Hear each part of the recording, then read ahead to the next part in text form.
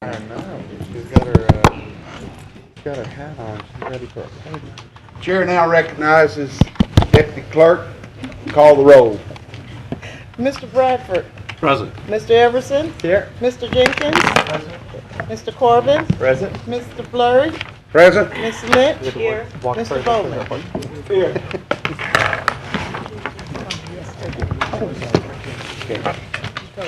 Chair now will seek a motion to approve the minutes of the administrative conference. Second. And city council. Motion by Councilman Jenkins and second by Councilman Corbin. Any discussion? Please vote. Okay, that motion passes 7-0. Now to awards, recognition of guests. Does any council member have any at this time to recognize? Seeing none, the mayor, do you have some? I have some announcements, Mr. Chairman. Thank you so much. Members of the council and Mr. Chairman, I want to thank all of those who were able to attend the groundbreaking ceremony for Fire Station 17 last week. We have begun work on that project and look forward to the finished facility located at 2917 Barrett Road. This construction project is part of the 2011 bond issue. The cost of this project is more than $2 million. Next, I want to thank my directors, staff, and the new fire department recruits for giving of themselves on January 16th to take part in the National Day of Service to celebrate the life and legacy of Dr. Martin Luther King Jr. We started the day with a kickoff at Centenary College and later moved on to the Food Bank of Northwest Louisiana, packing boxes for senior citizens and bags for students faced with hunger each day. We packed 250 boxes, more than 5 tons, and total about 130 volunteer hours for the day. Again, I'd like to thank my team for their leadership and servant's heart. Mr. Chairman, I also want to just remind our council members and our citizens to come out tomorrow morning for the ground growing ceremony instead of groundbreaking for the Shreveport Aquarium at 10 a.m. at the old Barnwell Center. That is going to be the site for our new Shreveport Aquarium. We'd love to have all of you to attend if you're able to be there. I'd like to also invite everyone to the Disaster Recovery Resource Fair that will be held from 2 to 7 p.m. Thursday, this Thursday, January 26th at Riverview Hall. This event is for homeowners, renters, and survivors of the March 26th flood. Please spread the word and let others know about this meeting. Please mark your calendars also for 10 a.m. February 1st when we will have the swearing-in ceremony of our new police chief, Chief Alan Crump. It will be held at the police station in the conference room on the 2nd floor. Also, I'd like to invite everyone to come out to the annual African American Parade on Saturday, February 4th. This event is put on each year by Representative Barbara Norton, and we'd like to thank her for dedicating the time and effort each year to bring this event to our community. We continue to serve our citizens with numerous events. Since we met last, City has supported many events, including the Sobek Parade, Harambe Parade, the Sparring Festival at Bilberry Park, and the list goes on. Those are the announcements, Mr. Chairman, for today. Thank you, Mayor. Ladies and gentlemen, the audience, a reminder to you that during the comments, if you have signed up for comments for one of the appeals, that you might note that we will hold those comments until the actual appeal comes up. We won't be doing those during public comments. The chair now recognizes Mr. Terrence Green in regards to property standards. Does any council member have anything for Mr. Green? Mr. Green, I see none, so thank you very kindly for your untiring dedication. Making the trip up to the podium. Mr. Sweeney, what are we going to do his? Want to do his? Sweeney? Mr. Sweeney, do you want to give any type of report at this time? Okay. Next item is public hearing. We're having a public hearing today on ordinance number 1 of 2017. This public hearing is called to order. Does the administration have a presentation at this time? We do. Property Manager Malcolm Stadlander is making his way to the podium, Mr. Chair. Mr. Chairman, we may want to read the ordinance just for the record prior to Mr. Statlander's. The chair recognizes the clerk of the council, Mr. Thompson. An ordinance to enlarge the limits and boundaries of the city of Shreveport for the Southern Loop Business Center, Unit Number 1, development located in sections 20 and 29, Township 16 North, Range 13 West, Caddo Parish, Louisiana. Good afternoon, Mr. Chairman, members of council. This proposed annexation is tag number 1604, and it concerns an 8.042 acre tract of land in sections 20 and 29, Township 16 North, Range 13 West, Caddo Parish, Louisiana, and it's known as the Southern Loop Business Center Subdivision Unit Number 1. It lies south of Southern Loop and west of North Ferry Road. The developer plans to construct a single-story business center for retail, restaurants, and office space. The center is expected to contain 19 units, and there to be approximately 1,500 square foot spaces.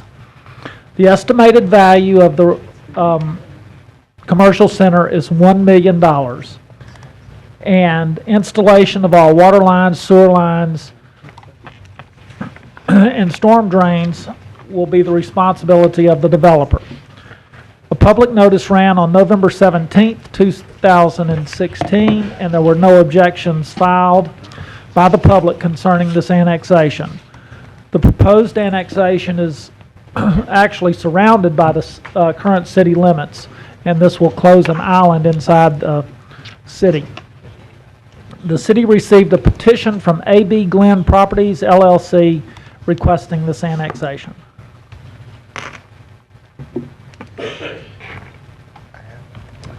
Are there any questions from the members of the council?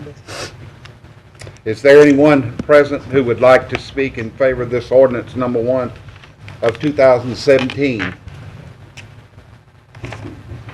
Is there anyone present who would... Mr. Chairman. Yes, I'm sorry. Excuse me. Please state your name and address, and you have 3 minutes, sir. Robert Aiello. I'm the developer and represent A.B. Glenn Properties. Just here to basically say that this is an island, as Malcolm said. Inside the city, there's land on both sides of it that is adjacent in the city limits. I'd like to just extend the city limits to include this piece for basically access to water and sewer. Thank you. Thank you. Is there anyone else here who would like to speak in favor? Is there anyone present who would like to speak in opposition of this ordinance number 1 of 2017? Have one in the back. Come forward, sir. Please state your name, your address, and you have 3 minutes. Hi there. My name is Chris Lyon, living at 609 Texas Street, 71101. I actually didn't know this was on the agenda for today, but it falls within an area of discussion that has been of much discussion recently. The city has annexed a lot in the last 30 years. And the problem with the annexation process as a whole, and although I don't know the details of this particular one, I would say that anytime a developer has said that they're going to install infrastructure and then require the city to maintain it forever, it's always upside down. It's a bad deal. And I think that the city council should, on this issue and others with regards to annexation, consider the long-term impacts financially for the city when doing developments of this type. So I would encourage everybody to look into an organization called Strong Towns, which talks about this very issue. They openly wrote a letter to the new president of the United States about this issue, and it's one that's pressing, not just in our city, but in cities across the country. And I think it deserves your attention. Thank you. Thank you, Mr. Lyon.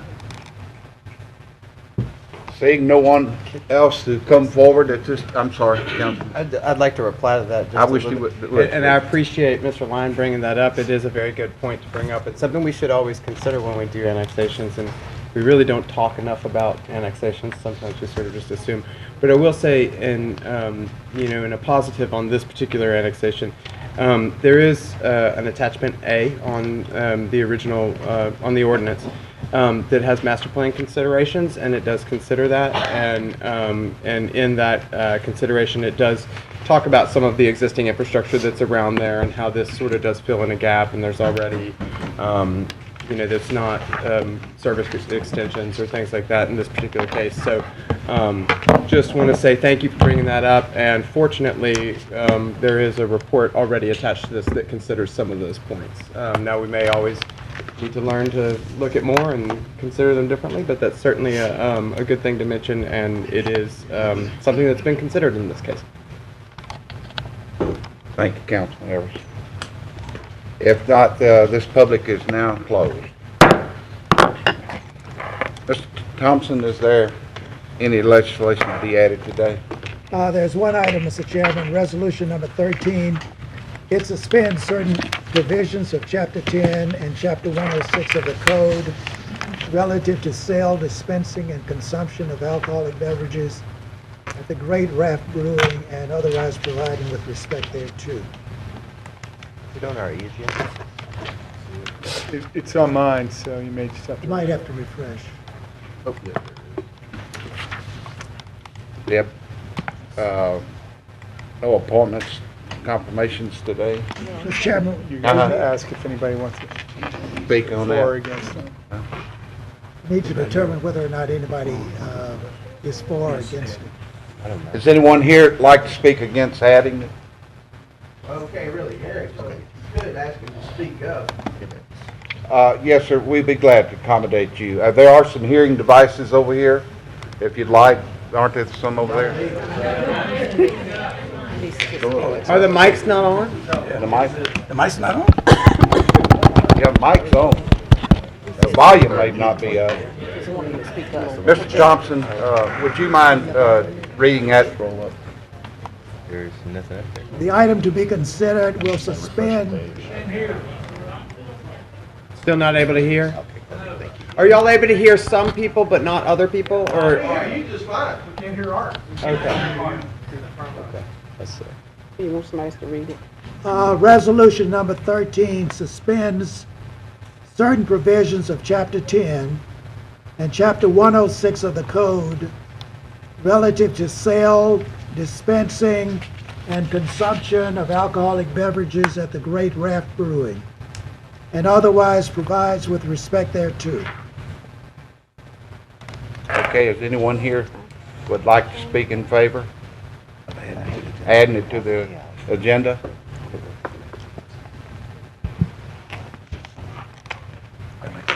Anyone would like to speak against it?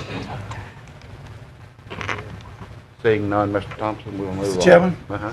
I move that we will add this item to the agenda. Okay. Second. Second by Councilman Everson. Any discussion? Please vote. That passes 7-0. Okay, next item. There are no appointments to be considered or confirmation, Correct. and there are no items under the agenda. Ms. Thompson, let's continue to items to be adopted. Do you have any public comments? We have a few items that, public comments, All right. that are items that are on the agenda. On the agenda, Yes, okay. sir. Person, Sammy Mears, come forward, please. State your name and address, and you have 3 minutes. Sammy Mears, 1901 Centenary Boulevard, Shreveport, Louisiana, 71101. I recently found out, and I was given very good news just the other day, that Johnny's Pizza House is now celebrating 50 years of their anniversary. I guess that includes over there at Gilbert Drive, and I have eaten over there quite a bit on occasions when I've had the opportunity, because I've got the mouth for eating. It's really a very good thing to know and for celebrating. I've eaten on Gilbert Drive once in a while, as I said, I feel very hungry on occasions when walking from Betty Virginia Park over there because I know what I want. And I like their pepperoni and their supreme pizzas the very best. Not to make anybody hungry right now because that's not on my agenda today. But they have been doing very well. It doesn't happen very often. But a while back, they even started having a salad bar over there, which a few years ago was very good. They only had pizza, but what is pizza without a salad? It's not. It's really not. And I know for a fact. I've seen it myself. To say the very least, I just want to say how happy I am to know that they're celebrating their 50 years now, and I look forward as well to anyone else who will be looking forward to eating pizza there or a little bit of salad when they have an opportunity. No matter whether you have Italian, Thousand Island, or even ranch dressing. Because salad is salad, and it's not salad without dressing. It's like even well, all I know is it's just really good. But the fact of the matter is that it's just good to know that they are celebrating 50 years, and I hope that one day that CC's Pizza will make it, and Larry's Pizza just started recently where they're at, and I wish them the very best as well. And I know what my mouth wants when I go there.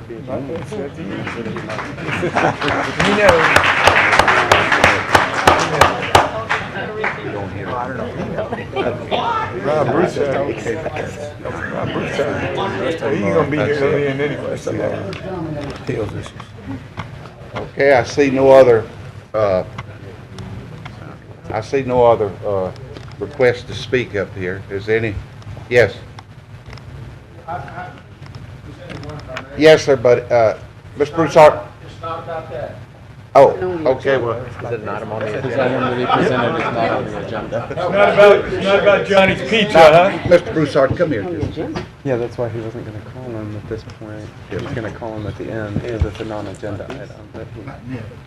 That's not on the agenda. Oh, okay, I thought at the end. We came here.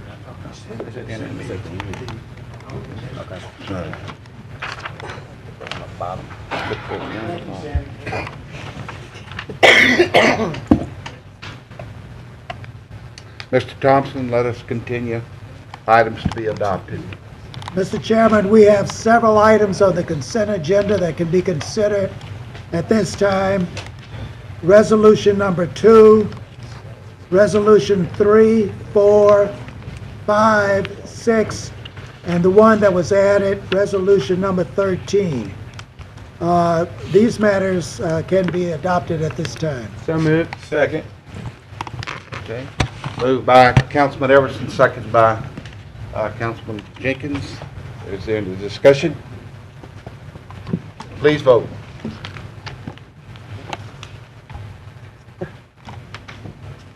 That motion, those motions pass 7-0, are adopted. Mr. Chairman, we're now under regular agenda legislation. The first is Resolution number 7.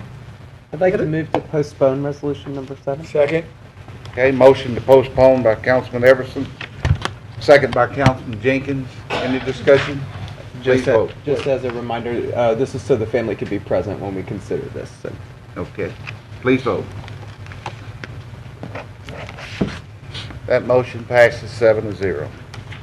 The next is Resolution number 8. It recognizes Johnny's Pizza House as it celebrates 50 years of continuous operation as a restaurant. Okay, that's a Councilwoman Lynch, and I'll second it. Okay, Councilman Lynch and Councilman, I guess she wants to vote when we come back. No, she wants to, Pretty confident I know what her vote is. okay, wait, she wanted anyone here representing Johnny's Pizza? Anyone here representing Johnny's Pizza? Besides Sammy. I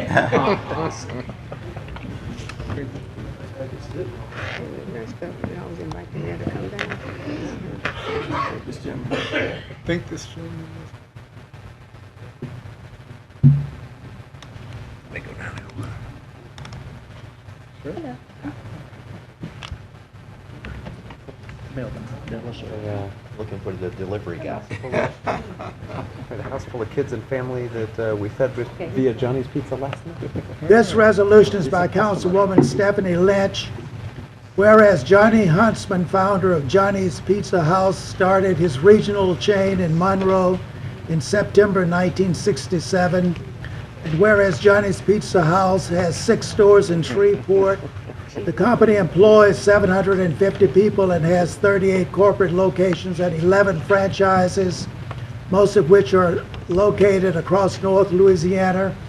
And whereas when Johnny Huntsman retired, he sold much of his stock to the company in order for it to be purchased by the employees. The move was a testament to Huntsman's desire to take care of the employees who made him a success, and today approximately 70% of the company is employee-owned. And whereas giving back to the community is an important part of the culture of Johnny's Pizza House, the company helps sponsor various local sports teams and provides concessions for many local sporting and charitable events. And whereas Johnny's Pizza House serves good food, when many of the people who have moved away from North Louisiana come home to visit, the first thing they want to eat, other than home cooking, is Johnny's Pizza. Now therefore be it resolved by the City Council of the City of Shreveport in due regular and legal session convened, that the Shreveport City Council recognizes Johnny's Pizza House as it celebrates 50 years of success as a business that nourishes people and makes them happy.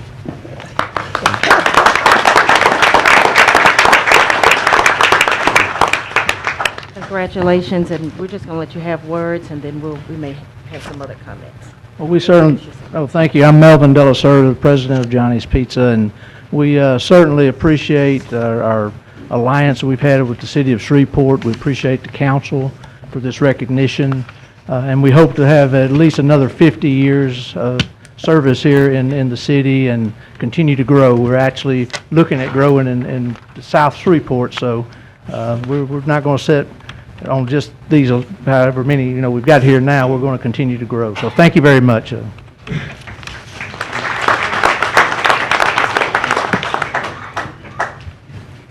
Gene Compton, market manager for Shreveport. Appreciate all the awards and business, and thank you very much. If I were Oprah, I would say free pizzas for everybody, but I'm not Oprah, so we're not doing that today. Good afternoon. I would like to say congratulations to the owners of this great establishment, and we want you to be here another 50 years. Anytime we have businesses that are growing and expanding in our great city, we know then that people want to be here. So thank you so much for all that you're doing and will continue to do. And please keep selling those pizza. We need the sales taxes. Well, and I'll say I'm a very recent customer. We had a house full of kids over for a birthday party last night, and Johnny's Pizza was our caterer. So we thank you. Thank you for what you do.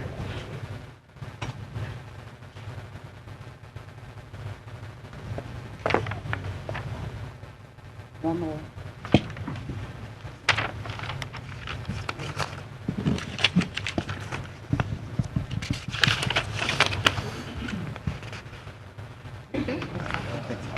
Okay.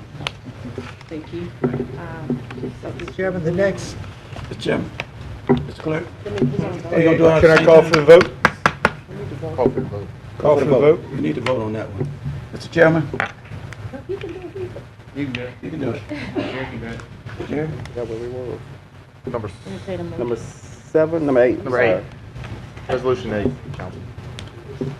Recognizing Johnny's Pizza as it celebrates 50 years of continuous operation as a restaurant and otherwise provided to respect to. Yeah. Discussion at this way, Mr. Chairman. We ready to vote? We vote. Yes. Okay. I think it's already been moved. Yeah, it has been. I didn't know. Ms. Lynch, is that a yes vote or a no vote? Yes.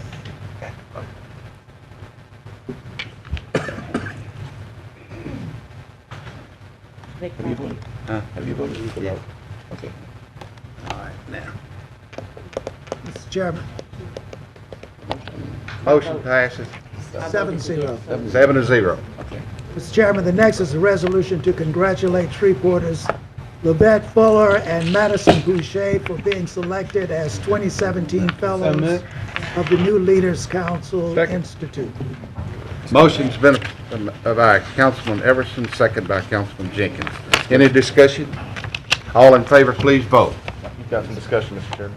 Oh, He's gonna read it. Oh, gonna read it? okay.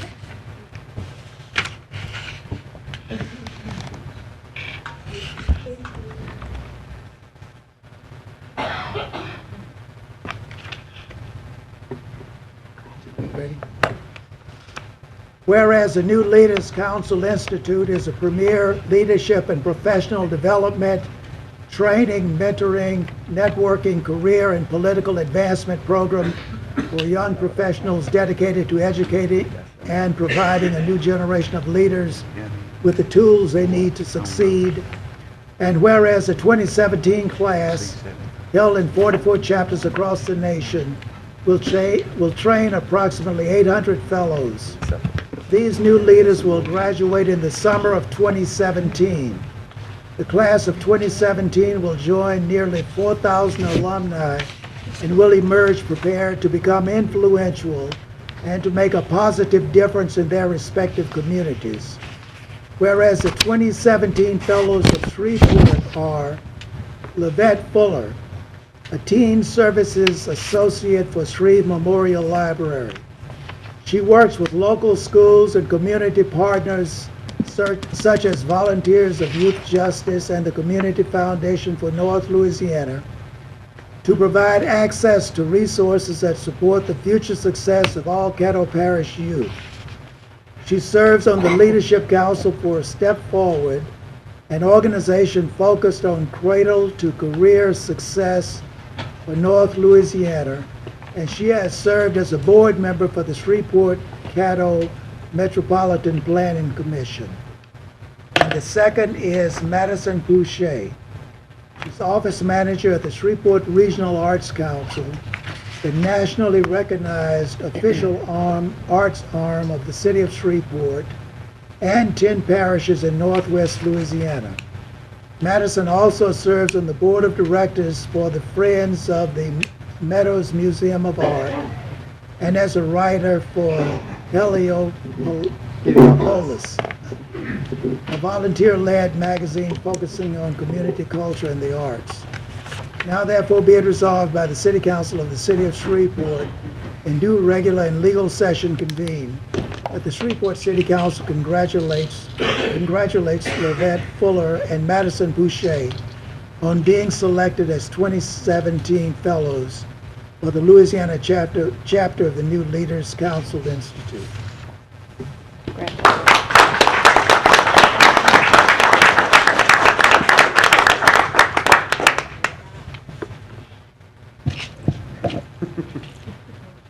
On behalf of us both, thank you so much. We're happy to have this opportunity. And thank you for recognizing the work that New Leaders Council is trying to do. We're very excited to have this opportunity. It means a lot to be fellows and know alumni such as Stephen Jackson, our Commissioner Stephen Jackson, and Councilman Jeff Everson. All right. I would like to just say congratulations to these young people.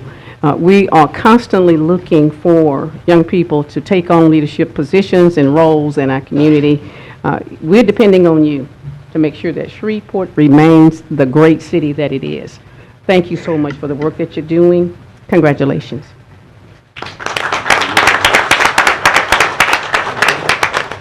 The motion's been made and seconded. Now discussion, but please vote. Can we say something? Oh, I didn't know I was going to talk, but I'm just going to briefly say I'm so proud of these two young women who are here today in this year's class of New Leaders Council. It's a group that I was on the board of initially to when it was founded, and it is a great group. Like was mentioned before, other alumni include Caddo Parish commissioners and other people locally, but all throughout the state, there's just young people who've stepped up to really become, learn how to become more influential parts of their community and and be the voice of a new generation. So it's really, I'm happy to have been able to play a part, and just proud of these young women, and really appreciate Councilwoman Lynch for recognizing them today. All right.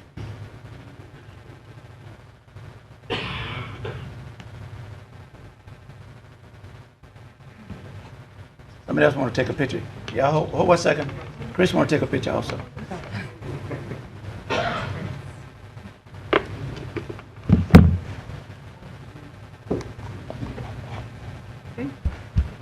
Ms. Blanchard, you Please have a vote. Yes. She's not here, so I'm just gonna Seven. read the mayor. Passes 7-0. Mr. Chairman, the next is a resolution celebrating the 29th Annual African American History Parade and recognizing State Representative Barbara Norton for her leadership role in this regard. So moved. Second. I don't believe I've seen Representative Norton, but, so we're going to go read the resolution, and I'll make sure to get it to her in person.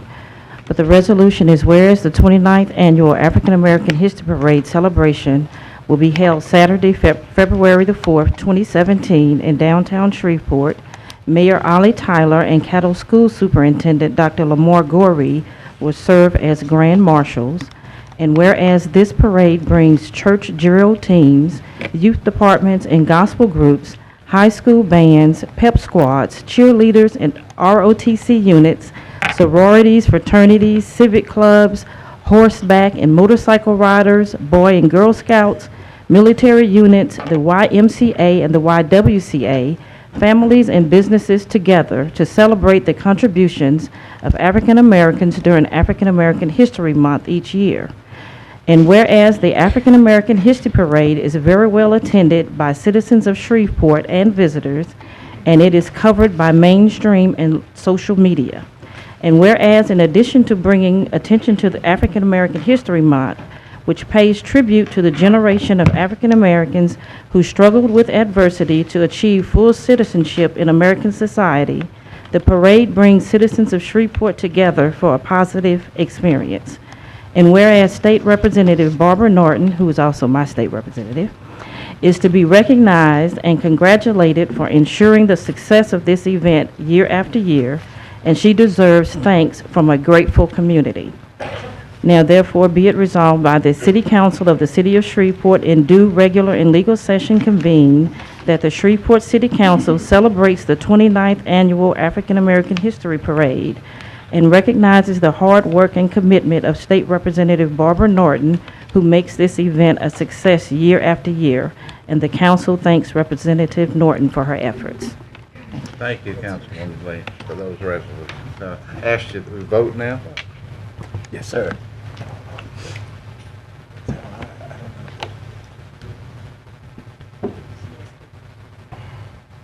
Okay, Councilwoman, you vote yes? Good cast. okay, motion passes 7-0. The next resolution is resolution number 11. It declares the official intent of the City of Shreveport to reimburse certain capital expenditures for public assembly and recreation equipment and other property from proceeds of the lease. Motion by Councilman Everson, second by Councilman Corbin. Any discussion? Please vote.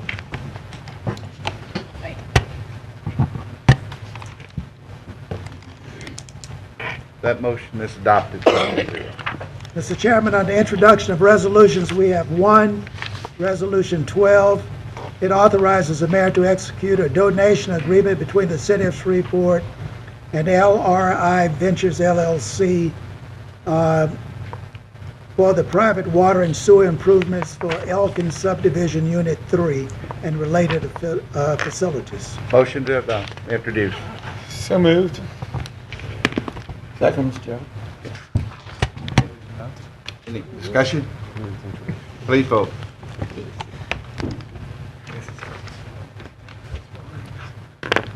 Yeah. Motion passes to 7-0.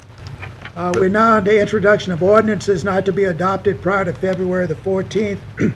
Ordinance 8 enacts Chapter 102, Section 88 of the Code relative to transportation network companies, to amend Chapter 102 of the Code relative to vehicles for hire, and otherwise provides with respect thereto. Ordinance 9 amends the 2017 general fund budget. Ordinance 10 amends the 2017 capital improvements budget. Ordinance 11 amends the 2017 budget for the Metropolitan Planning Commission Fund. Ordinance 12 amends the 2017 budget for the general fund.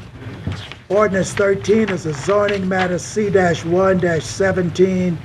It rezones property located on the north side of Gladstone Boulevard, 189 feet west of Line Avenue, from R2 Suburban Multifamily Residence District to B2.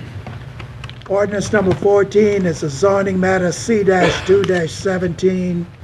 It rezones property located on the northwest corner of Linwood Avenue and Sugarleaf Trail from R1D Urban One Family Residence District to B3.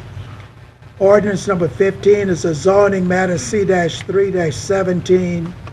It rezones property located on the south side of Westport Avenue, 1,367 feet west of Broadacres Road, from B3 Community Business District to I1 Light Industry District. Ordinance 16 is a zoning matter C-4-17. It rezones property located on the southeast corner of Baird Road and Interport Drive from I1 Light Industry District to B3 Community Business District with MPC approval for a sports field. Ordinance 17 is a zoning appeal C-85-16.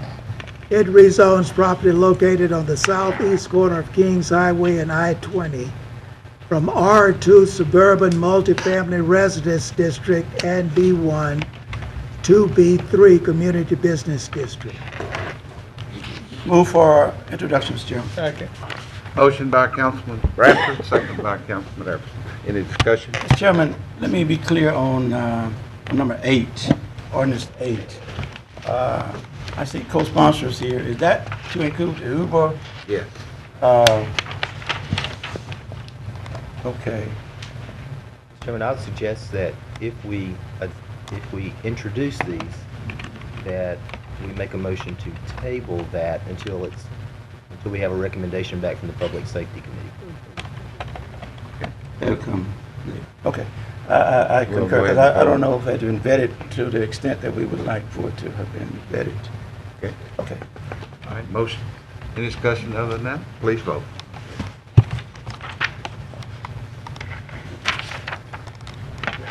Okay. Passes 7-0. Now, motion to table it. I will make a Councilman motion Corbin. to table ordinance 8 and defer to the Public Safety Committee. Okay, and second by Councilman Bradford. When is that meeting? Is there a meeting scheduled? That's ASAP. February. Public Safety be holding a meeting sometime in the 1st of February there. Then. Any other discussion? Please vote. Motion passes. Table 7-0. Mr. Chairman, we're now into ordinances on second reading and final passage.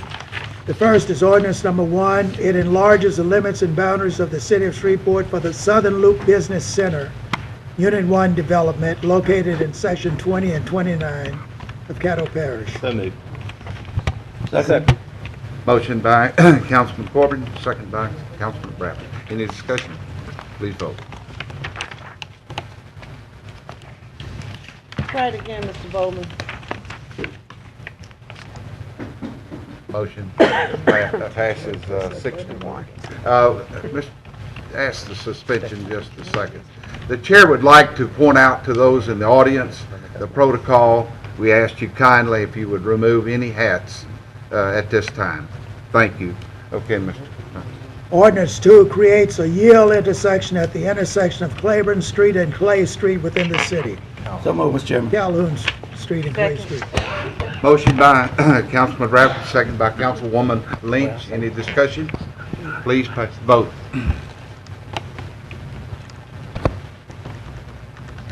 That motion passes 7-0. Ordinance number 3 creates and establishes the intersection of Camp Forbin Boulevard and Camp Forbin Drive, a four-way stop intersection. So moved. Second. Motion by Councilman Corbin, second by Councilman Jenkins. Any discussion? Mr. Chairman, Yes. Councilman I Bradford. know thank you, Mr. Chairman. We discussed this in the warrant of this happening because of traffic study was properly done. That's correct. And recommended, is that correct? From traffic engineering, yes, sir. Because I remember there was another case that came forward that the suggestion was that it didn't warrant four-way. Yeah. But this one, This one does. Right. reviews does. It does. And if I may, Mr. Chairman, Mr. Bradford, of course, with the previous one, which Yes. was last month, Right. we'd already put 2 four-way stop signs in that same vicinity, and that's why that one really didn't warrant another one. We felt like it would be more dangerous if we put another one there, but we'd already addressed that issue. Thank you, Mayor, I appreciate that. Thank you, Mayor. Mr. Bradford, any others? No questions, Mr. Chairman. Okay, please vote.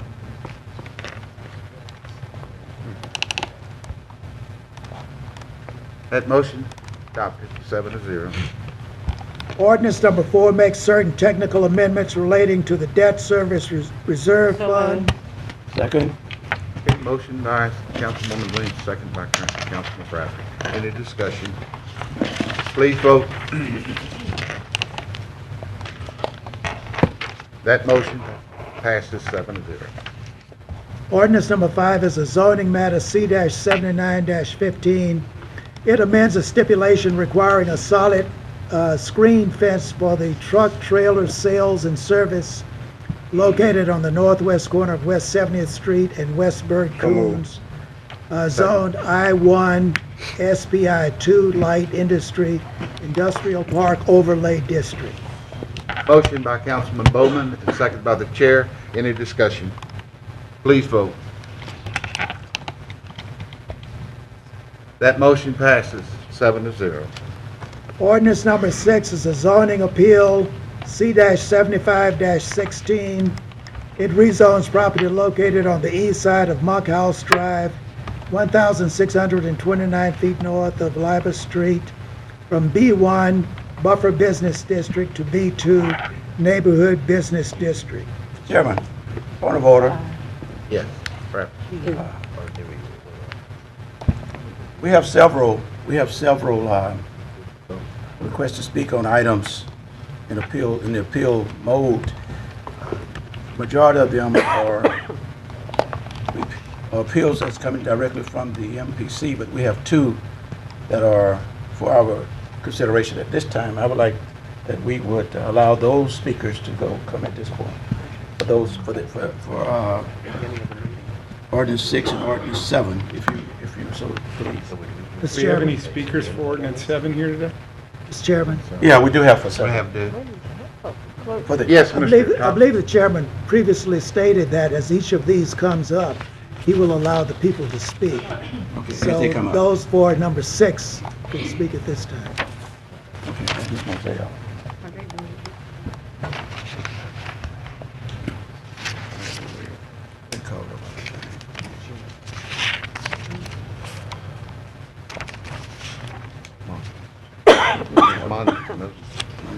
Ms. Monsell?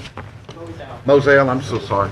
Would you please come, you have, give your name and your address, and you have 3 minutes. Is this the comments or the actual appeal? It's the comments, oh, right. After the appeal and then take this up? No, this is the appeal. This is the only chance you get at it. So this decides the appeal. Okay, then this one's. That's it.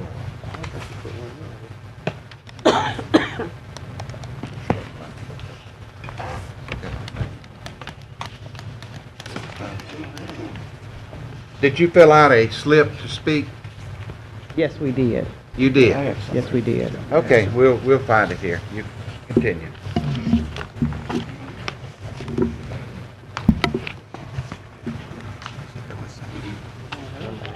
I want to say good afternoon. My name is Deborah Vance Moselle. I traveled here from 2 Summer Cottage Lane of Franklin Park, New Jersey. I am a taxpayer here in Louisiana. I own a number of properties here, and what I wanted to do was read a little statement, and I know that each of you have this in your booklet. I've been going around and around with this, but I'm going to make it short. I first initially looked to rezone my property just so that I would have patriots that would support it. I came into this for a speculative zoning, and I ended up saying to Mrs. Mapp that that's what I wanted, so I can get some financing done. At that time, it was prior to a change of regulations with the MPC. They said that they were going to work with me, and then I had an experience with them. Just to make a long story short, during that attempting of the zoning, I experienced a number of hardships, just to say the least. Okay, it started with the site plan, a variance, and a number of things I had to do a replat, and all these things prior to even knowing that I can get the zoning that I attempted for. Again, this was stated to the MPC that I was going for just to rezone. After the replat, after getting a cross-reference driveway, all these things came at an expense. And now look, I am a ma and pop shop. I'm not somebody who can bring in $1 million, as someone just stated. I came here the last time I was up for rezone. I was behind a $3 million case. That $3 million case got passed. I have a small, I don't know how to make this come on. If someone's hearing me, please make that come up right there. I just want to show you that. I know that there's been a number of cases here before you guys, that had higher numbers, B3s, B2s, and they were backed up by residents. This is what I have. This is what I'm presenting to you. I'm planning to get this done prior to moving back to Shreveport so that I can have some retirement. I do not want to be faced with that. This is not my first step. I do plan on having a warehouse and a number of homes being built. This was my first step. Now, if I get cut off here, shut down here, I did not want to go back to the MPC because I had such an experience. And as you can see, I'm getting a little nervous up here because it's... You're fine. You're fine. I thank you guys, but again, it's another expense.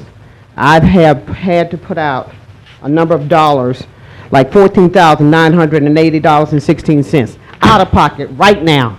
And I'm sorry for that outburst, but I'm a small person. I don't have the resources to do it that way. Whatever you can do, that I can just move forward. Mr. Chairman? Okay. So moved. So move. Go ahead. Okay, I'm sorry. Again, I want to get to the end of it. Did this site come up? Right here, you can see where that you need to wrap up it just for one additional minute, okay? Okay. I do have here, and in each of your folders is a petition. We had 170 people to sign right in the area, so they were concerned about the rezoning as well. But I do want to be able to have my patrons to go. Right here we have Family Dollar out on Monkhouse backed up against residents. All this is resident. Tell me what I did wrong. I'll fix it, and let's move forward. Thank you very much. Mr. Chairman. Now the chair recognizes Mr. Crafton. Is Mr. Sweeney in the audience? Yes, he is. I'd like to hear his take.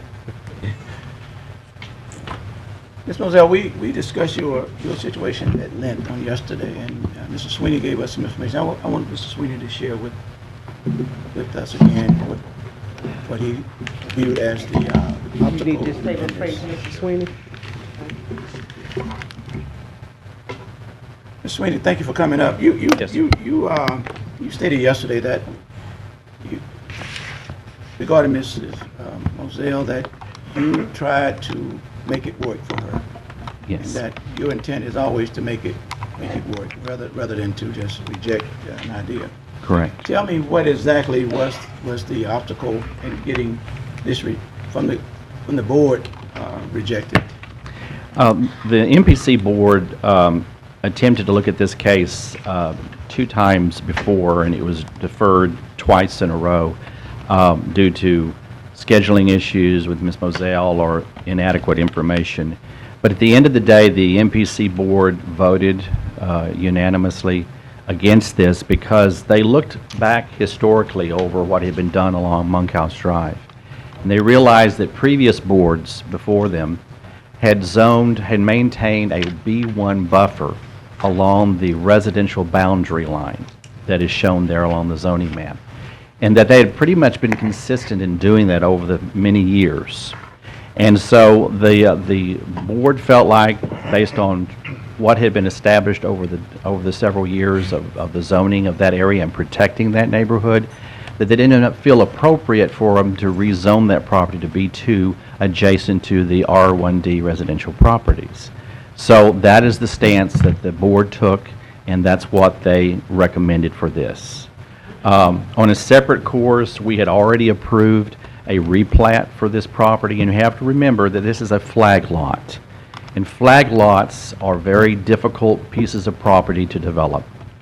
When you have a flag lot, that means your development has to occur way at the very back side of your property, which of course would be near the residential properties, because you don't have any area up front in order to build a facility. So that was her first problem. We talked to her about that issue, hoping that perhaps maybe she could purchase some additional property to improve that situation. But we went ahead and allowed for the replat of the property and also gave her variance on her frontage along Monkhouse Drive to allow for future development. But in this process too, separate from this zoning case, Ms. Moselle had also submitted to us a site plan. But the site plan continued to have problem after problem, issues that could not be resolved. The mutual access, shared access easement that was to be with the adjacent property has never been totally resolved and has never been figured out by the city engineering department. They have not been able to figure it out, nor has MPC. So issues separate apart from the zoning case have continued to go on for quite some time. Actually, we've been working with her on this probably for maybe 4 or 5 months and have gotten to no resolution. But as far as the zoning case is concerned, the MPC board unanimously felt like it would be inappropriate to go against the trend they had done for many years, which is to maintain a B1 buffer for the adjacent properties. So let me understand, the site plan, the plat is not adequate for what she wants to do at this time? Her replat is okay. We've already approved the replat. She's also had an approval for the variance for her lot frontage. But what she can't, where she's not getting past square one is with the site plan. We've actually been back and forth numerous times trying to get information put onto the site plan that she has not put on there. But without getting a good response, we're basically stuck in one gear, so to speak. So. I mean, from your observation of the site, is there property available that she could become in compliance? I think that, and again, I can only speak from the perspective that I'm coming from.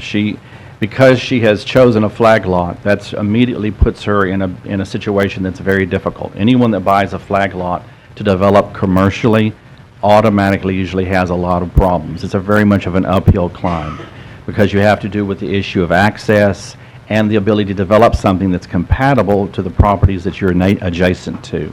The easiest thing for her to do in this situation would be either to purchase the adjacent property and merge that together into one lot, creating a more developable site, which would allow her to pull her development away from the back side of the property to the front side, which would not only market the property better, but would allow her to develop there, providing appropriate buffer to the residences to the back. But unfortunately, I don't know that she has that option. We have addressed that issue with her, but she has not been able to do anything about that here to date. Can I ask her? Ms. Moselle? Thank you, Ms. Swain. Are you in a position? Thank you, Mr. Sweeney. You understood his? I understood every question, but I do want to rebut on some of the items. Well, The cross-access has been filed. It's in What has your. been filed? The cross-access for the driveway has been filed. As I showed you on the buffer, Mr. Sweeney's office stated a number of times that the building was going to be used as the buffer because the building had to set back on the lot. I also have a copy of the final site plan. The only thing that's missing on that site plan is the auto turn. We did talk with the city engineer on that, and it is not to scale, but it is on there. That's the only thing. So there's no item that is missing from site plan. Everything is there. I don't know what the miscommunication is in that office, but here's the site plan.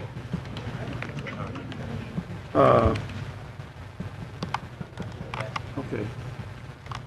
Small. I did send this out to the council. And as you know, I sent a lot of emails.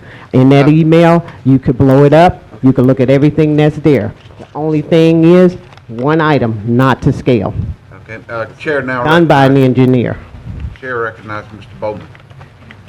So what we're doing now is just for the zoning, right? Yes. We're not, in the site plan, which is a separate issue.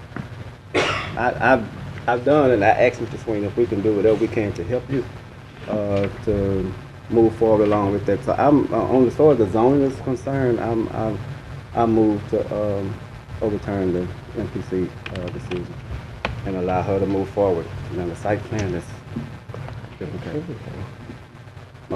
Motion. So, have a second.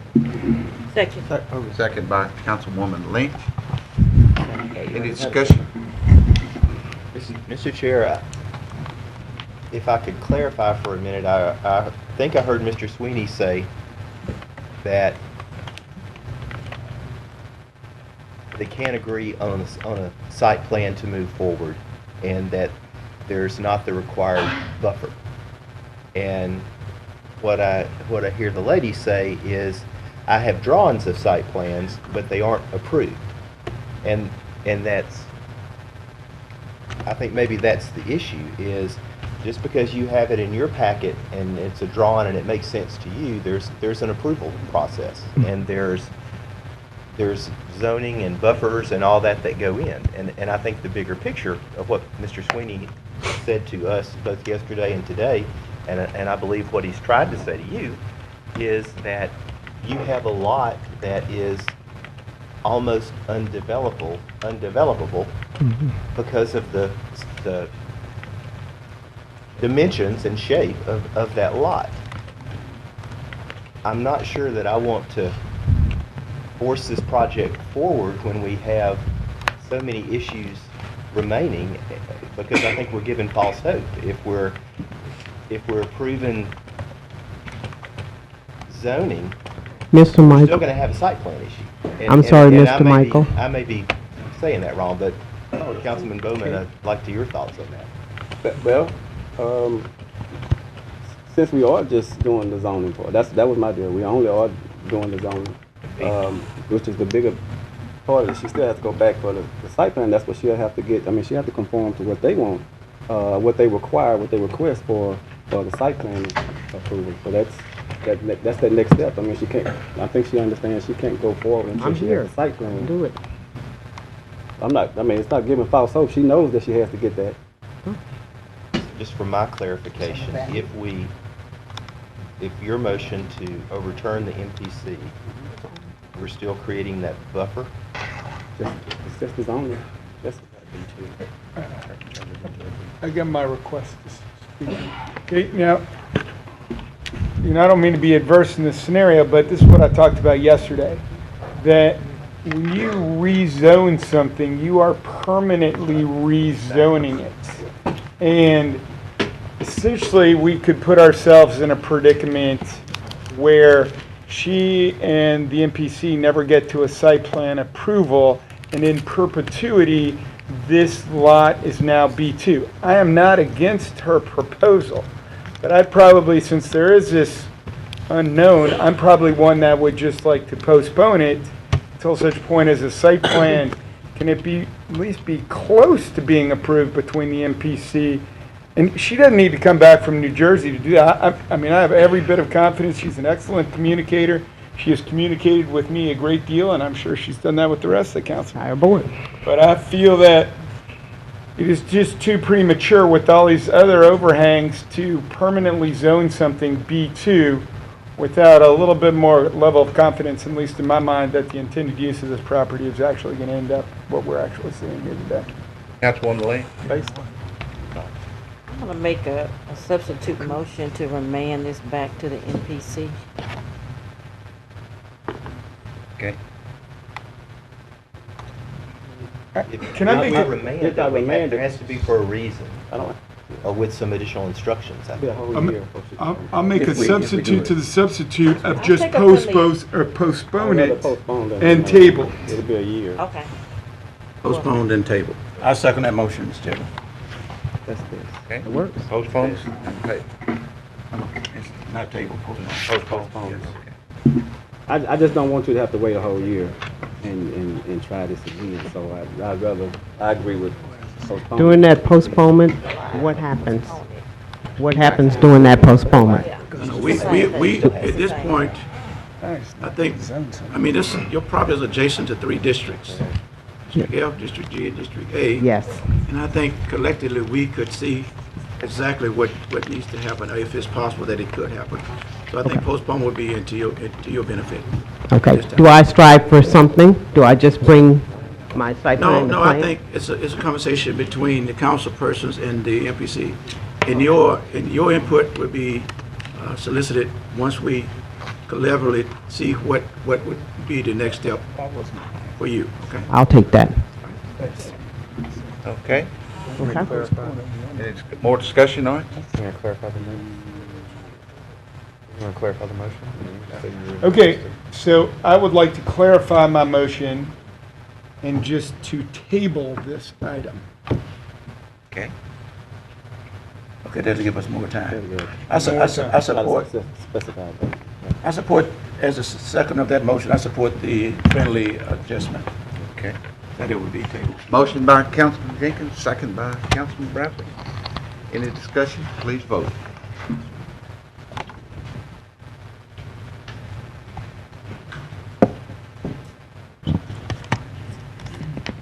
That motion passes 7-0.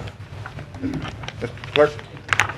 Ordinance number 7 is a zoning appeal, C-84-16. It rezones property located on the southwest corner of Piermont Road and Southern Avenue from B1 Buffer Business District and R1D Urban One Family Residence District to B3 Community Business District. There is one amendment by Councilman Oliver Jenkins.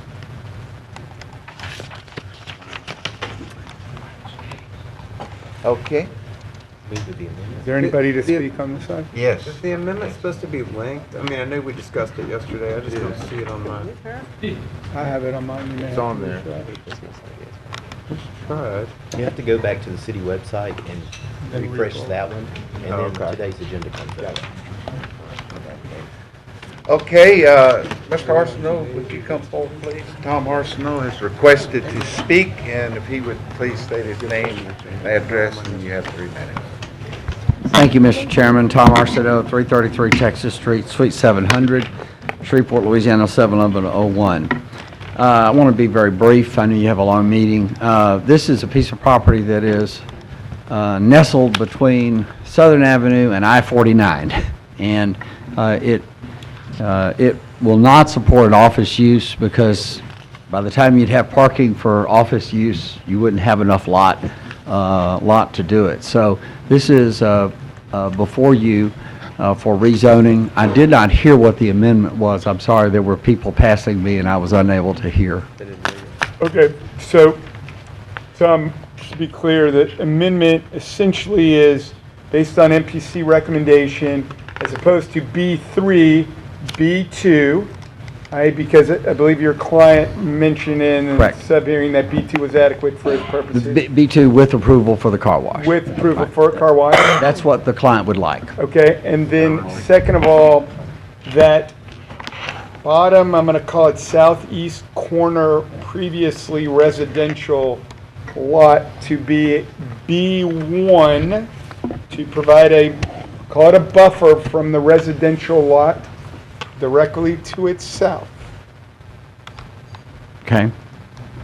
Now, there is, and this is kind of something that we worked through, and I recognize we may not have given anybody any prior notice on this particular, though it was discussed at yesterday's work session. The B1 does not allow the provision for vacuums. He has 2 vacuum slots, as best I can tell, that are in that, what is the actual outline of that residential. I have a little issue that I think really being in a house next door to those vacuums could be a little more disruptive than maybe I would like it if I lived next door to the car wash. So my kind of proposal is to make that one B1. Now, you know, does it dramatically affect his business model? I'm guessing he can modify his site plan slightly to get 2 more vacuuming slots in there. But I recognize if you wanted to postpone this at this point and take it up in 2 weeks after you have time to consult with him, I'm happy to do that. He's here. This is new to me, and I'm sure it's new to him. I left early yesterday, and No, and like I said, I'm not surprised, and I'm happy to do whatever y'all need to do to react to it.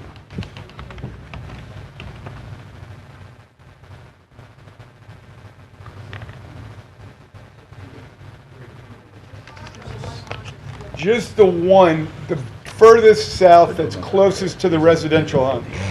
It's the B1. I counted 2 based on what my overview of. he's good with that. He'd rather move Okay. forward. Thank you. I think you understand the issues. This the car wash. This is an automated car wash. This is of the $6 or $7 variety as opposed to the $100 detailing. So it's unlikely to create any competition for detailers, and it feeds off of existing traffic. That's why it's a good location for this, rather than doing the other. So we ask that you overturn the MPC. Also point out that the MPC vote was a 3-2 vote because of another case that's here today. Went so long that 4 members of the MPC had to leave. So I want to point that out. I have no idea how they would vote. I simply point out it was a 3-2 vote. Thank you very much. I'll be glad to Would you say that answer. again, please, so we can all hear that? Yes, I'm sir. very interested in that. The vote of the MPC was a 3-2 vote. 5 is a quorum of the MPC, but 4 members of the MPC had to leave the meeting prior to voting. And did not vote. And did not vote. Yes, sir. That's interesting. Thank you. Thank you. Is there anybody else to Yes, speak on? Councilman Jenkins, would it be okay to let these others go ahead and speak today on this? Oh, well, we're voting on We're it gonna today. go ahead and move on. Okay, but As amended? Stanley Johnson, would you please We have come more forward, speakers state as your well. name and address, and you have 3 minutes, sir, to speak. Hey, my name is Stanley Jones, and I run the wash on Piermont Fairfield. And I just want to say, I don't think that's a good idea to put that car wash right there, because those machines don't do nothing but scratch the car. And every day I work, and I go by getting those swerves out of cars for those machines, those brushes. Those brushes not good. If it ain't a hand wash, car wash, it's not good. So I wanted to just say that I don't think that's a good idea. And all it's going to be, I don't think they know where they're putting that car wash at. Right there in City Road, that's going to be a hangout. There's going to be a lot of loud music, big wheels, and that ain't what they want in that neighborhood. They got nice cars in that neighborhood, and those brushes is going to put swerves all in them, and then they will have to come see me to get it out. Thank you, Mr. Johnson. Sally Spruill. I give you more business. economic development model. Sally? Give you more business. Yeah. Spruill? President's not for it. Please come forward, state your name, address, and you have 3 minutes, please. I'm Sally Spruill. I live at 4537 Gilbert Drive, Shreveport, Louisiana. And I will say, normally I'm not for rezoning. I don't think it's good to do. I think we need to stick to our ordinances and enforce our laws. However, I would be remiss if I didn't state that that's my exit. I come out every time I'm on the interstate, go visiting my kids, my in-laws, whatever. I come off of Piermont and I always wish there's a car wash there. Forgive me, anybody who's against this, but I just have to be honest. I would love a car wash there to get the bugs off my car and be able to drive through there and go on home. If it's a horrible, horrible idea for whatever reason, then I respect your decision not to allow it to happen. But if it isn't a horrible idea, and it is at all feasible and okay, then I'm all for it. Thank you. Thank you very much. Howard Malpass, would you please come forward, state your name and address, and you have 3 minutes.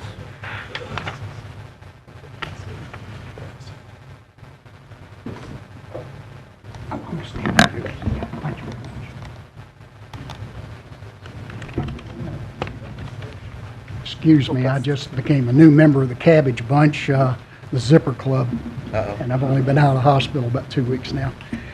My balance sucks. Sir, Mr. Malpass, you could actually sit down and use that.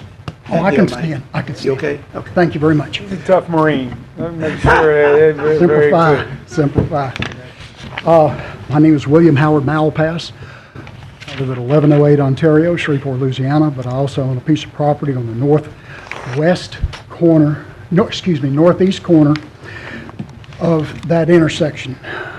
I've owned that building for over 20 years. It's bought and paid for, so that means I don't donate to the local banks anymore.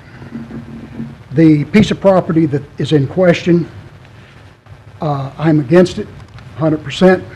My reasons are this: it will add some traffic problems, number one. Number two, one vacuum is not it. According to their photographs, and I visited the one in Ruston, Louisiana, they had 16 vacuum cleaners over there. Now, no matter how many vacuum cleaners they have, I know they don't have just 1 or 2, but those vacuums can be used any time of the day or night. Now, we pushed hard with our community group to keep a Taco Bell out of there, and we got a good business in there instead. We have 3 businesses on 4 corners. The 4th corner's been vacant for a long time, since they tore down a 2-story wood frame residence that had a green roof. Green roof, half of it was in my driveway, my parking lot.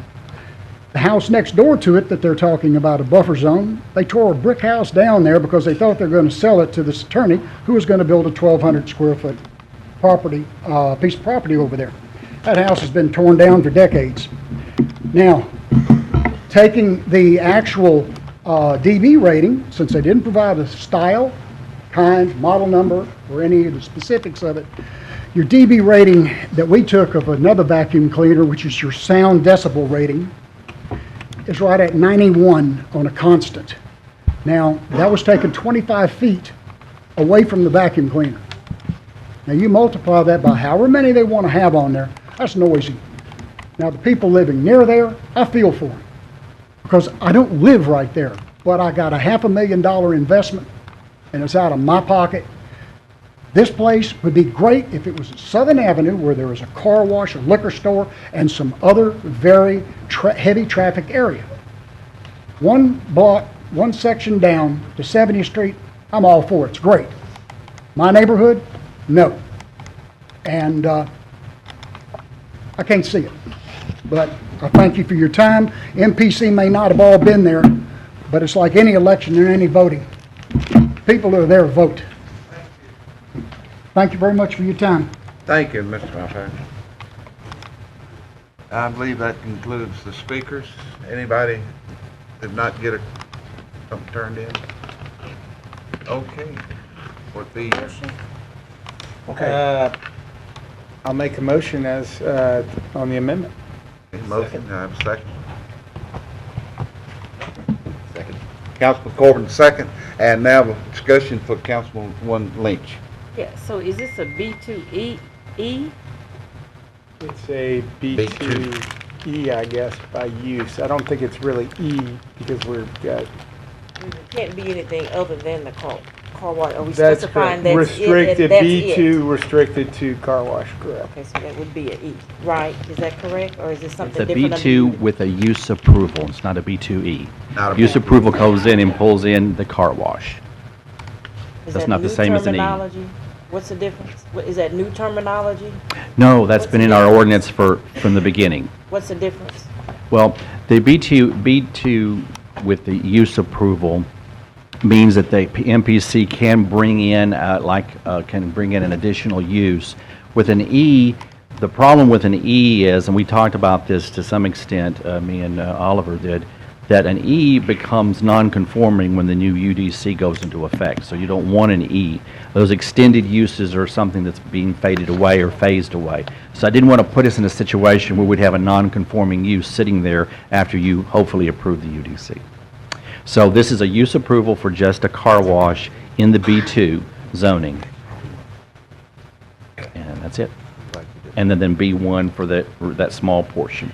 And so is this upholding the MPC or overturning the MPC? I'm trying to. Well, the amendment is just the amendment, but it is to overturn the Okay, MPC. so we're just voting on the amendment right now. At the moment, we're voting on the amendment. Thank you. Yes. Previous questions? Okay. Any other discussion? Please vote.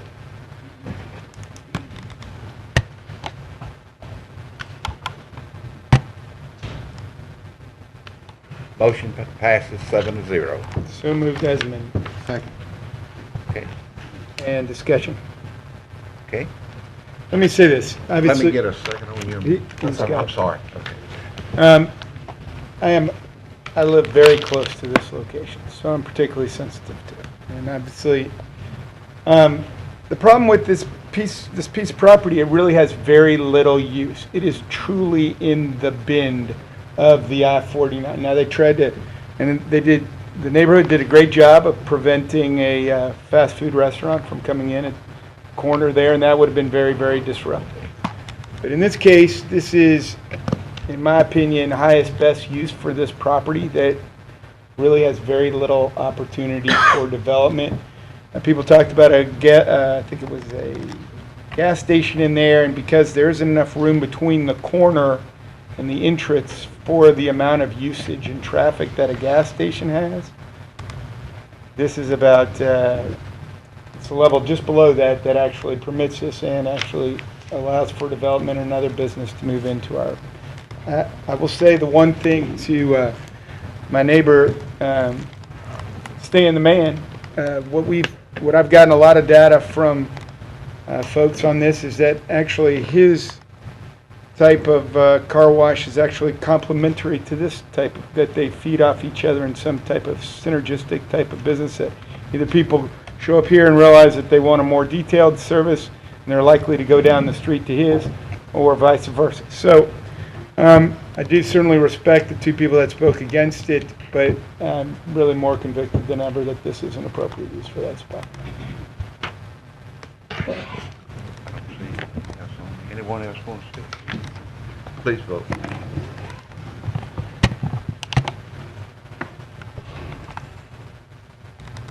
Motion passes 6-1. Mr. Chairman, those are all of the items on the regular agenda. On the consent agenda, ordinance number 129 of 2016 was discussed yesterday. I'd move to take ordinance 129 from the table. And this is in order to discuss amendment number 1 and discuss the requirements. Second that motion, Mr. Chairman. Okay, motion by Councilman Everson, second by Councilman Bradford. Any other discussion? Please vote.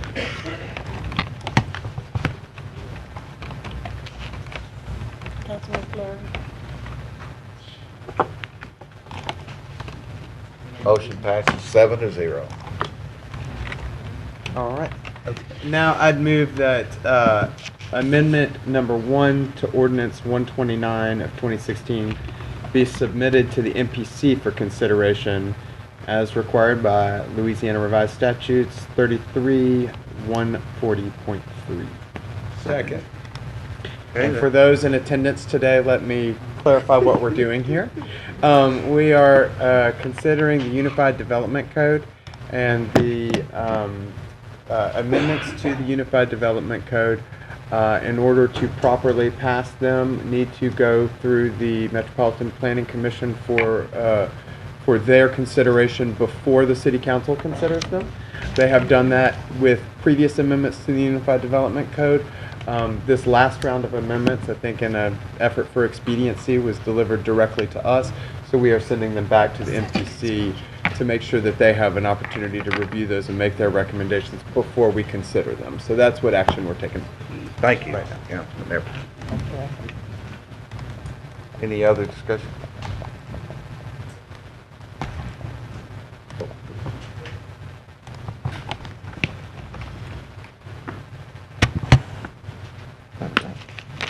Mr. Bradford? Bradford, hit it. Hit it again. And that motion passes 7-0. And now I'd like to move to table ordinance 129 of 2016 until the MPC approves or disapproves of the amendment. Second. Motion by Councilman Everson to table, second by Councilwoman Lynch. Any discussion? Please vote. And that passes 7-0. Mr. Chairman, there are no property standards appeals to be considered at this time. However, there are several appeals concerning MPC cases. Mr. Clerk, if the chair has the liberty, and you don't veto it, I'd like us to hear C-8616 first. Any objection? I'm gonna object to that. Okay, Because that's I fine. think that's probably got a little more chance if we move through that a little Yeah. faster. Probably get through Okay. it faster. Well, could I give the reasoning on that, or do you need to hear it? Sure. There's a lot of people here, more so for that, and we were trying to save on their time to hear. That was the reason behind it. I didn't want you to think that we were trying to pull it out of thin air. Okay? No. Thank you. All right. Oh, you want the first case? Yes, first case. And we're going to take it in the regular order, is that? Yes, we're going to stay with the flow. First case is case number SC 113-16, appeal by Larkin Development at Railsback LLC from the decision of the MPC to deny the application for approval of the plat for Esplanade Unit Number 6A, Lake District. Okay. Mr. Chairman, can we have Mr. Sweeney come up and give us a little info about this case first? Yes. Mr. Sweeney, would you please come forward and give us a update on this, a preview, or whatever you want to call it? And Mr. Sweeney, we have A trailer, as one might we have say. this map in front of us. If you can, I'll give you mine if you want to reference which overlay is for which appeal.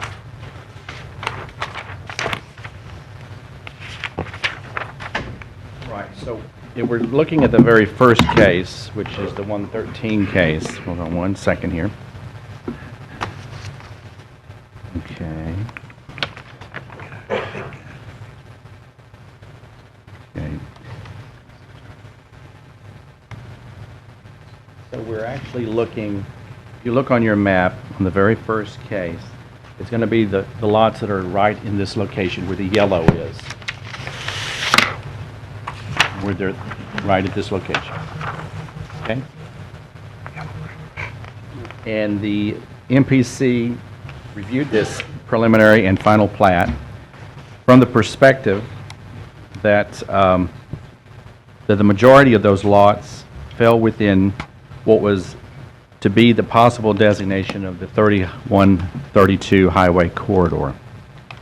At that point in time, the MPC took into consideration that there was a move afoot by the MPO with an LCOG to proceed with making a final recommendation on 3132. So we looked at what were the alternatives for 3132. There was an A1 and a B2 alternative. And both alternatives for the corridor that would be 3132 actually are exactly the same in this location, so there's no variation. So we were very aware of that. Since the MPC has made its ruling on this, the MPO board, as of the 19th of January, has narrowed down the selection to B2. That is what is being forwarded on to the state and federal government for the purposes of a recommendation. Now, there's a lot more that goes along with that. There's more environmental work that has to be done. There are several studies that have to be done. So I'm not giving you the illusion that highway is going to be built there tomorrow.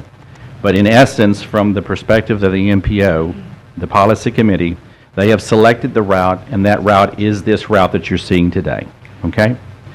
Since the MPC board was very aware of that, and very aware of the fact that progress is being made on that corridor in terms of eventual future development, it was within their purview, based upon the policies of the MPC, to consider thoroughfare construction and potential thoroughfare development that may or may affect a development.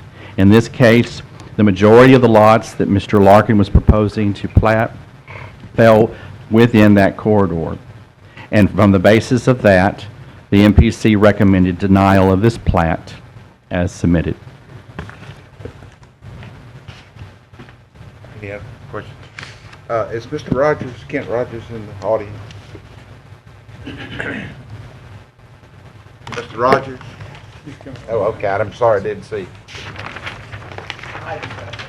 Hiding back there. Don't hide. Kent Rogers, Executive Director, Northwest Louisiana Council of Governments, 625 Texas Street, Suite 200. I asked you to come up, Mr. Rogers. I wanted you to add to what Mr. Sweeney said regarding your position, COG's position on not allowing any other development in this preferred corridor of 3132. What the MPO passed the other day is a resolution recommending that alternative B2 be recognized as the locally preferred alternative within the environmental document and the remainder of the environmental process. Basically, what that's saying is of the various different corridors that were being studied, that's the one that we feel is the best. That's the one that has the least impacts environmentally and through all the different matrices that the consultants have to look at in terms of that process. So we basically are recommending that B2 be the corridor for the future interloop extension. And this corridor is being submitted to DOTD? The process is the MPO recommends to DOTD, DOTD concurs or not and recommends to Federal Highways, then Federal Highways provides it to all the other federal agencies, and then they come back and say yes, no. From our conversations with DOTD and those agencies, the concurrence is likely there. Is there a time limit or time frame in which you would get an official response? We should have the whole final document done. I'm trying to remember the exact date of they actually have a contract deadline that's October timeframe, I want to say. So I would say late summertime we should have what they call the final environmental document. And then Federal Highways issues what they call a FONSI on that. They basically, if you're going to do this project, this is exactly how you're going to do it and what you're going to do and where you're going to do it. And, I mean, you did your due diligence, I mean, as far as, COG. Correct. We follow, we have been very, I can't think of the right word, but we've made sure that we have followed the federal NEPA process throughout this, not just this project, but all of our projects. We make sure that we follow that process to the T. And you, in your work, don't consider how this project will be funded. You just do what it is that you do. The environmental process does not consider timing of funding or how, it considers a best case scenario type of thing and puts cost to what the constructible cost would be based on that best-case scenario. And it is the intent, to your understanding, that this project, this preferred corridor, if everything goes according to what you're hearing, it's gonna come to implementation. We hope to move forward with it as quickly as we possibly can. We can't move into, final design or right-of-way acquisition or any of that until that environmental document's done though. And in your opinion, what obstacles or what any type of impediment would be created by allowing these plats to be awarded?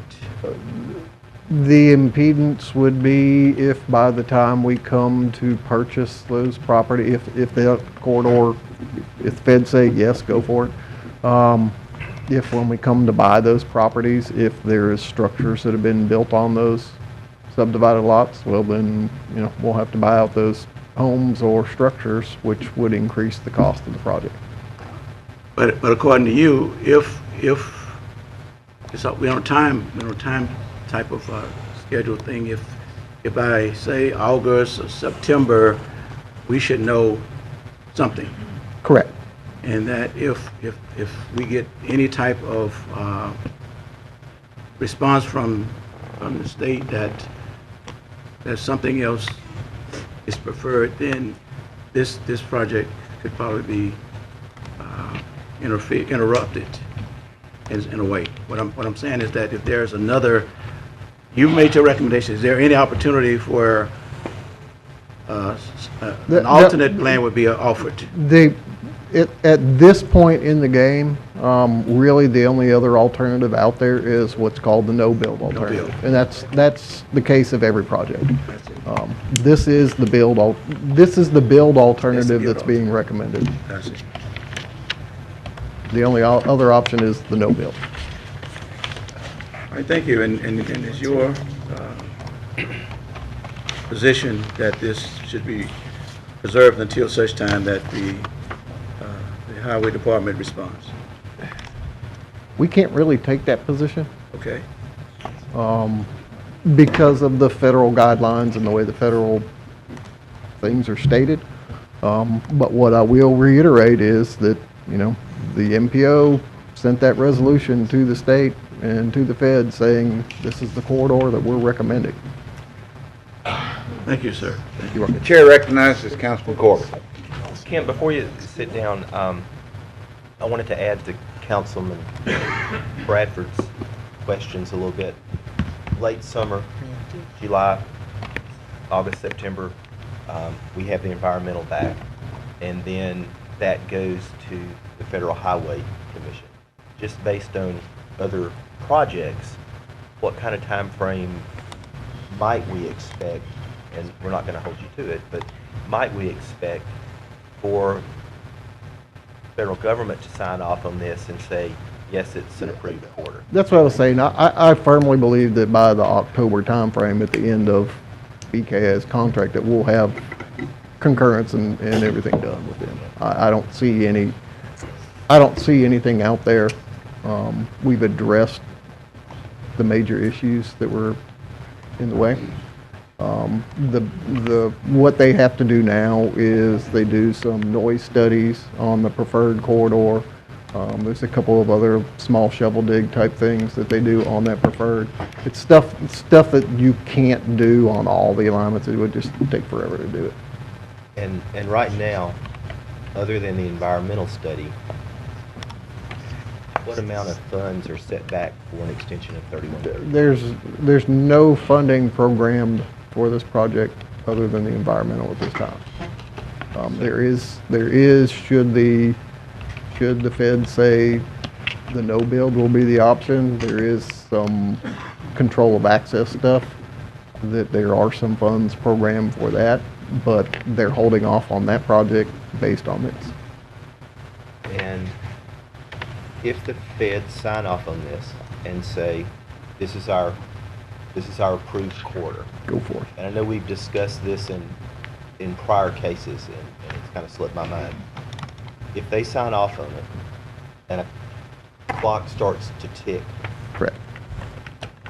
how long does that clock tick before order vanishes? There's a 3-year time limit that basically they say that if nothing has progressed or nothing has been done on the project within 3 years, the lead agency, which in this case is Federal Highways, can ask that the environmental document be refreshed and looked at.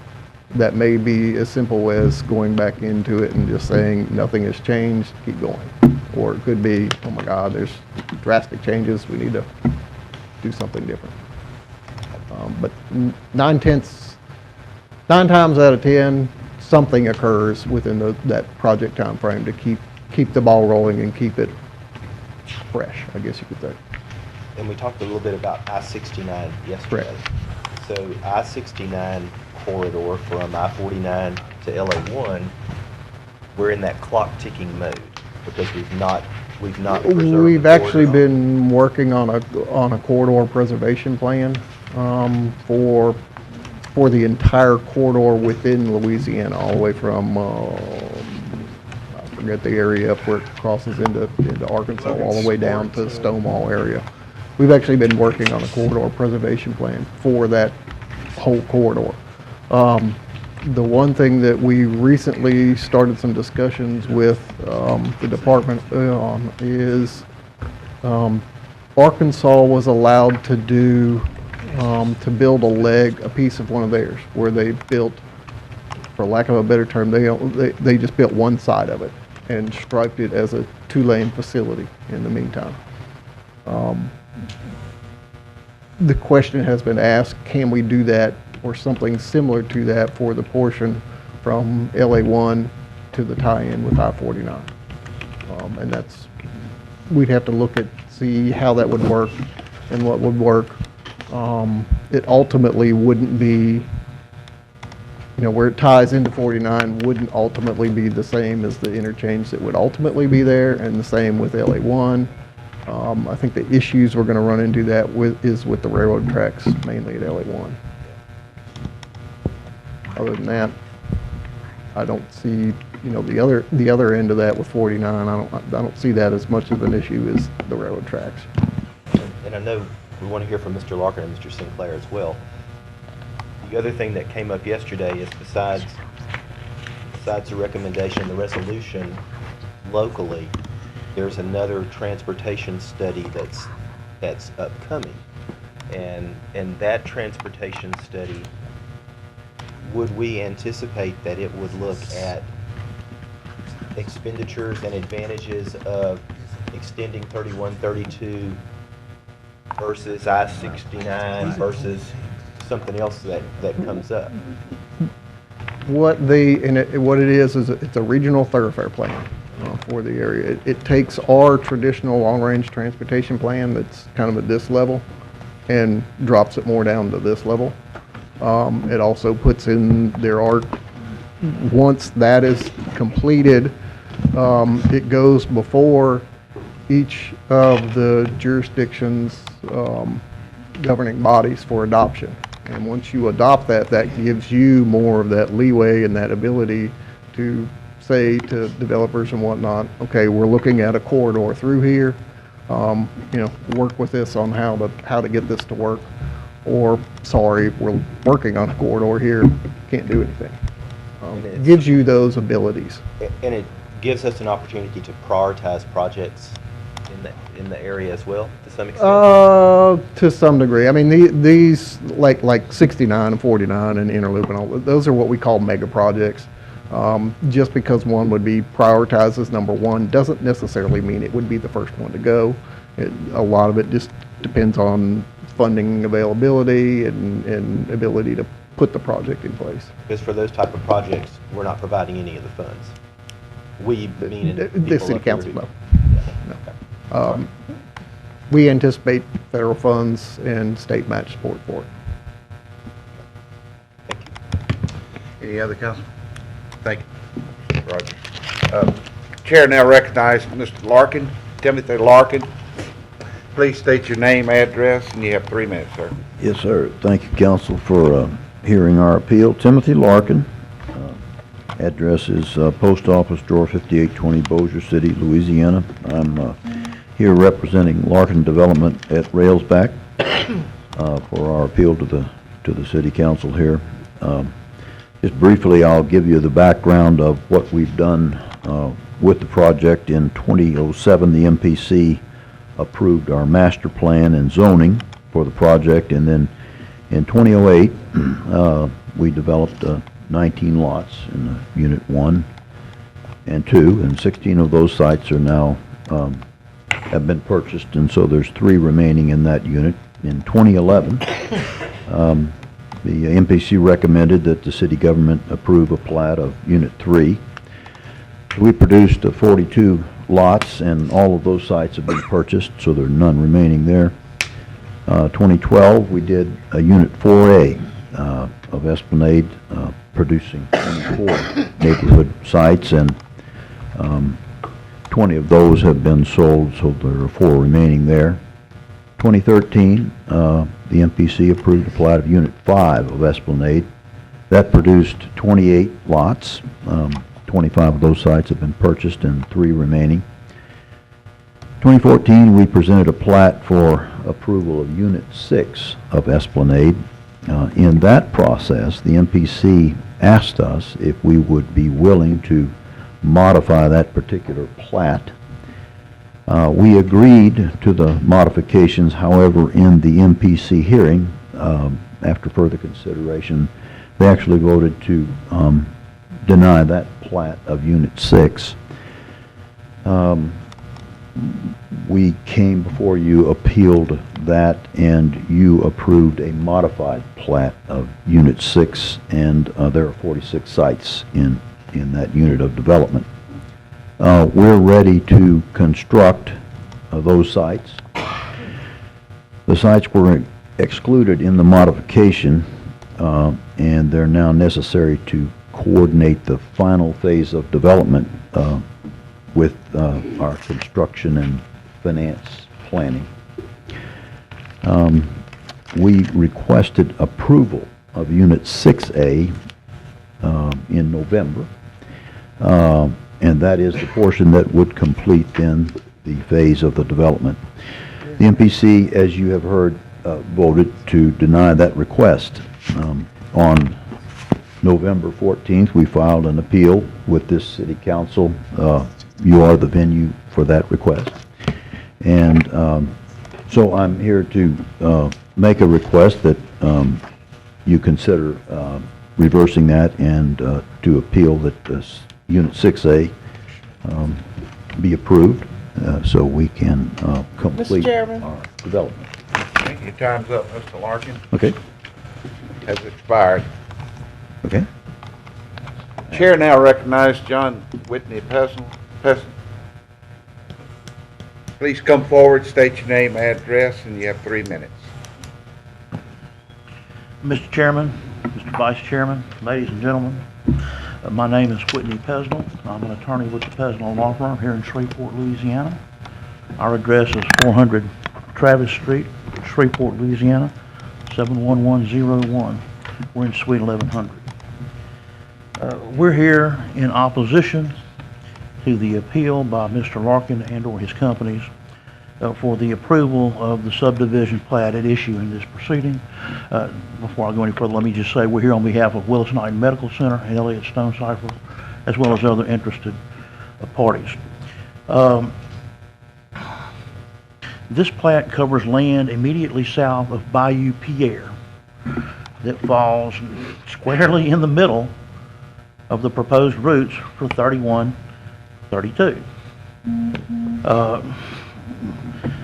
The fight over the development out there has been going on for several years. This matter's been before you as well as the MPC several times in connection with several applications, as Mr. Larkin mentioned. The applications that have been approved and the homes that have been built were not and are not located in the corridor or the potential rights-of-way or routes for 3132. The MPC has never approved those, or any routes like that, any development within the corridor or the proposed routes for the highway.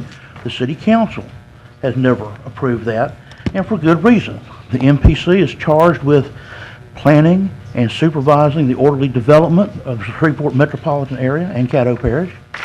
Part of that includes long-range planning for roads, streets, and highways, and things that will serve the city as a whole. The city council has similar obligations, and I know y'all have all looked at this.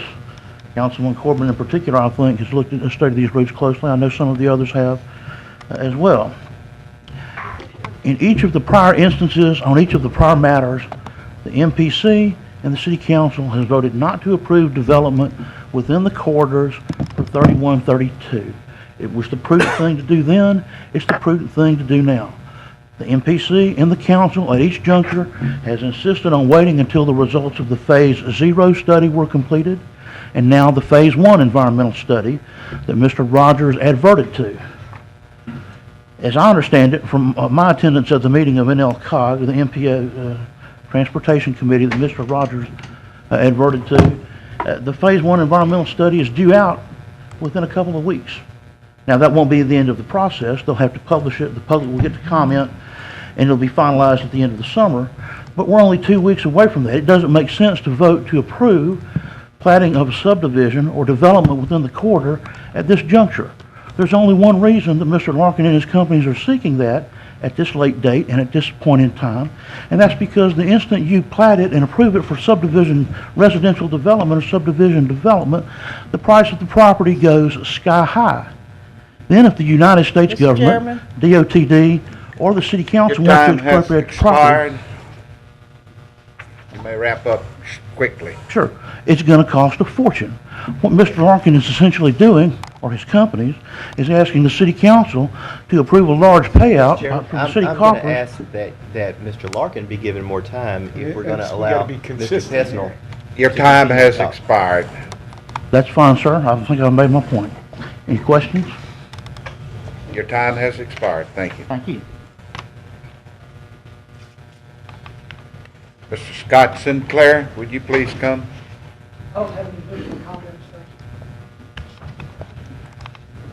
Mr. Jeff Westmoreland, would you please come forward? State your name, address, and you have 3 minutes.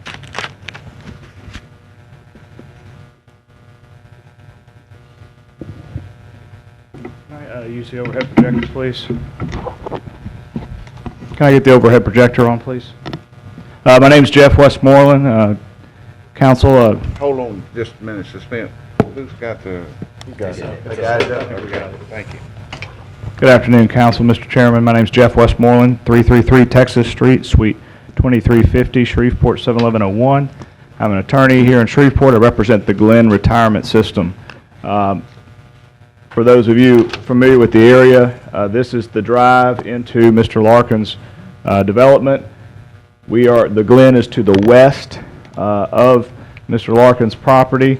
These buildings here represent portions of the Glen Retirement System, and we are a contiguous neighbor. I want to provide you some information. You may already know this, but we provided this information to the MPC, and it was news to many of them. In 2014, we started dealing with the state on, and that's not really coming in very well. Is there a way to illuminate that or zoom in on it? Jeff, we've got a pretty good map. You got a pretty... It's on our desk. Okay, so okay. So to basically take the entrance that Mr. Larkin now has and run the entrance to this development through the Glenn's property through our easternmost entrance. And there's 2 versions here that they're proposing. So this property, all this traffic off of Flournoy Lucas would come through the Glen, through our development, and then over into Mr. Larkin's property. Okay. We don't really know exactly where the state is on this or where they're going to be with these various designs, but we do know that it will happen at some point. As 3132 extension is approved, they will take controlled access and it will go through our property. As a result, We are now extremely concerned about the density of Mr. Larkin's development. Case 11316 are patio homes. Aside from the 3132 corridor issue, patio homes and other smaller homes that create high-density issues are a concern for the Glen and will continue to be a concern for the Glen. We did not ask for this scenario. It was thrust upon us. We are trying to work with Mr. Larkin and the state on it, but it's not an ideal scenario for us. We have our Alzheimer's unit is very close to where they want to put this entrance for what may be over 200 homes. And so that is our position with respect to 1316. And we also have a similar position to case 4-17 in that one of the lots sought to be platted there is lot 6, which this new entrance is going to cut right through the middle of. And that was one of the main reasons the MPC only approved. Okay, only approved some of the lots in that case. We'd ask you to take that into consideration on this appeal. Thank you very much. Thank you. Deborah Williams.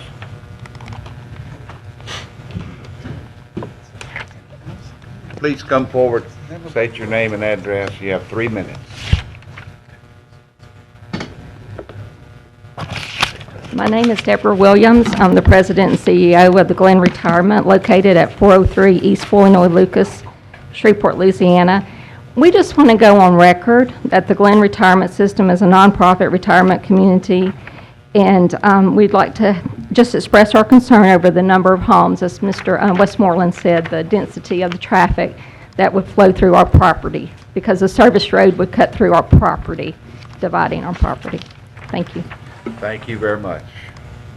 That's all that I have. Speakers, anyone else that did not get a slip in? Any? Mr. Chairman. Mr. Chairman, I move that we would uphold the decision of the MPC and allow this project to come to fruition. Do I have a second? I second it. Any discussion? Yes. Councilman Corbin, you are recognized. You know, we've had a number of cases with this development come before prior council. And I think that... Can't hear. We've had a number of cases dealing with this subdivision. Councilman Corbin, suspend just. Is there any way to get the volume turned up back there? When is that meeting that we're supposed to be having with the It's going to be happening real soon. Yeah. Real soon. Needs to be sooner, huh? Yeah. Okay. We've had a number of appeals come before prior council, and I don't think this council has had any appeals with this subdivision. You know, the difficulty that I think we have to deal with up here today is unknown timeframes. And do we tell a person that they can't use their property for an unknown time period? And it's the same thing we had about 3 years ago when this application for this same area came before us. As I look at this map, if we took the same strategy and said we're going to protect a potential corridor, there's only 3 lots on here that aren't touched by that potential corridor. But it does come back down to when and if this project becomes a priority and becomes funded. And that's the big unknown once again. You know, as I'm looking at this map, I understand certainly our friends at the Glen and their concern about density. We're not here to talk about the control of access project that DOTD is looking at, but we're only really talking about 12 lots here, or 13, 14 lots. The majority of the lots have already been approved, and that's where, you know, building is going to occur regardless. So I think our discussion and concern needs to be both with the case that we're on now, and we're about to repeat this as soon as we make a vote here on the next case, is, you know, where do we stand on tying up somebody's land to move forward? Now, I'll ask this question of Mr. Larkin.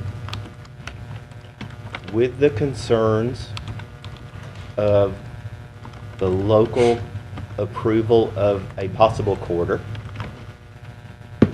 and upcoming transportation study, if we vote, we tie this up for a year and can't come back. If we postpone, let the process go through the end of the summer and into the fall, what does that do to you? How does that affect you? Yeah. Councilman, I appreciate your thinking and and I appreciate the difficulties. This has been, none of this is lost on me how very difficult this is. And it is for that reason that for the past 10 years, every time we could avoid utilizing this area, our entire plan was based on avoiding this area so that we could allow the, you know, every day that we possibly could to determine whether or not a highway would be built there. And now what has happened is just because of the passage of all that time, it doesn't work for our business plan or our land plan or our financing. Development is very difficult, very complicated, and it's not very forgiving. And so I don't know of a way to. We would have presented something to the MPC had we been able to concoct something that we thought would work. And it just boils down to we've just run out of, we don't have any more time available to us to delay our business, and it's unfortunate, and that just unfortunately is just reality for us. And so I don't know if I answered your question, but I don't know of a way to, you know, it's kind of paint yourself in a corner. I think you did, because I didn't hear you say, yeah, it'd be great to postpone it. Is that? Thank you. And I do want to comment on something that Attorney Pesnell said, and he's exactly right. You know, if attention had been paid to corridors and MPC votes and MPC attention had been given as necessary, the maps we're looking at of 12 Oaks would be much smaller right now. And I'm just going to say that because that's part of the facts here. But that's my comments. I think we just have to decide, are we going to tie somebody's land up for something that we're not sure is going to move forward? Councilman Bradford? Thank you, Mr. Chairman. And, Mr. Chairman, you know, I'm familiar with the chronicle that Mr. Larkin expressed for the last, I guess, 4 or 5 years, that the movement of this Esplanade community, and I don't want to actually, relitigate those past actions, but I will say that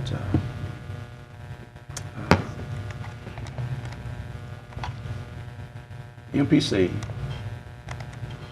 in Elkhart is charged with planning and looking out for the greater good of this community. It appears that in Elkhart, in MPC, in previous applications to the MPC have been somewhat cooperative in their position and allowing progress of a project of this magnitude to move forward. But when they feel that it is going to hinder or impede progress for the greater good of Shreveport and Kettle Parish, then they have taken the position in which they supposed to take, because they're supposed to be looking out for the greater good. They did that. Cork, likewise, took in consideration their task. Their task was to, for the first time that I've seen, come up with a preferred corridor. We're down to two options. Option one, to try to preserve this section and allow this project, 3132, to be extended out to the port. Option two is a no bill. And one of those is going to come back to this body. And I think it would be negligent on this body to take a position outside of the position that has been established by the very entities that are charged with creating such a position.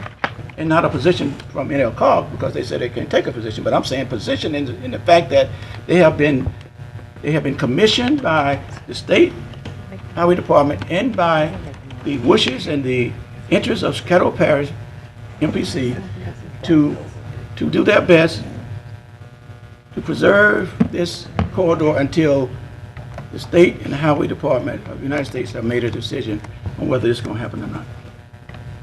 And again, I think it would be, at this time, unwise for this council to do something that I think could be delayed for a few months, and then we'll see what's going to happen. And if we don't think it's going to happen, then we have the opportunity, at least Mr. Larkin and his partners would have an opportunity to resubmit their plans. So we're all in this together. We're all in this together. We can't say we want to grow our city. We can't say we want to create new development, new economic opportunities if we're not willing to defer some immediate wishes by some people versus our long-term benefit for this city. We're really being offered a lot of great opportunities. I-69, I-49 extension,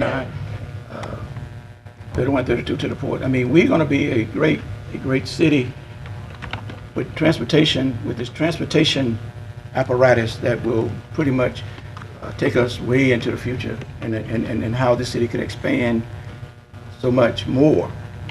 And I just believe, and I'm going to ask your support of, let's uphold this decision by the MPC and allow at least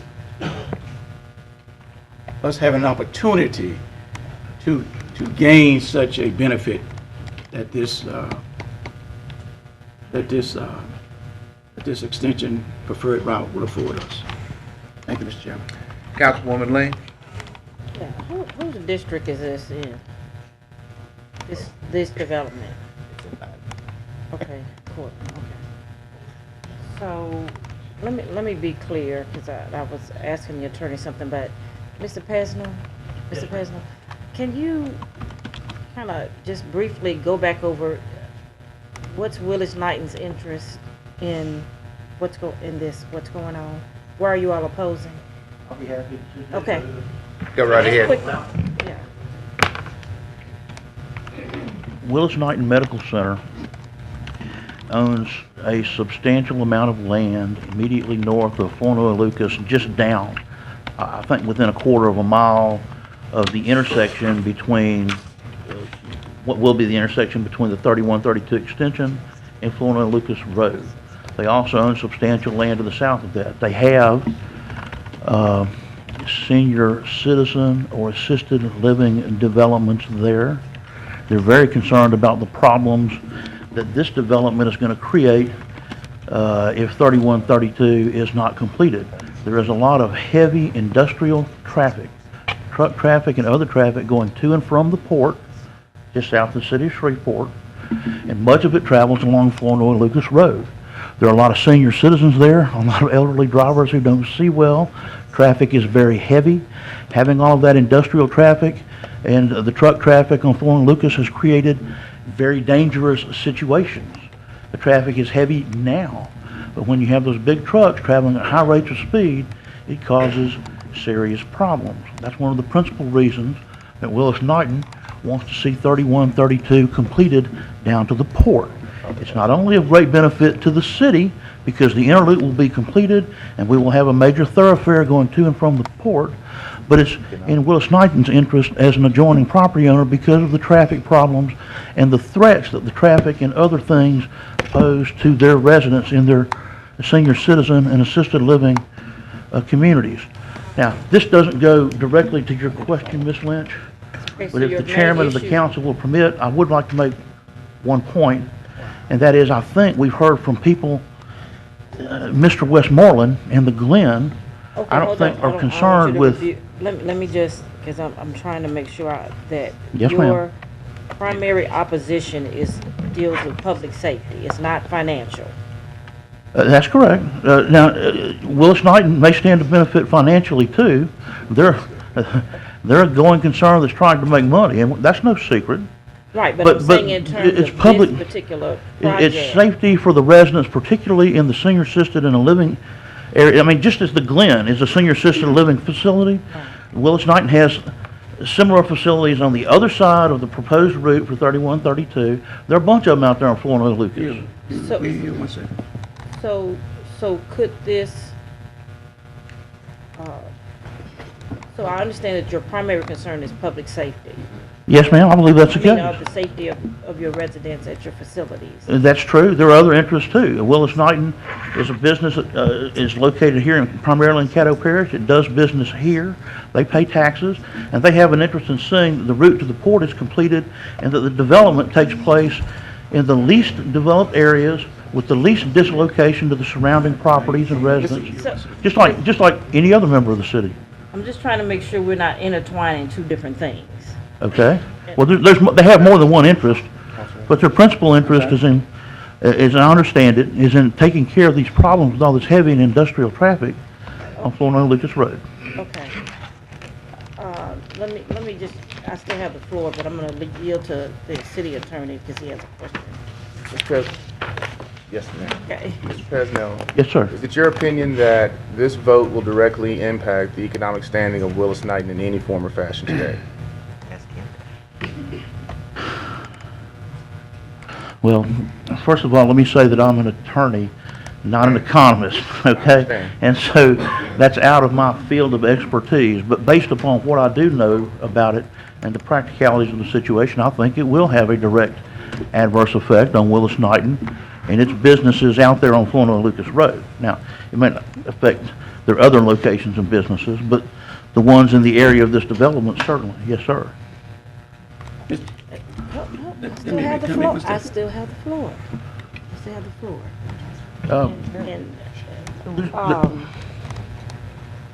Well, I'm gonna yield, but I may come back, okay? Yeah, I just want to be clear to the council that myself, as well as Councilman Goldman, is employed by Willis Knighton. We are employed by Willis Knighton. Sure.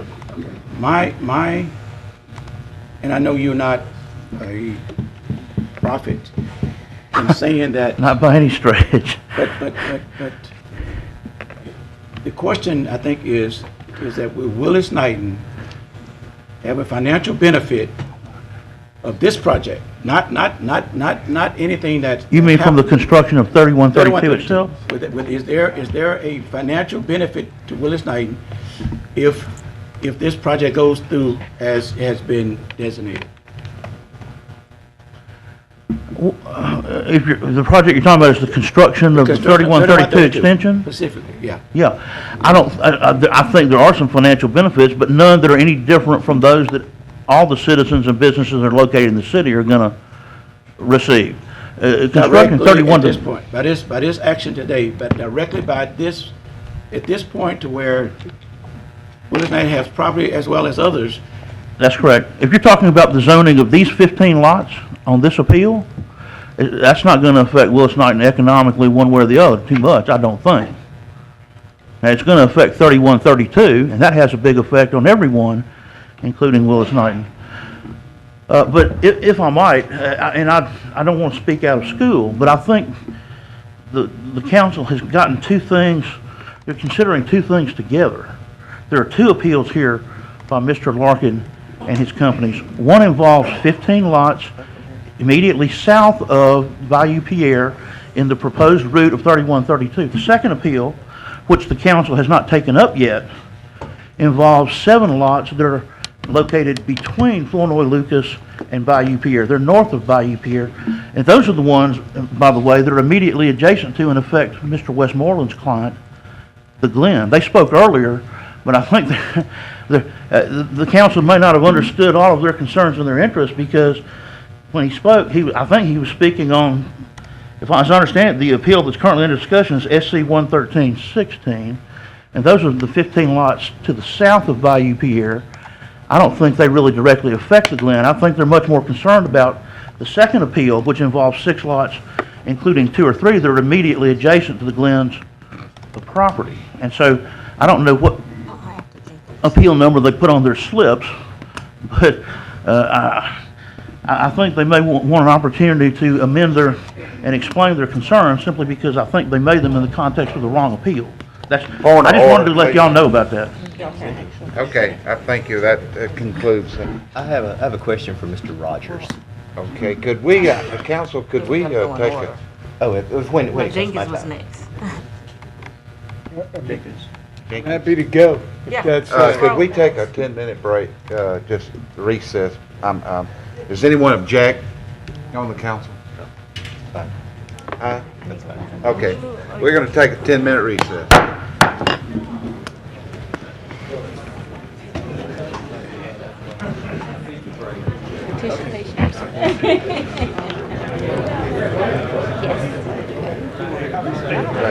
Sure.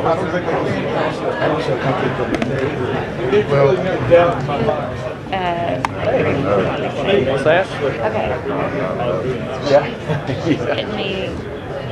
Okay, thank you, appreciate that. Here's the reconsideration.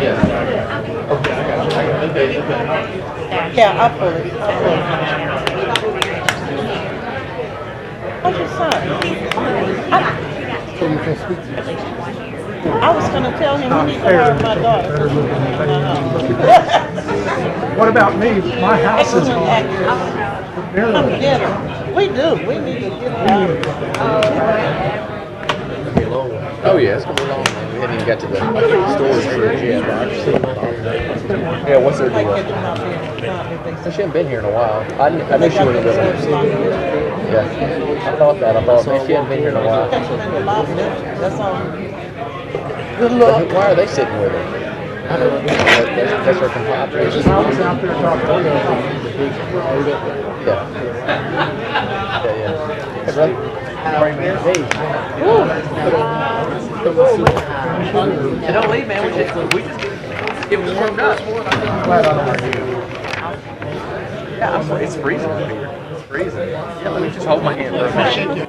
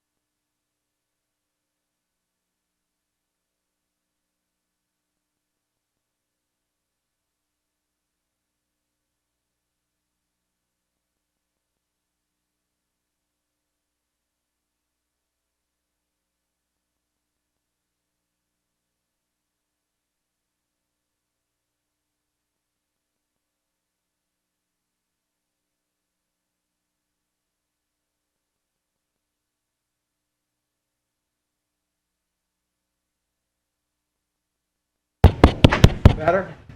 Okay, can you hear me now? Okay, all right, thank you. All right, there's been some, a little confusion regarding how we will proceed with this ordinance, these ordinances. So I'm gonna withdraw, Mr. Chairman, my motion, and allow, Councilman Corbin to, make a motion if I'm in order. Am I, Mr. Attorney, am I in order to withdraw? You can withdraw, yes, sir. Yes, sir. And let me say, don't need to say anything on it. I would, I mean, just for transparency, I think so. Just out of an abundance of caution, the discussion that was had relates to the Code of Governmental Ethics. There are 2 city council members who are employed by Willis Knighton. There has been some discussion that directed itself to considerations that have to be made of the Code of Governmental Ethics, and at this time, the City Attorney's Office is not in a position to offer a formal opinion as it relates to it. So from our standpoint, now out of abundance of caution, we've advised the City Council to take different action and approach to the consideration of this matter today. Okay. Corbin, did you want? All right, then, Mr. Chairman, I'll make a motion that we postpone Second. SC 113-16 for 6 months. Okay. Motion's been made by Councilman Corbin to postpone, second by Councilman Everson. Any discussion? Please vote.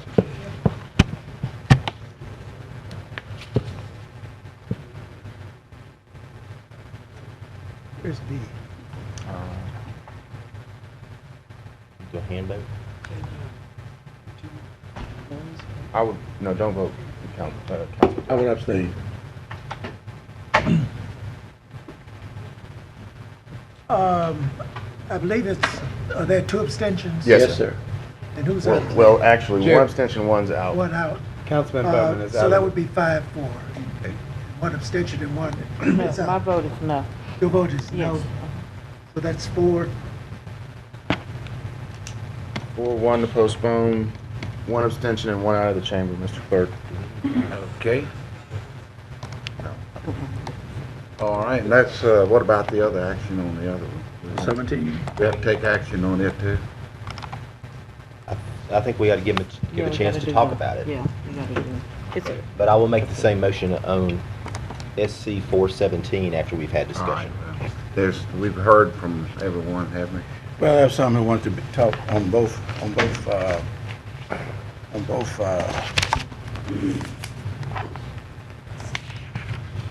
And may I speak for just a second? Yes. And whether we end up talking about the new motion, or we just vote, at some point, the Glenn and Mr. Westmoreland, it'd be great if y'all could provide us with kind of a document that outlines your position, because I'm pretty sure what you're saying, but I'm not 100% clear, and I don't think anybody else up here is 100% clear on what you're advocating for with regard to, I believe it's lots, maybe it's lots 6 and, maybe lot 6 and lot 7, but maybe it has to do with other lots. So at some point, whether you speak on this or whether you send us a, Yeah. Clarify quickly, it's really hard to address this kind of detail in 3 minutes. I'm talking 100 miles an hour and try to get everybody on the same page. you got to come up to be on the record.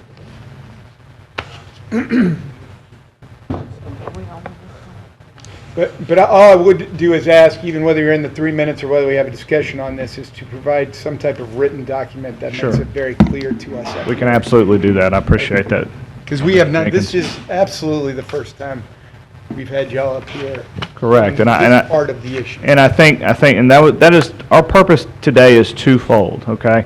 One is to make you aware of the route that is going through the Glen, which, while it has been tossed around for a number of years, I don't think the MPC or the council were aware that it had gone so far as to the state drawing alternative plans, and they had a public comment meeting back in solicitation of views back in March of 16. So to make you aware of that issue, and the Glen's concern really here, and we will continue to voice this concern, is now that they are talking about going through our property, our concern is density. Maybe to the chagrin of a lot of folks here, we don't really have a dog in the fight on this 3132 issue, and whether it's in the route or not the route. We're not here to tell Mr. Larkin how to develop his property when it comes to that. We are here to talk about density and how many homes we're going to allow out here. And I know this is an approved PUD, but now we're talking about a true reality of going through our property with most of this traffic. And so we will continue to come before the MPC and this body and talk about density as these plats come up. And I understand this is only the first set of patio homes, but when you look at the PUD or you look at kind of the drawing that's there, there's quite a number of them. And so our concerns are to make you aware of this issue, and our concern will continue to be density and how that development has an impact now on our property that has been there for quite some time. Now, but I thought that this, I'm going to call this a use of your property, was going to be temporary while it was built. Wasn't that what was, I mean, that was my understanding, that it was a rerouting while if and when this 3132 was reconnected, and then, I don't want to say it would be abandoned, but it wouldn't be up for public use anymore on the part that's on. That's not my understanding. If you've gotten that information, I've never not received that information. My understanding is that the existing road right now into the development, whatever it's called, Forbing Ridge, is within the controlled access. And so you're going to have to move that access to the west. So they would be abandoning that Yes. road and then starting over where you are and then tying into the bottom half of it. So. Correct. And so what we're talking about is again, I'll show you here quickly on your screens, a boulevard that's going to come in here, and then a median boulevard that's going to, well,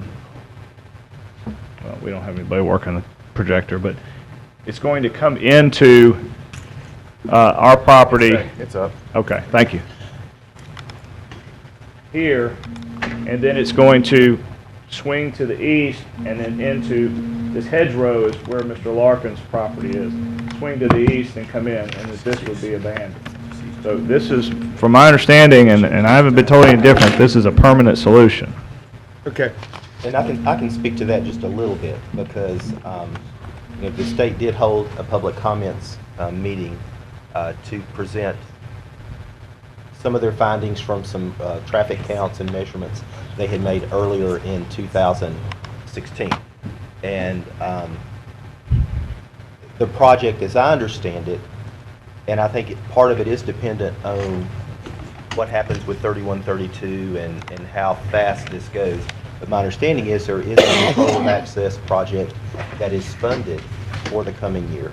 And the intention was to realign both the road that he's showing us there for the Glen and the road you see at the top side of that picture that accesses property on the east side of Acadiana Place, to align those two roads further to the west.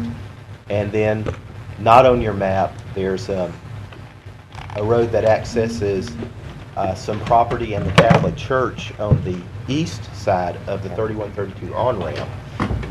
I think that was going to be closed, and some realignments there because DOTD has issues with proximity to 3132 as it exists now, and then possibly, if there is a continuation of 3132, proximity to on-ramps and off-ramps and things like that. But that certainly is a state project, and comments about that would be appropriate through DOTD. I don't want us to get, because we're hearing a number of appeals today, and these two specifically that affect the Glen, I don't want us to mix up too much outside of the appeal, and we're kind of doing that. But I think the discussion is good to get everything out there and let everybody. Well, and I understand that. What's going on. However, I mean, I would say that there are argument on these appeals, while the main issue to a number of people is the 3132 route. This is a concern for my client. I'm compelled to voice it, but I'm finding that while you, Mr. Corbin have quite a bit of background on what's going on here with the state. I'm finding that the MPC as a whole and the council as a whole may not have that background. And there's a lot of things at issue when it comes to just this entrance, my client's entrance. And so I just want to make sure that everybody is aware that it's on the table. It's got to be processed for consideration, and it will continue to have to be processed for consideration as we move through these various plats. And my point is just that it's nothing, if the state moves forward with that project, that's nothing that this council votes on or approves. Correct. That's because we're dealing with state highways. Understood. Thank you for the opportunity, Mr. Jenkins. Okay, Mr. Larkin, would you like to come back and speak on seven? This is in the matter of the second appeal. Yes. Timothy Larkin, Post Office Drawer 5820, Bossier City, Louisiana. I am here representing Larkin Development North with an appeal for the approval of a plat that we presented to the MPC. Like the other application, Larkin Development North, in this case, owns approximately 37 acres of land that is presently zoned R1C PUD.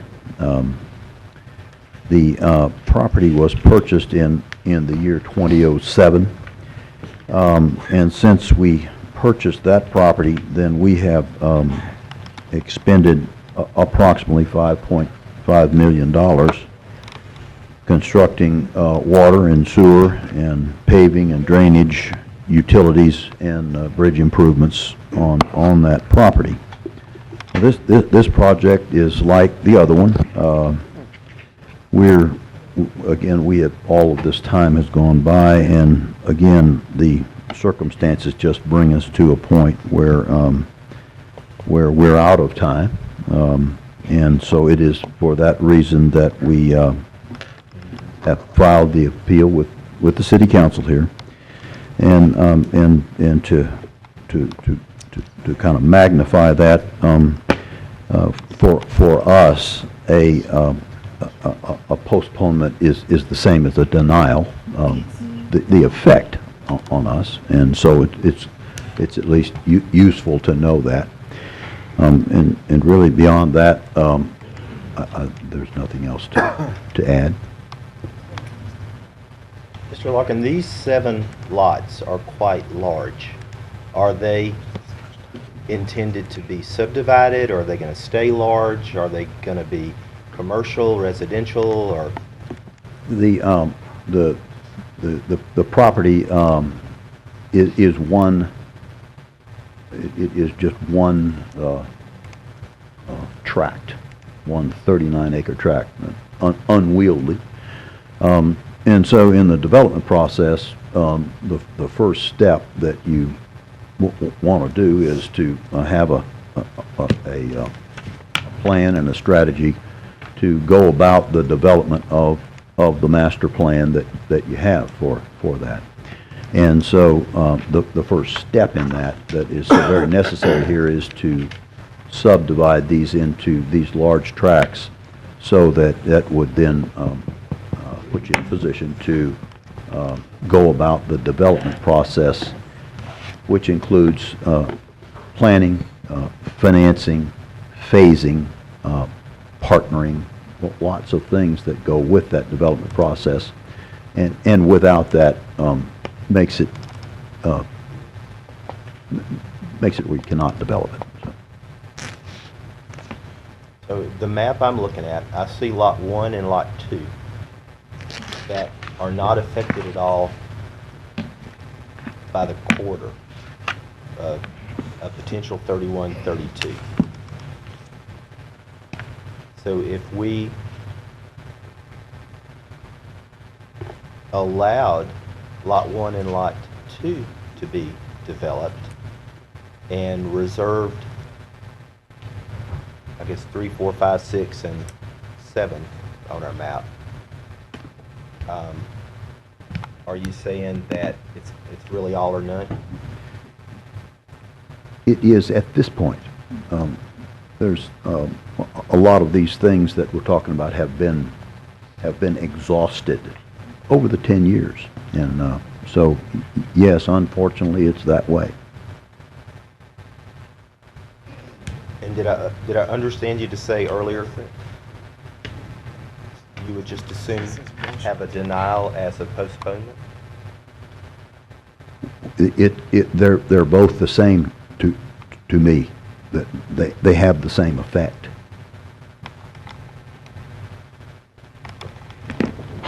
It makes. One, you can do something.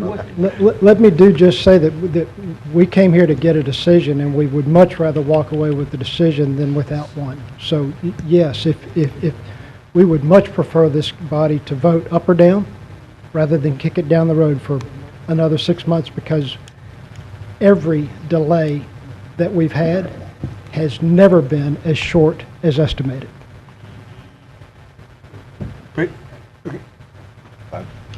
Go ahead. Okay, and I may have missed the, I'm sorry, one more thing. And with that in mind, we wouldn't be opposed to you taking back up the prior appeal and voting on it rather than postponing. okay, but let me, Ms. Sinclair, just so we're clear, that you've been fairly definitive. Yeah, right. If we approve lots 1 and lots 2 right now and postpone the decision on lots 3, 4, 5, 6, and 7, is that helpful to you and your clients? It's not. As Mr. Larkin said, we're at an all or nothing position. We need to either move forward on all of it or none of it. I will say that from some level here, there's a possibility of being delayed on all 7 of those, whereas there is this option that I'm looking at possibly as 3 of the 7 or 4 of the 7 possibly, depending on what we worry about, being approved here. And I appreciate that, and we do appreciate your thinking outside the box and looking at other ways to resolve things, but we've talked about that a good deal, and that does not resolve things from our standpoint. We need an up or down on all of it. I got you, but you're going to either get a delay on 1 through 7, or you're going to get a delay on 4, 5, 6, and 7, or whatever the numbers are, and a go-ahead on the others. I mean, potentially. I understand, and I can't direct what you do, but I can tell you what we would prefer that you do, and we would prefer that you decide these things today.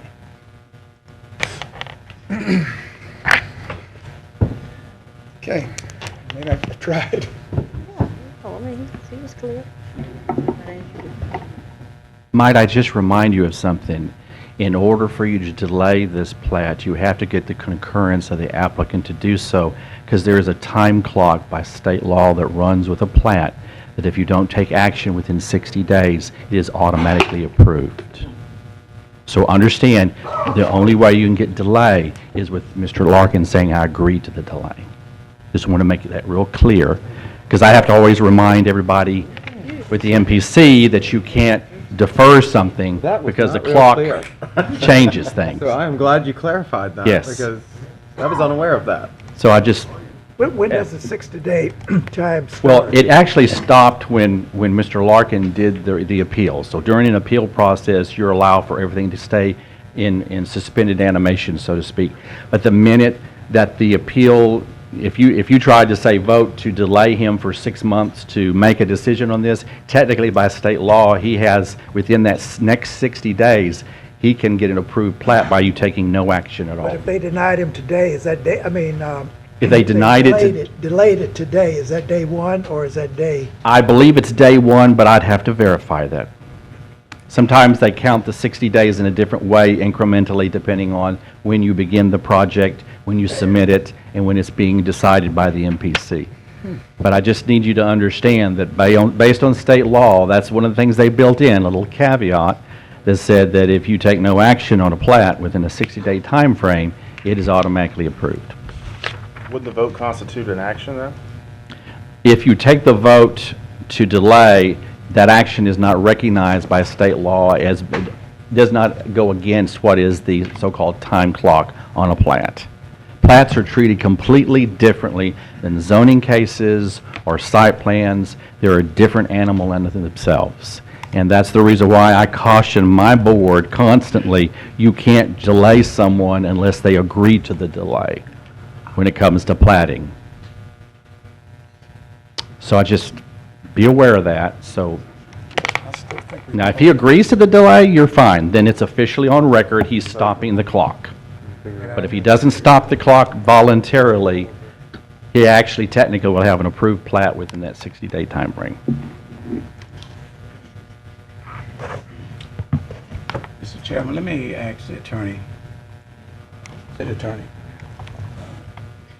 Now again, what has transpired over the last 30 minutes has been something that was not anticipated.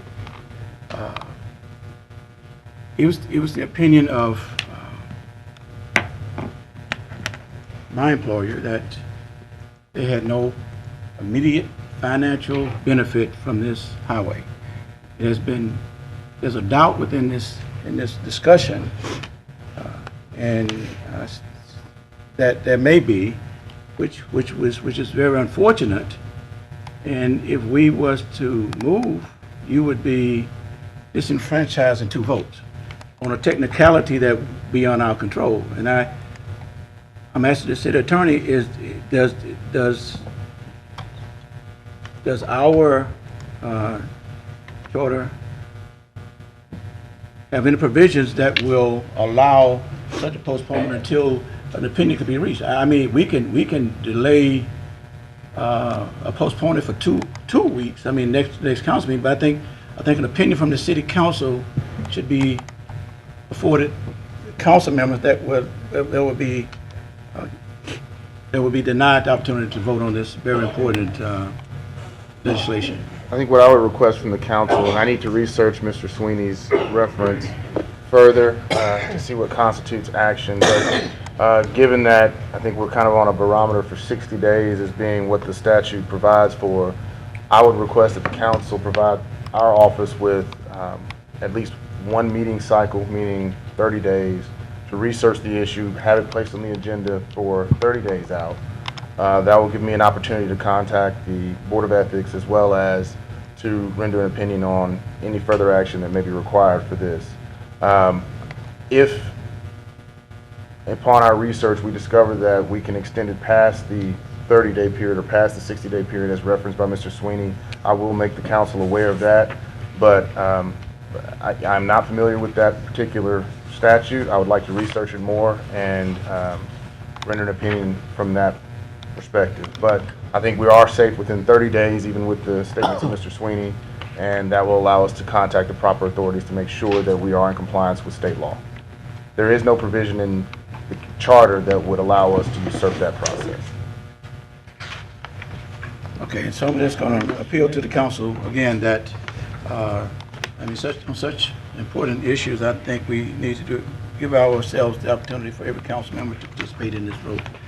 And as the attorney has said, I think we within a good standing to allow research to be done so that all council members would be, those that are eligible will be given that opportunity to make that I do want to make clear for the record that, and also to answer Mr. Sinclair's concern, the question isn't definitive whether or not those 2 members have to abstain. That's why I'm requesting time to research the issue, as opposed to making a decision that those 2 members are not eligible to vote. I don't know that answer right now. Yes. And so I would like to make sure that I provide the council with a full report as to the requirements of the Code of Governmental Ethics and whether or not those 2 members are afforded the opportunity to vote in this situation. Councilwoman Lane, you're next on the board. Speak. Things never go quick. I think we're convoluting this situation with all of this, but, you know, we'll just move however. I wanted to ask Mr. Sweeney a couple of questions. Mr. Sweeney? The appeal is heard. That's what I need to find out, though. I mean, if it's going to be 2 weeks. Push it out 2 weeks. I want the ethics. Yes, ma'am. Were you in here when we were discussing the first case prior to voting? Yes. And you were here after we voted? Yes. Mhm. And you were here when we were on break? I wasn't here when you did break. I had to go up to my office to get some information and come back down. So I was gone that 10 minutes that you did your stuff. I'm just a little concerned about hearing whatever it is that that you just told us at this juncture. Because we were not, I mean, it didn't come up during the discussion. It didn't come up immediately, after we had taken the vote. Right. Once we got to this other case. And then it's just like a jack in the box. It just popped out. Okay. And so, and I'm concerned because something similar happened on this next case that we have, where, there were some things that happened, after, and, conversation and approvals, and I'm okay with this and all of that. I'm just hoping that that's not a matter of how you do business. Okay? Let me finish. Do you have the exact, statute that you're referring to? I'm looking at it now, Councilman. Can you just let everybody, just in case somebody... Revised statute 33-113. RS? 33-113. 33:113. Okay. All right. That Okay. might be the other one. Huh? That's this one. It is right. Thank you, Mrs. Sweeney. You're more than welcome. But that's one Creating all NPCs. The only reason, because I've seen that number before. Do we have a motion? What are we doing? I'll make a motion to Okay. postpone for 60 days. Or 30 days, whatever you prefer. He said 30. 30. Okay, sorry. Okay. Did I have a second? Second. I can't second. I'll second it. I'm just gonna say this. If it's not gonna change the outcome of what the vote is, Right. we just want to know if 2 extra people can vote or not. We've gotten quite off track anyway of what the core of the appeal is. Let's just vote it up or down. And I'll be glad to offer a motion or a substitute motion to uphold the MPC. Mr. Corbin, may I recognize this? Yes. Mr. Chairman, I submitted a slip so that I could speak in opposition to this appeal as well. I just wanted to make sure you were aware of it. I spoke on the earlier appeal, but I also have the right to 3 minutes. You're next up. Okay. You're Well, next I thought you were up. fixing to vote, and I just wanted to let you know I'd like an opportunity to speak. No, we will let everybody speak before all that. Thank you, sir. Again, my name is Whitney Pesnell. This ain't no fly-by-night operation here, man. I don't think so either. I'm with the Pesnell Law Firm, 400 Travis Street, Suite 1100, Shreveport, Louisiana, 71101. Once again, we're here on behalf of Willis Knighton Medical Center, Elliott Stonecipher, and other concerned citizens. In this particular appeal, Mr. Larkin applied for approval to plat 7 lots located between Flournoy Lucas Road and Bayou Pierre.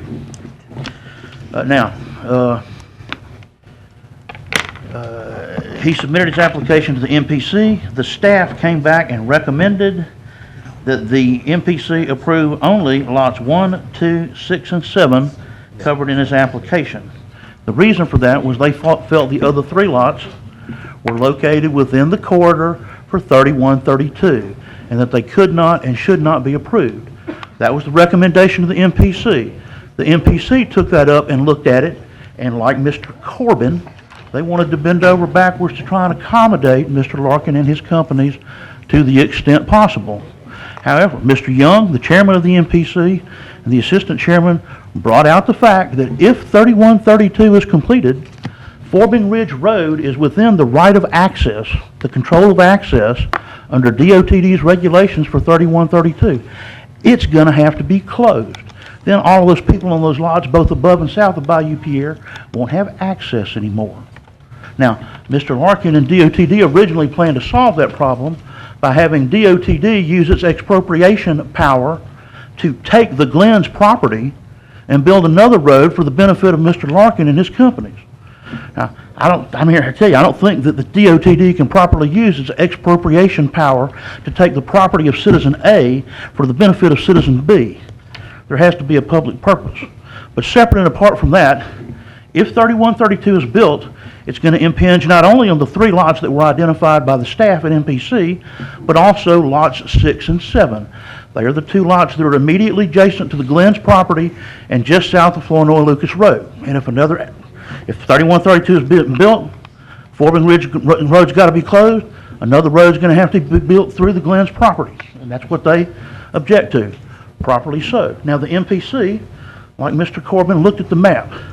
They saw that lots 1 and 2 were neither within the right of access for the 3132 proper or the extension that would be required to protect the control of access. And if I'm not mistaken, they did not deny the application entirely. I think that's the assumption y'all have been working on. If I remember correctly, the MPC accepted the staff's recommendation in part and rejected it in part. They approved the application as to lots 1 and 2 only because they didn't see any way they would impinge upon the construction of 3132 or the access to Flournoy Lucas Road. Mr. Chairman? They denied the other 5 lots. They did so properly, and this council should honor their decision. Time has expired. Thank you. Thank you, sir. Scott Sinclair, you're up next. Yeah, let me just reiterate the last point that you made, and I think it is the wise point. Delays have been... You were directing that at who now? I'm sorry, to Mr. Corbin. Mr. Corbin, okay. Mr. Corbin's point was a second request that we vote up or down on these applications, and I would renew that request. Delays have been killing this project, and so I don't get the sense that the vote's going to change. If you delay this, 2 more people may vote in the same way, but I don't think I don't get any sense there's going to be any change in the way this vote's going to happen. And so you're just going to delay us for 2 more months or 6 more months or another year and then say no. If you're going to vote on this, we would ask you to please vote now, up or down on both applications. Thank you. Okay. Ms. Deborah Williams?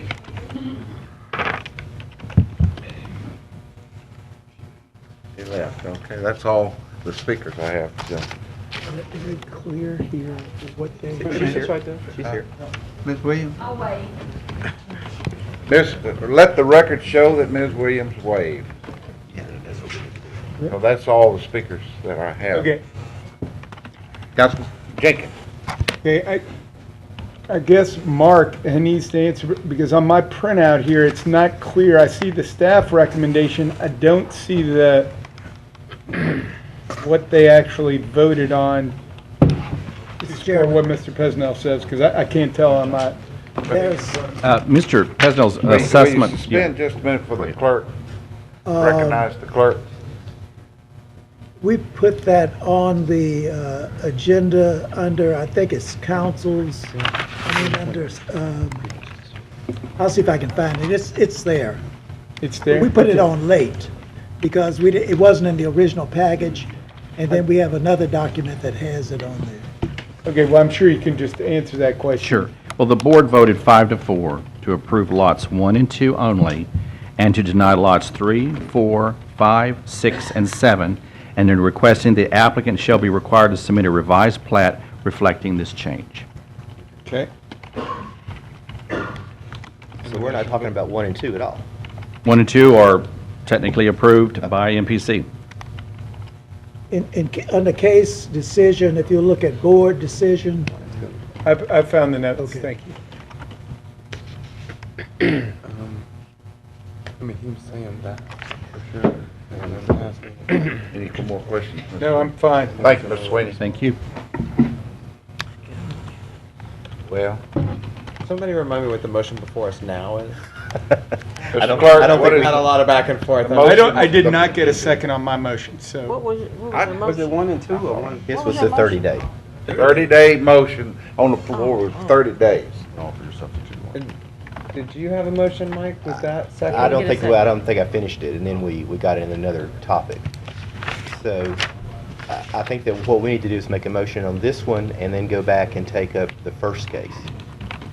So I'm going to make a motion on SC 417, considering the discussion that we've had, that we overturn the MPC decision.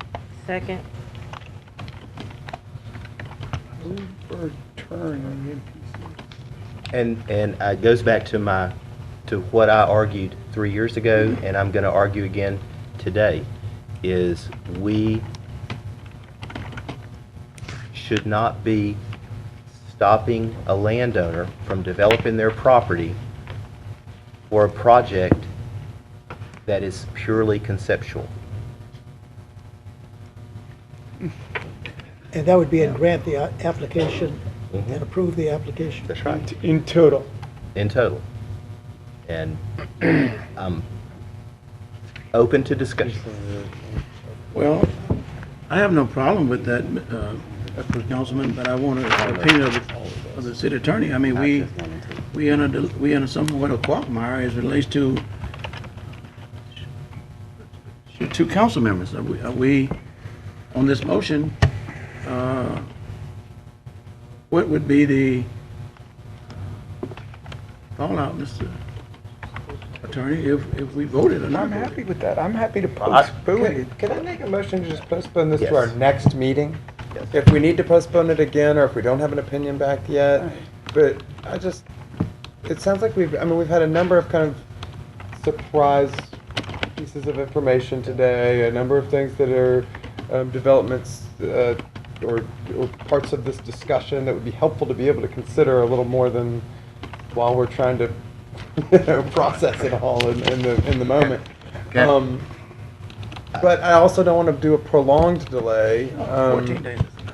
Is that enough time? I certainly To the next meeting. I certainly support that, because these cases seem to have a life of their own every time they come to the Great, then I'd like to council. postpone, I'd like to make a motion to postpone to February 14th. You withdraw yours, and Councilman Withdraw my Everson's motion is to postpone To February 14th. February the 14th, and do I have a second? I'll second. Second by, My apologies to everyone whose spouse is involved in this on what won't be a super fun Valentine's Day. right but, thing to do, yeah. We gotta take it up soon. Okay. No, it should be much quicker on the 14th. Second by Councilman Corbin. Any discussion? Please vote.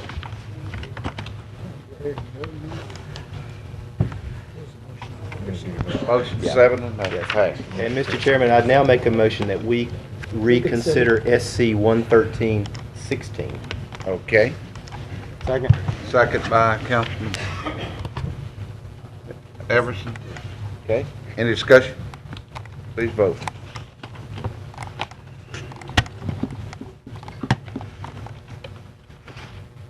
Okay, that's 7-0. And I make a motion for case SC 113-16 that we postpone until the next meeting. I have a second on that. A second. Second by Councilman Everson. Any discussion? Please vote. The one we had to postpone. You almost still want to abstain.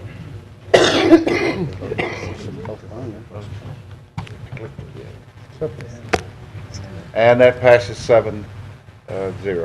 Motion approved. All right.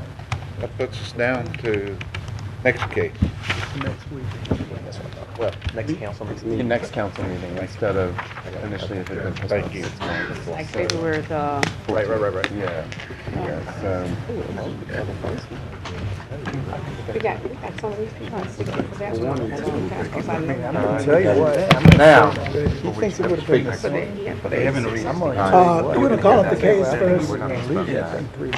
No, we're doing that. Mr. Chairman, the next matter is C-86-16. It's 4019 Fern Avenue, the east side of Fern Avenue. Proposed use approval for climate control storage facility. Okay. Public comments at this time. I have first on the list is What's that? Ricky Mr. Chairman, Mr. Chairman, could we have Mr. Sweeney give us a Yes, you're exactly right. overview of the case first? Yes, thank you. Everything this time, everything. We're in the second one of this. Surprise 60-day Yeah, time frame. exactly. Anyway, and if he finds out I'm wrong on that, then I'll stand corrected. But anyway, I think it Now, is don't worth go reading. back past it. Don't go back past it. I won't. Okay. I think probably you're asking for me to give you kind of an overview of this project, okay? Back in October of this last year, Mr. Ricky Leonard approached us with an application. And in research on the property that we're talking about on Fern Avenue, the property is zoned B2A and allows for 20,000 square feet of storage space to be constructed on that site without requesting permission to do so. In other words, they have a given right to do that. They would have to site plan it, but they're allowed up to 20,000 square feet. So Mr. Leonard approached us and said, I would like to build a larger facility and go above the 20,000 square foot, which is allowed by right in B2A. And so he made application for a use approval from the MPC. Now, mind you, a use approval is not a zoning case. It's merely a request made to the MPC board. It's not a public hearing. It doesn't require notification. It is merely a procedural process where they go before the board and request that in excess of the 20,000 square feet. So that was done, and the application at that point in time, the proposed facility had about, I'd say around 89,974 square feet of storage space. And it was all that was being proposed for the site. Staff did some research on that, looked at it to analyze it in terms of what we felt like was appropriate for that location, in which we looked at building footprint percentage and how that compared to building footprint percentage in that neighborhood and in the surrounding community. And the staff had made a recommendation in its recommendation to the MPC board to limit it to a 34% footprint percentage for the lot. That would have reduced the size of the square footage of the facility down to 47,476 square feet. Our greatest concern at that point in time was the fact that it was a rather, and I will quote directly from what we said in our report, it was a sterile use for a rather important corner in the city.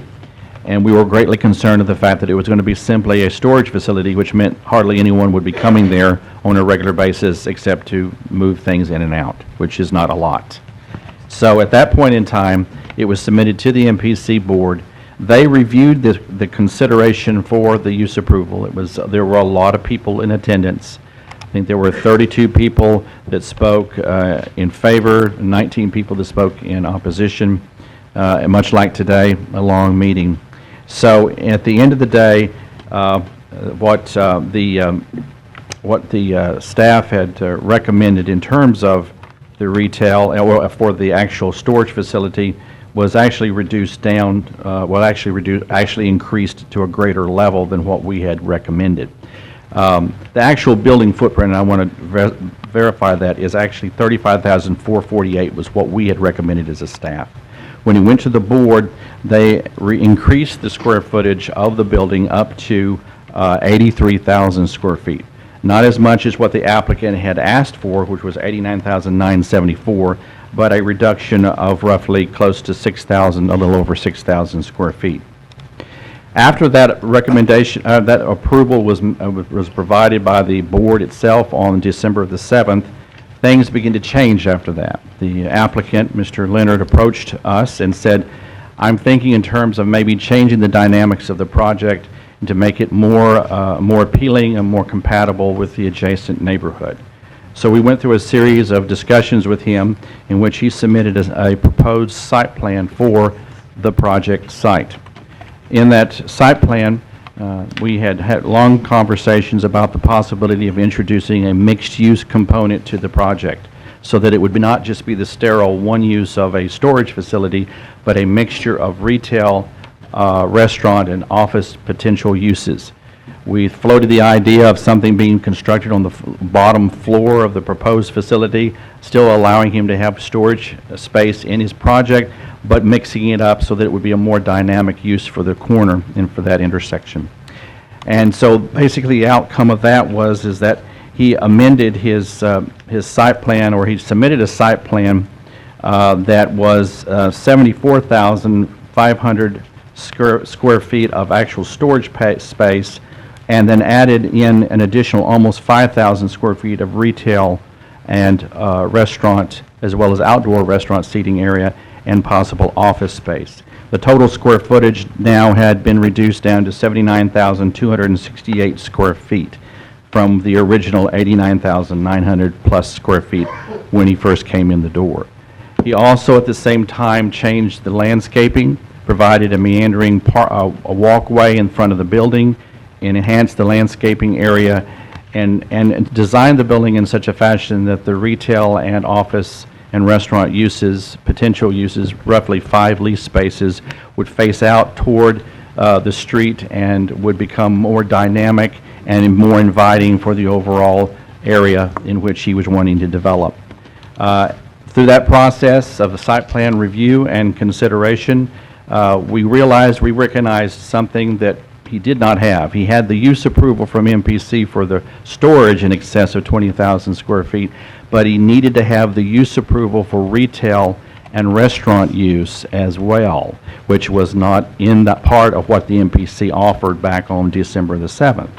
So in today, what we have is, as of Monday, Mr. Leonard's site plan was approved through our site plan approval process, which is an administrative process, and that includes the addition of the almost 5,000 square feet of retail and restaurant space, as well as the landscaping. It also depicts the actual renderings of what the building will look like, and the design of the building and how it will relate to the street as well as to the golf course.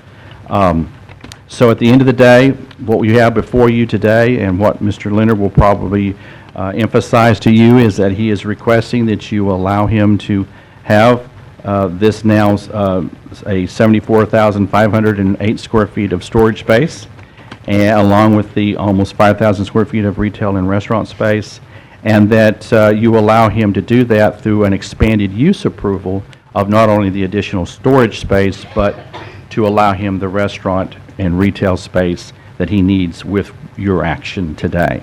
So that is how we've come full circle.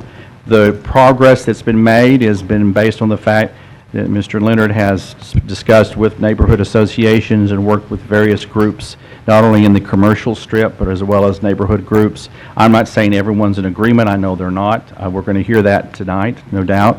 But the reality is, this is an example of a case that progressed. And this is the kind of progression that we like to see from the MPC perspective. If somebody comes in and wants to do something and they want to improve it and make it better and make it relate to the community in a way that is positive, as well as an economic return to the community, that is something we look for. And we always work with applicants that want to do that.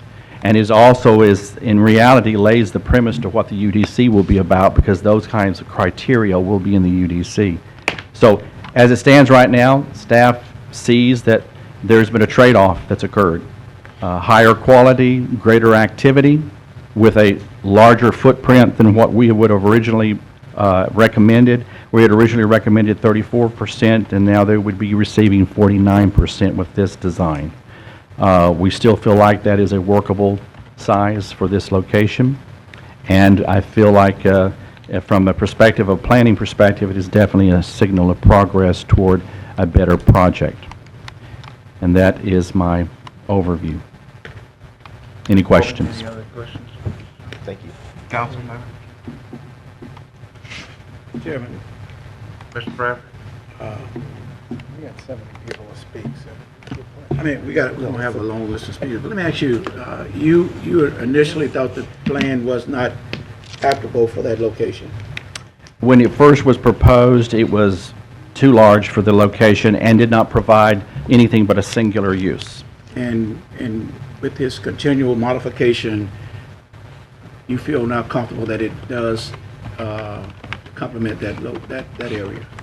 Yes, sir. I think it's much more complementary with the improvements that Mr. Leonard has made into what the site plan you have that has been approved. And do understand that site plan is conditional on what you do today. Understand. Because if you decide not to go along with this, he will have to submit a revised site plan to us. Exactly. But my question is that he came back, and I think that was commendable that he did come back, and he reported to you that the neighborhood, the community, gave input on what they thought would be a nice structure, and you received that as a positive. Yes. But you don't know if he actually engaged the community. He didn't give you any specifics on who he talked to. He spoke with me, telling me that he had met with different neighborhood associations on various occasions and with different groups of people, but I certainly don't know who all he actually met with. That is based on our conversation. But he did have several modifications. Yes, sir. Yes, sir. I guess we'll see who he met with when he come up. Thank you, sir. Okay. Any other questions? Thank you, Mr. Sweeney. Chair now recognizes Ricky Leonard. Please come forward and state your name, address, and you have 3 minutes. I'm Ricky Leonard, 9204 Linwood, Suite 103, Shreveport, Louisiana. We're the owner of Southern Storage Centers. We have 6 locations in Shreveport, Bossier, and this is the project that we would like to propose. You know, we have been over backwards to accommodate some of the concerns of the neighborhoods and the citizens. We had an 8-to-1 vote at the MPC to approve it as a storage at that size. However, you know, after thinking about it and after getting the concerns from the people that were against it and also people that were for it but would like to see something a little different in their neighborhood, I called the architect and said, let's stop and let's go another route and add some retail. It's a mixed use. So we've done that. You know, that property, I've been a real estate broker in this city, commercial, for 30 years. And everybody said, oh, it's got to be a big mixed-use retail project. I don't think from an economic standpoint, that location would command enough demand to make the numbers work. And let me show you why. Piermont Plaza, they get $15 to $16 a square foot. That's up on 70th Street. Southfield, 14 to 15. Uptown, 15 a square foot. New shopping areas are $25 to $30 in these new facilities like Whole Foods and some of the other locations on Ellaby Road. So most of the tenants that are going to pay the $15, $16, $18 are going to be out on Line Avenue, Uri Drive, Ellaby Road. You'd have to get the rents very cheap to attract, especially a national tenant in here. And it's going to be difficult to get a large footprint of retail to attract that type of tenant and that many tenants. So I think we can put 5 tenants in there. And the only way I can make this work is the economics behind the storage. It'd be hard to charge, I think you'd have to charge $20 a square foot minimum in a new development. And they can go out on Line Avenue and get it for cheaper. So that's kind of my contention. Also, there are deed restrictions that Brookshire's imposes. You can't sell any type of grocery, any type of fuel, baked goods. You know, you can't sell ice cream. You know, there are some things, anything to do with a pharmacy, produce, anything that would remotely compete with their grocery store. So there are some uses there that couldn't go in a retail situation. And we have some retail interest. We don't have a whole lot yet, but we're looking for it. So I would just ask you to uphold our decision by the MPC. We're trying to be a good neighbor, and we're committed to doing that for the neighborhood. Thank you. Any questions? I do. Yes, sir. Okay. So it was reported by Mr. Sweeney, and that you came back several times with modifications, that you had engaged the community. Yes. And got ideas on what they were like. And can you give us an example who you engaged? Well, the opposition, some of them are real good friends of mine, by the way, and they said we'd like to do a mixed use. That's their deal. They want mixed use at that location. I can appreciate that. So we decided to put some mixed use in there. I can't give you exact names, but we went to meeting after meeting after meeting, and they were all, we'd like to see this, we'd like to see that. Well, some things are not going to happen. I heard Trader Joe's. Well, Trader Joe's might come to Shreveport. They couldn't go there anyway because of the restrictions. You know, there are alternative uses. There's no doubt. But I'm ready to move. And I'm ready to put some tax dollars at work. Well, yeah, certainly, and I think your supporters has expressed that. Right. I mean, we've been, I would say, for my short time on the council, that we've had more emails and correspondence regarding this project than any previous one. Well, all the neighbors that are touched by this property and are the closest to it are all in favor. Well, wait a minute, let me finish.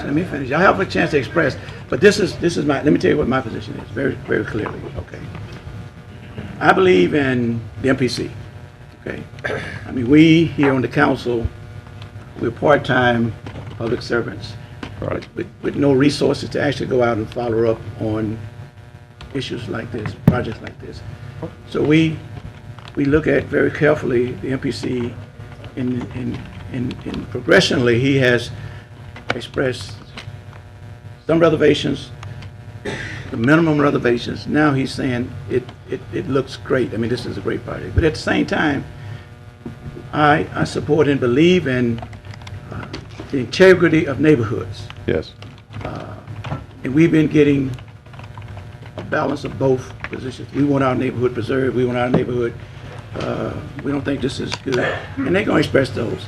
But my point is that Mr. Sweeney and his department did due diligence, and I received that. And when he gives us a report that he feels the MPC, which is our planning arm of our city, feels good about this project. The only thing that I look at next is what would be the negative impact on a neighborhood for such a project to proceed. And we got some of those in writing, and I guess we'll get some of those in verbal expressions today. We are, I think I could speak for the council, at least I speak for Willie Bradford in that I'm pro-business. I mean, we can't afford not to at least consider every reasonable, commercial project that we can receive, because we don't have the luxury of picking and choosing. The mayor have a staff that goes out recruiting businesses, and she don't say, okay, by the way, we want you to come to Shreveport, but we don't want that business to come to Shreveport. Or, that sounds good, but we don't want that business in Shreveport. So we have to be receptive to the extent that it's not a good fit for a particular area, and that's where I'm at now. In that, is this a good fit for that area? I applaud your efforts to put businesses and structures and buildings back into communities. We need more of that. But if the neighbors don't feel like it's a good fit for their neighborhood, then we have to also take that into our greatest consideration. Right. And I look forward to hearing some of the verbal comments from the people. Okay. Thank you. Thank you, Mr. Glenn. Next, Mr. James West.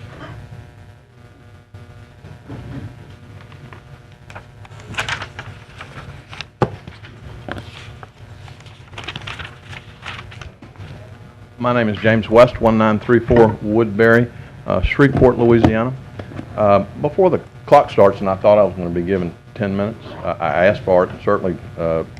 Yes, sir, you did ask for it, but I visited with the council, and everybody concurred to 3 minutes. Because of the amount of speakers. That's almost an outrage. We've got such large number of speakers. I understand that. I've been asked on behalf of the 4 associations that surround this project to speak on their behalf. Well, you got 3 minutes, and yes, clicking. So we'll let me say this. Let me say this then. This has been a moving target from the beginning. We went before the MPC. The MPC told us that this was a bad use for the neighborhood in their staff report, and we went before the MPC, and they doubled in size a bad use. Okay, so please do not be surprised while we're here. Let's be clear. And there have been many, many changes. The front page of the Shreveport Times posted a picture that said this is a rendering of this gentleman's project. It is not a rendering. It is not a rendering of this gentleman's project. So there is misinformation across the board, and there have been many, many, many changes, including, as I understand, this gentleman is now acquiring the properties that were going to object to this in the first place, and so the changes are substantial, and this should be remanded. That's Where's it. the IT who put the slides up? He's- They're not up. Thank y'all. Did I make it? Different speaker. Can I give him my time? Okay. Can you do that? Can you do that? Can you give us time? He can. All right. All of it's okay. Yeah, he can. Mr. West, Wait a minute, I think we should start his time over. Oh, yeah, no, this here is, I'm saying who else? This No, no. first gentleman, he needs to identify Is himself, he on give there? his name and address for the record, and is he give on? his little 3-minute Kim, spiel. did you on put in a himself. separate sheet to speak? I did put in a sheet. I would hope I would be due the courtesy what of an is expert. your name, sir?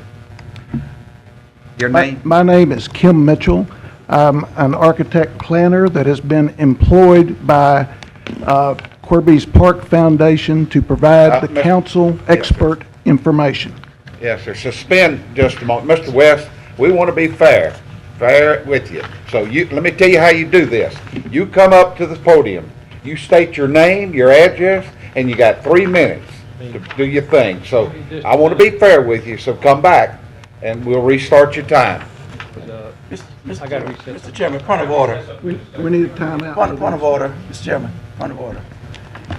Now, I just want to see if the council rules would allow this. Now, this gentleman expressed that he would allow Mr. West to use his time. And my point of order is that acceptable for anybody else who wants to allow Mr. West to use their time, who already have filled out a request to speak?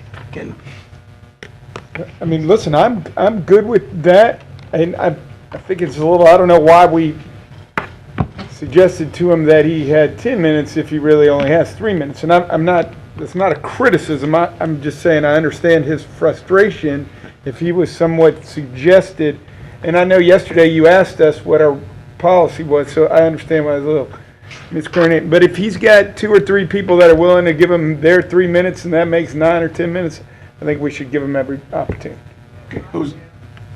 Okay, we have someone that's doing that?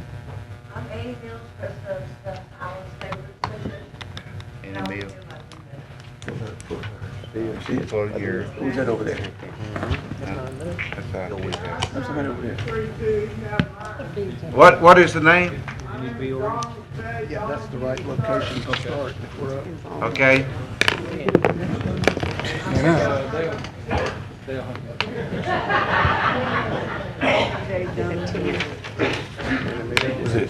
There's 2.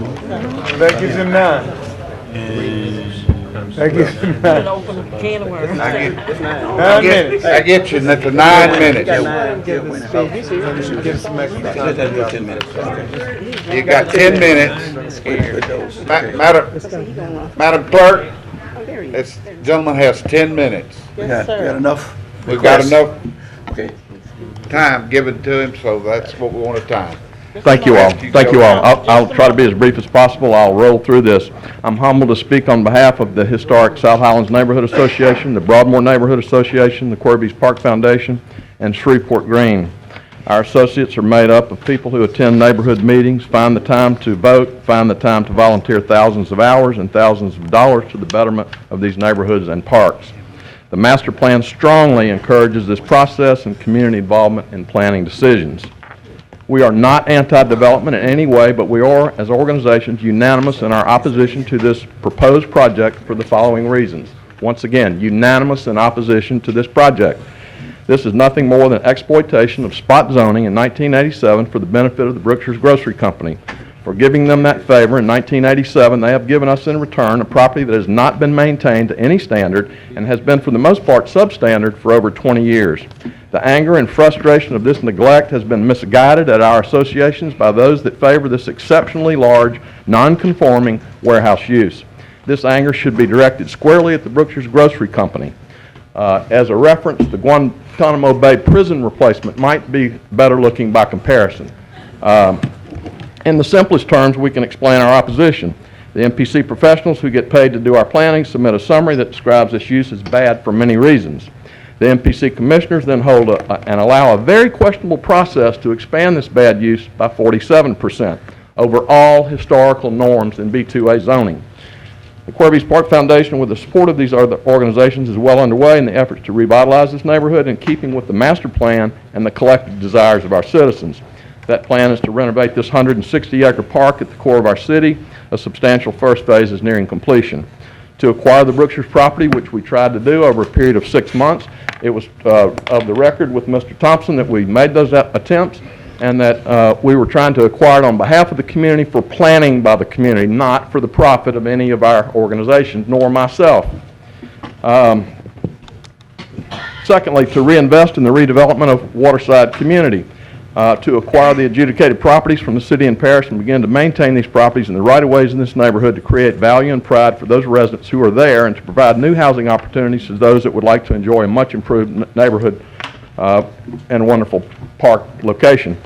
Oliver, would you describe our attempts as sincere and thorough and that we are making that attempt to do that? I would say that's true, and it's clearly evident on the golf course. Thank you. Discussions have been underway with Councilman Jenkins about how to accomplish this redevelopment of this waterside community. We believe that waterside redeveloped is the reason that Madison Park has never had the value that it should have, because it's a tougher area right there, and we're willing to go in there and do that work. We're willing to do the nonprofit work in the park and in waterside to improve the value of this gentleman's property. And we hope, and Ricky, it's my sincere hope, as I said to you, that you profit from this, because you started this, but it's not a use that our neighborhoods want, and I'll leave it at that. Let me wrap up. One last thing. Guys, we're talking about how big this property is, and everybody's got their water pitcher and their notepad. We're writing down these numbers, and we're throwing them around out there. It's 80,000, it's 90,000. As an executive with Chico's, I used to run their real estate department, and they asked the boards there, and they asked us to increase our rollout from 150 stores to 234 stores. And they all made these little marks in front of their water pitchers. I went to the bathroom and purged because I knew what that meant to my department. And I say that to you about this project at 83,000 feet is the same size as all of One Belmead Center combined. It is also 10,000 square feet larger than the Piermont Mall as a reference. And when you will see a drawing that Kim will put up, I'm closing, while it's a sketch, and it's no disrespect to your architect, the sketch of our proposed, our proposed mixed use is also a sketch, so be mindful of that, but be aware of the scale. And I would just close with one final comment. In B2A district, it calls for distribution, storage, manufacturing, storage, and distribution uses. These belong on Industrial Drive. These do not belong at the heart of Shreveport's residential communities. These are industrial uses by definition. Thank you. He's arguing that B2A should never have. I believe he's abdicating some time to me, but I would hope that I would have the courtesy as an expert provided by Corby's Park Foundation to provide you specific information in providing, in making your decision. You have a report, but I think it would be the courtesy to do that, to receive that information as an expert, not just as a citizen. So I ask for that privilege. Suspend just a minute. I'm not sure what you're asking. Yeah, I don't understand. Well, as opposed to being under a time constraint and not properly delivering to you the information that is in that report, I would like to go through it. I'm not going to waste time or waste words. Well, I'd say for me, I've received that report and I've read that report. Mm-hmm. So I don't need somebody to reread that report to me. Well, I'm not going to do that, but I do want to call attention. So. But I fall under the same time constraints as anyone who speaks during a... Okay, well, I have my 3 minutes, and I have the 3 minutes remaining, or whatever time was remaining, I suppose, unless somebody else wants to give me time. Do you have 3 minutes? You have 3 minutes, sir. Kim Mitchell, architect planner, provided by Kirby's Park Foundation to assist you. There are some questions from the MPC's actions that I think you should consider. There was inadequate information to make this, and there appears to be from the decision a lack of understanding of the values in this.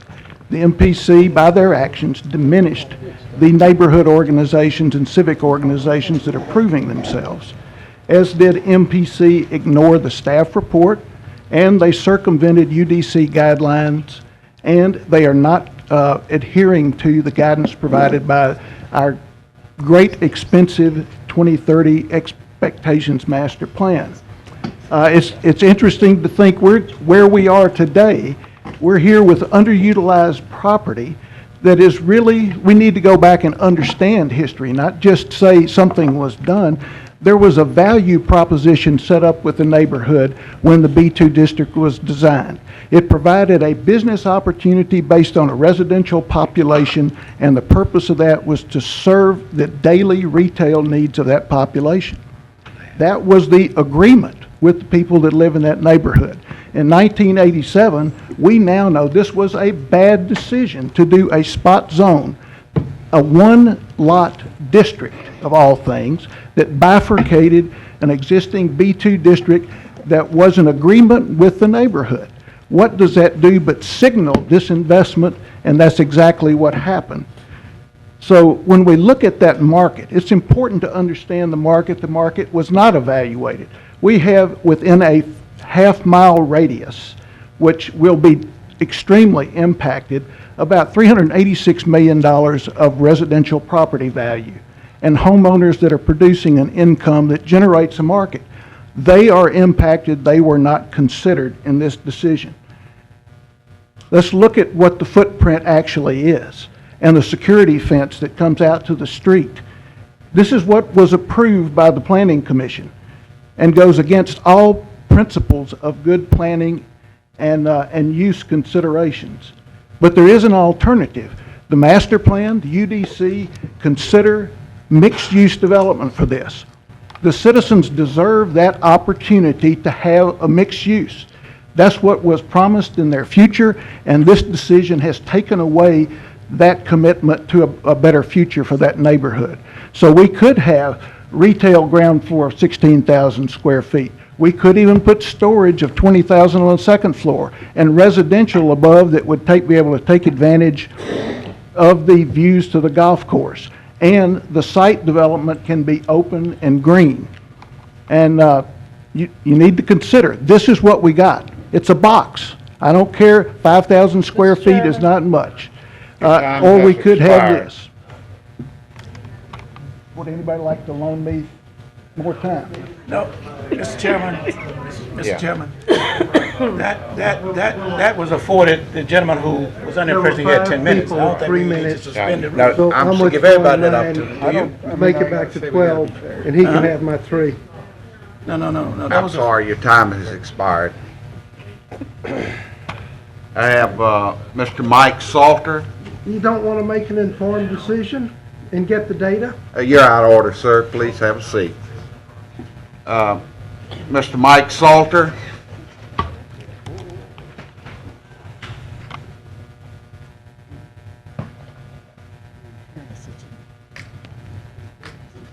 Good evening. Your name and address. Mike You have 3 Salter. minutes. Mike Salter, 8575 Fern Avenue in Shreveport.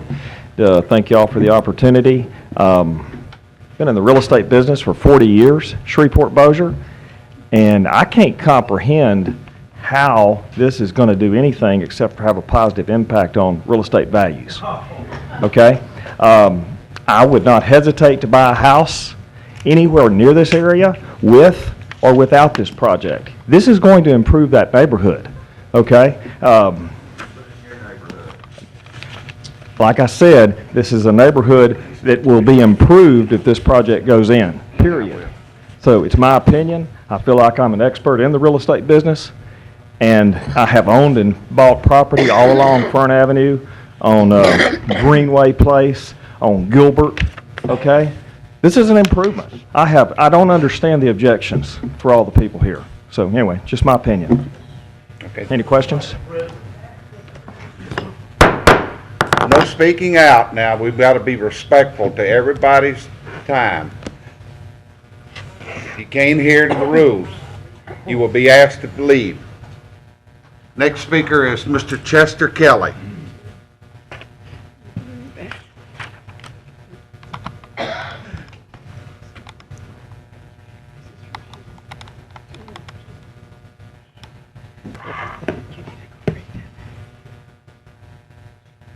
Mr. Kelly, would you please state your name and address?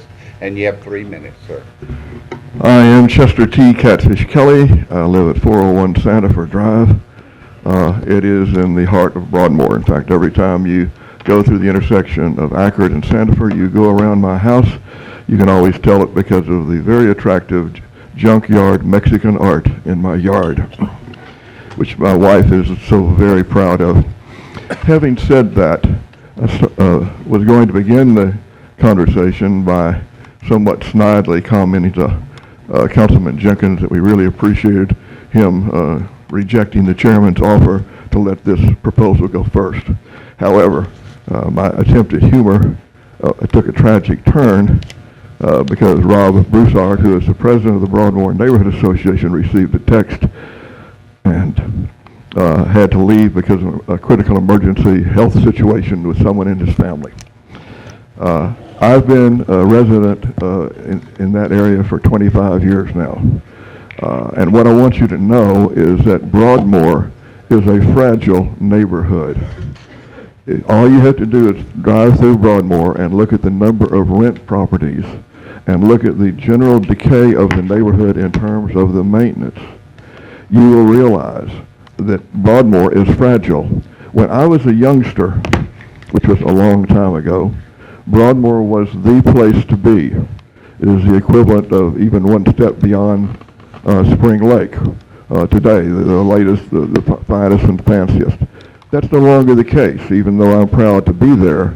It's not because we're the fanciest neighborhood, but we do want to take the steps to survive. And that's what the Broadmoor Neighborhood Association is all about. I want you to know that the Broadmoor Neighborhood Association actually has 400 plus dues paying members. The vote when we took it by mail was 111 are against this proposed change and 13 for. I just want you to know that we're concerned that that use is not compatible with a good neighborhood environment. I do want to point out that we have never seen the final drawings that apparently the MPC saw on Monday night. We've never seen those. There has been a moving target that we have repeatedly been told there's a new one, a revised one, and a better one. And I want you to know that we feel that we're being taken advantage of here. The property was not put on the market openly, and I understand Brookshire's has a right to sell to anybody they want to. But there are other uses that are much more compatible for the neighborhood that was never given the opportunity to find what those opportunities are. I thank you for listening to me. I want you to know that I stand in awe at your patience of trying to make your best decisions on these things. But I truly hope that you look seriously at what we propose to you here today. Thank you, Mr. Kelly. Next is Monty Walker.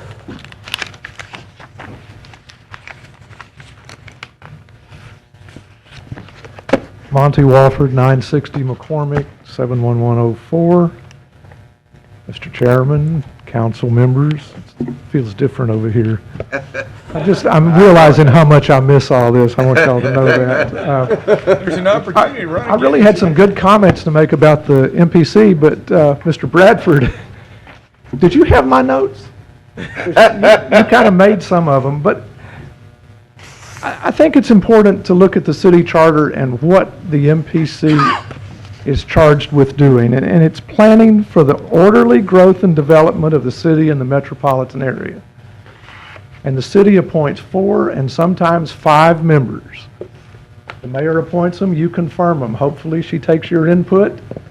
They did when I was there, and I have a lot of confidence in the members of the MPC. And they made a decision. I'm kind of disappointed, and it's not new to you, so please, I'm not throwing a stone, but what's happened is organizations like the neighborhood associations don't put forth a real effort for an MPC decision because they want to bring it to the city council because it becomes political. And I don't think that's what the charter intended. I don't think that's the way it ought to be. And you know and I know that the courts can bite sometimes when it does become political. We left you one of those. Yes, I know, I'm sorry. Three of them. Was it? Three of them. I left you one, the big one. So I don't want to see that happen. The MPC considered Mr. Leonard's project. They voted 8-1.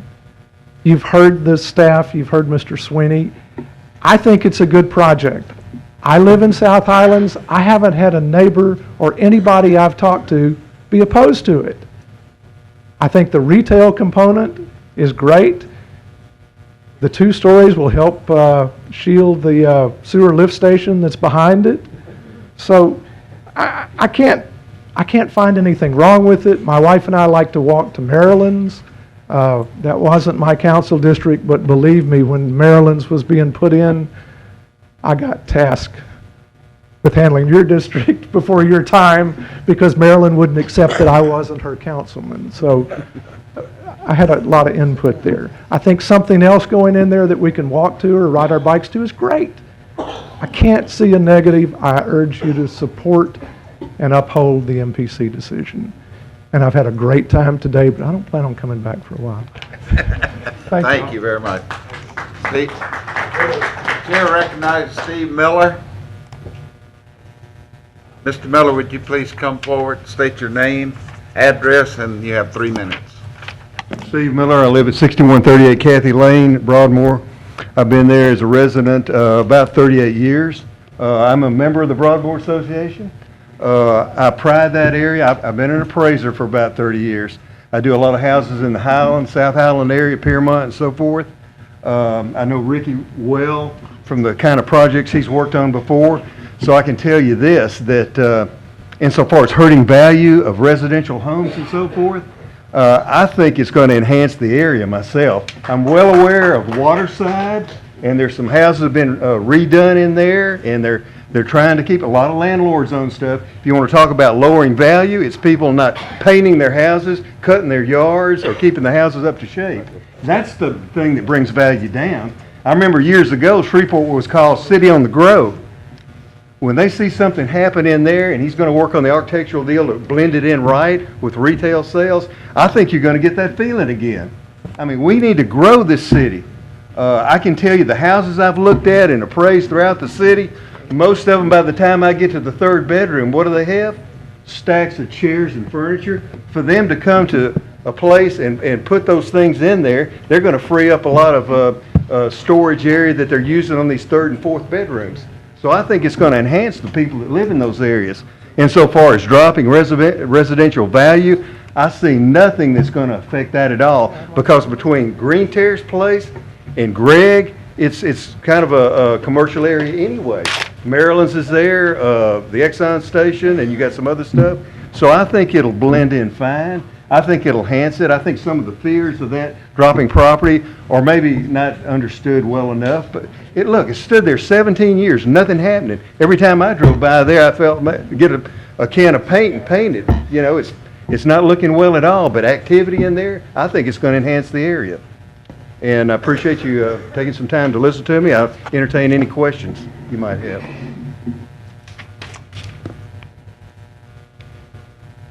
Thank you. Thank you. Mr. Matthew Lynn? Commissioner Matthew Lane. Commissioner Matthew Lynn, yeah, flex.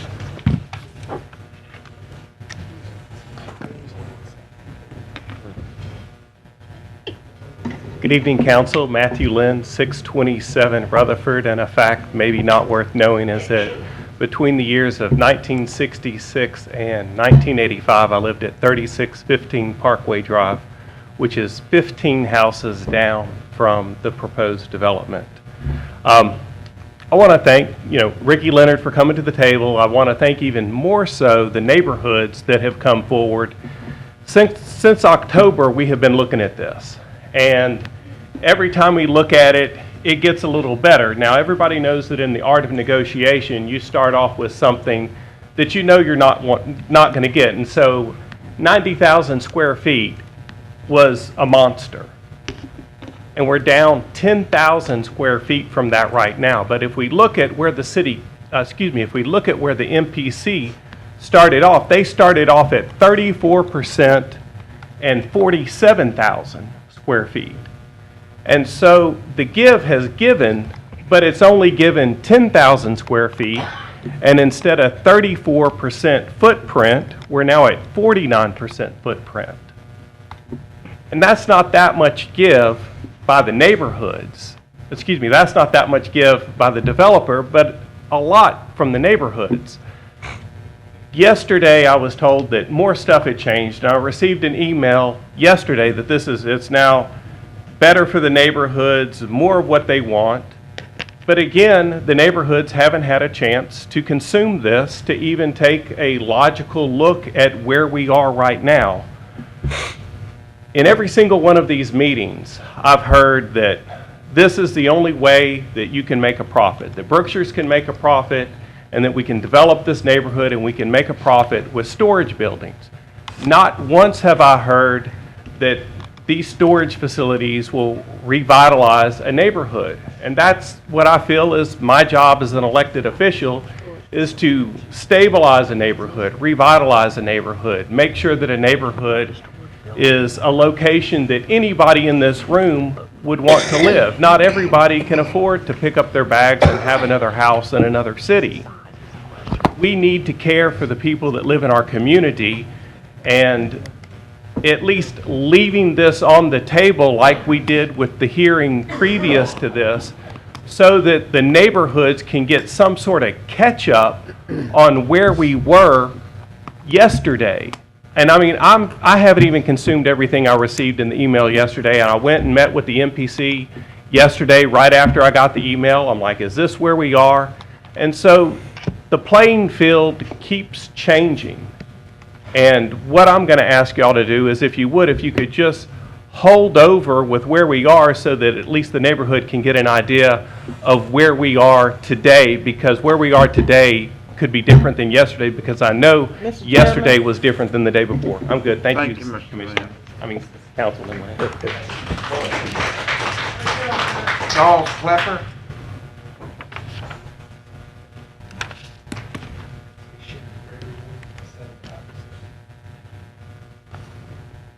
Mr. Klepper, please state your name and address. Charles Klepper, 4005 Fern Avenue, Shreveport, 71105.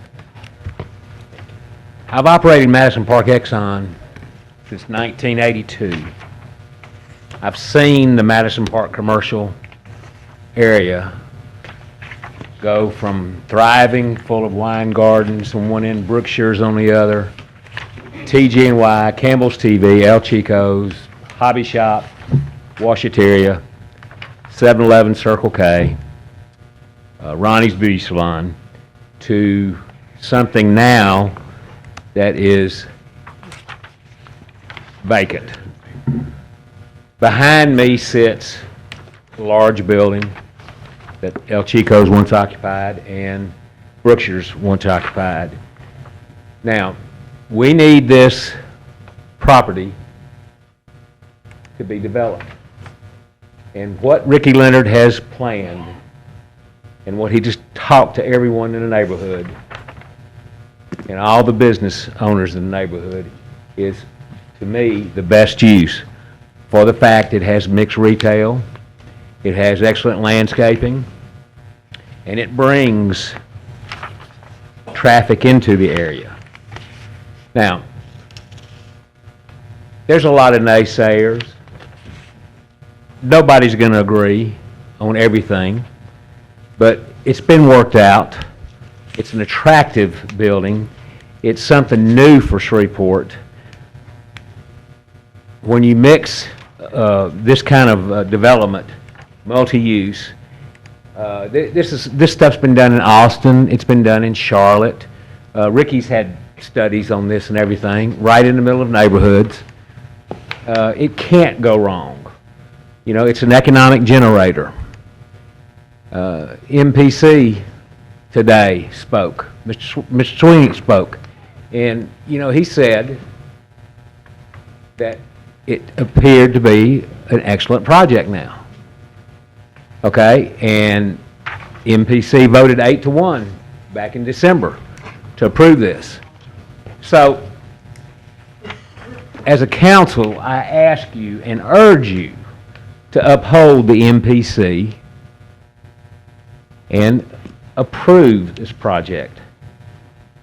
And remember, Mr. Sweeney today said that this project has greatly improved, and it's going to be a benefit to all of us. This is good for Madison Park. It's great for Shreveport. Thank you. Thank you.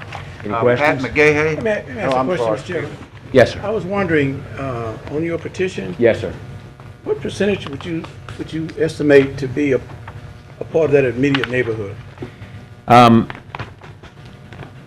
At least 3/4 of that is within this half-mile radius. Some down Gregg Street, some in South Highlands, some in Broadmoor, some north going towards Kings Highway. But everybody here is frequent that area, you feel? Yes, sir. And they're customers that came in my store. They're customers to your... Correct, customers to my store. And we had it laying on the counter. You know, we weren't out there trying to push it and sell it.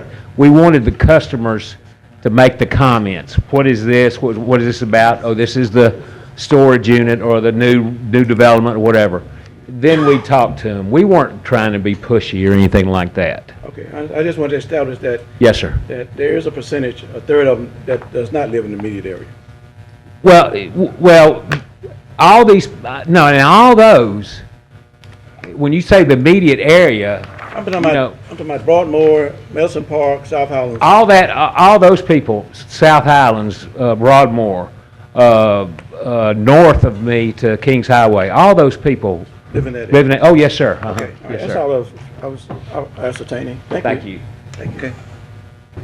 Mr. McGahey?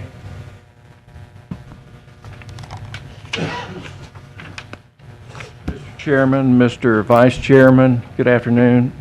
Mayor Tyler, Mr. Crawford, Council, ladies and gentlemen. I want to tell you that I appreciate your service. And Mayor Tyler, I'd like to commend you for there's been a couple of occasions that I've actually had to call your office or email you, and I want the public to know that you have been very responsive. And I want to commend you and thank you, ma'am, for being so responsive. Thank you for being our mayor and doing a great job. Mr. Jenkins, my brother Marine, Oliver, thank you for being my council member. I actually live at 3616 Parkway Drive in Shreveport in Madison Park. And I live across the street from where Mr. Lynn's home was. I live at 3616 and he was raised in 3615. 15 houses north of where Mr. Leonard's proposal is. I'm aware, I've lived there for many years. I walk my dog up and down. Some people call it the ditch. I like to call it Bayou Pierre because I'm from Louisiana. So it's no ditch or it's a bayou. Depends on your perspective. I go to Maryland's and I love my neighborhood. I actually do love my neighborhood. And I love Querbees and I love Shreveport. And I respect many of the people that are opposed to what we're doing here. But I do have a vested interest because I own property just a very short distance from this business. And I'm familiar with what's going on because, Mr. Bradford, I have attended invitations, public invitations through social media to attend public meetings where this was discussed at length. And part of the confusion that this has evolved, or this moving target, is because Mr. Leonard has allowed comments and input from society, from communities, some further away from my home, to have input in what happens actually in my neighborhood, in Madison Park. And that moving target is actually an evolution and is reflective of the accommodation that Mr. Leonard has been forthcoming. He has considered and expanded and modified his input. and I think he's been very accommodating. I'm excited about it. I know the quality of life and the value of my property is going to increase. Thank you again. Do you have any, sir, I'm sorry, Mr. Chair. Yes, ma'am. Yes, ma'am. Do you have any scoop on Matthew Lynn? You say you grew up with him? No, ma'am. I do know him. I actually, I've met him before, so I do know him, Miss Lynch. And I want to tell you, Miss Lynch, thank you.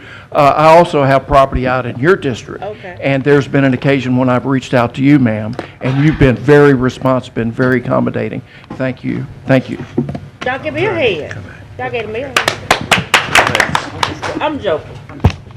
Sally Spruill.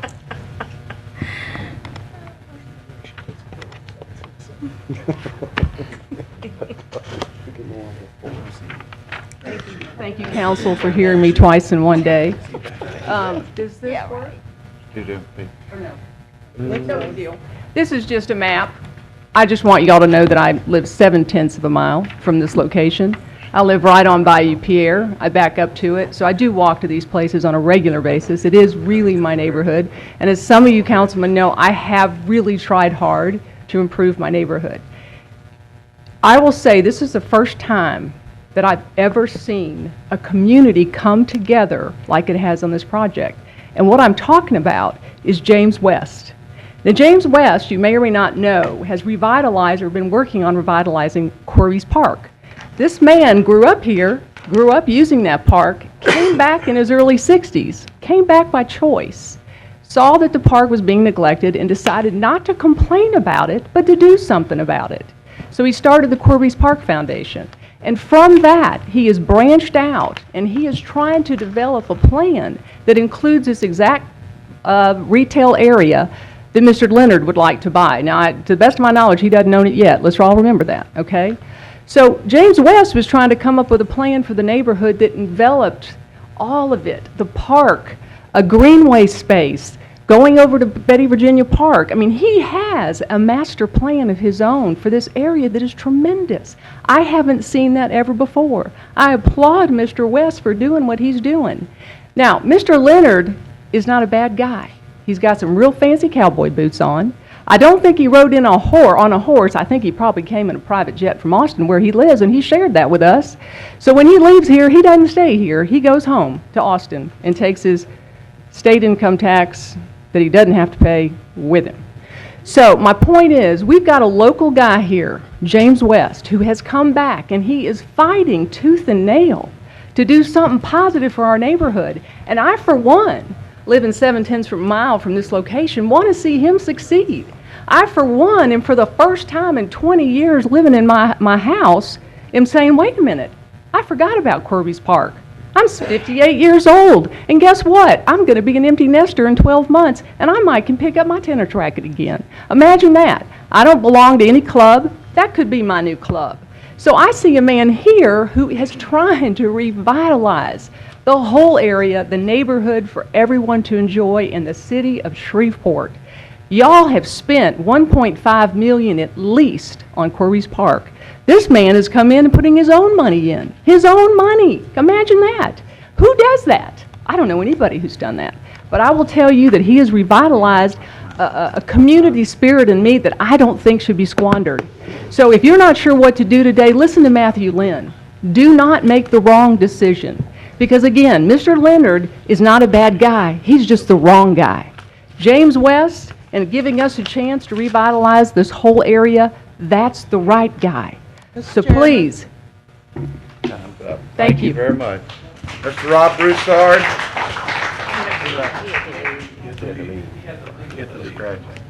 Mr. Tom Arsenault.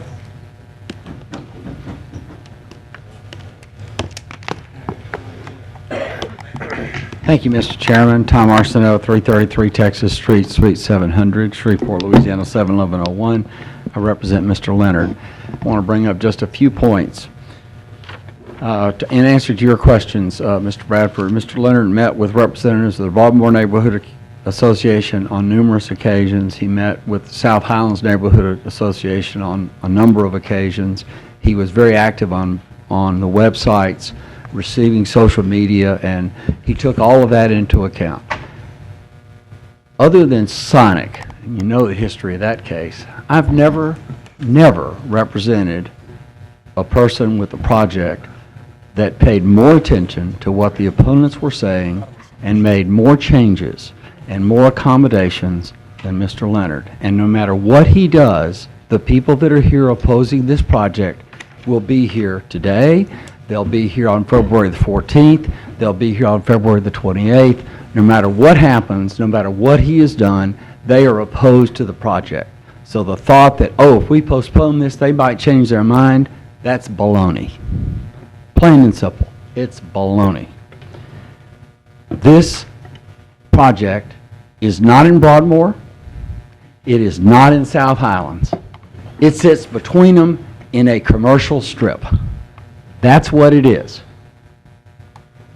There are pieces of Broadmoor. I don't know where all those votes came from, Mr. Bradford. I do know that they didn't get a chance to hear Mr. Leonard to see what he was doing. But I can tell you there are parts of Broadmoor that are 3 miles from this location. Because most of Broadmoor is far away from this. I used to live in Broadmoor and represent that district. So what are the accommodations that he has made? Number one, he found out that Maryland's, a very, very popular place, needed additional parking. So he's providing additional parking for Maryland's. He found out that the crew of Highland uses this property, doesn't have the right to do it, but it uses this property to stage its parade. So he redesigned his project so that that would accommodate that use. He reduced the size of the footprint. He added additional retail, and then he reoriented that retail. Here's someone who wants to take a piece of property that's been an eyesore and turn it into something lovely and completely redo this shopping center. And there are people here that say, no, don't do this.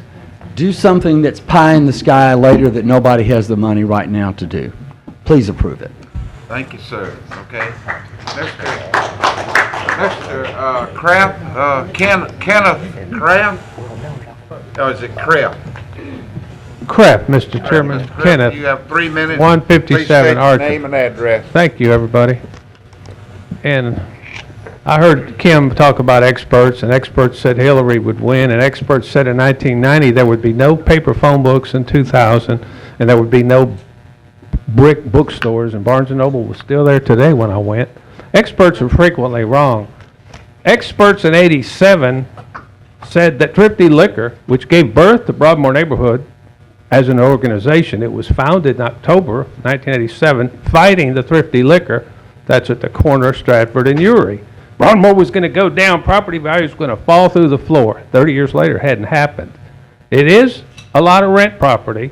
I've worked with Mr. Leonard, Mr. Broussard, Mr. Jenkins. As president of Broadmoor Neighborhood Association for 13 years, we had nothing nearly this controversial. And I asked people to take over, and Rob agreed fall of 14, and he's done an excellent job, and they've grown. I don't know today if MPC means Madison Park Community.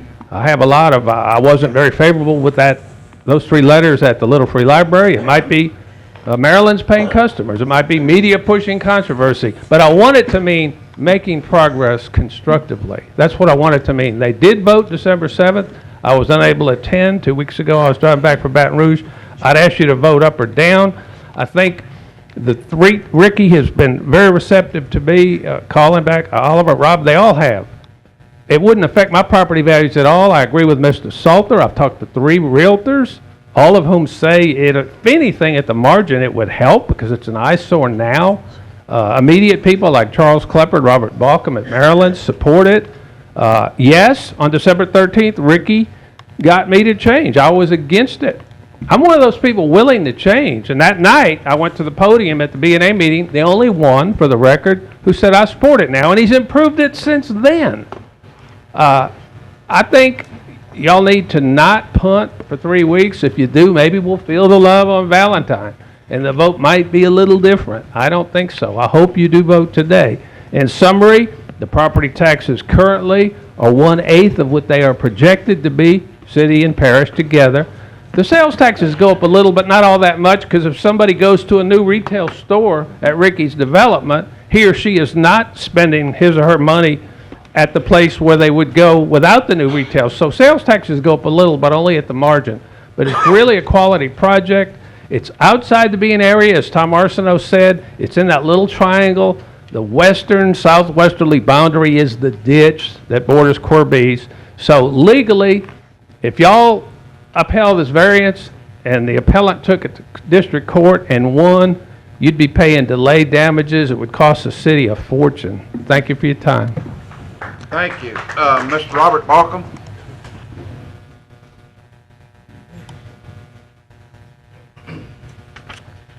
Please state your name and address. You have 3 minutes.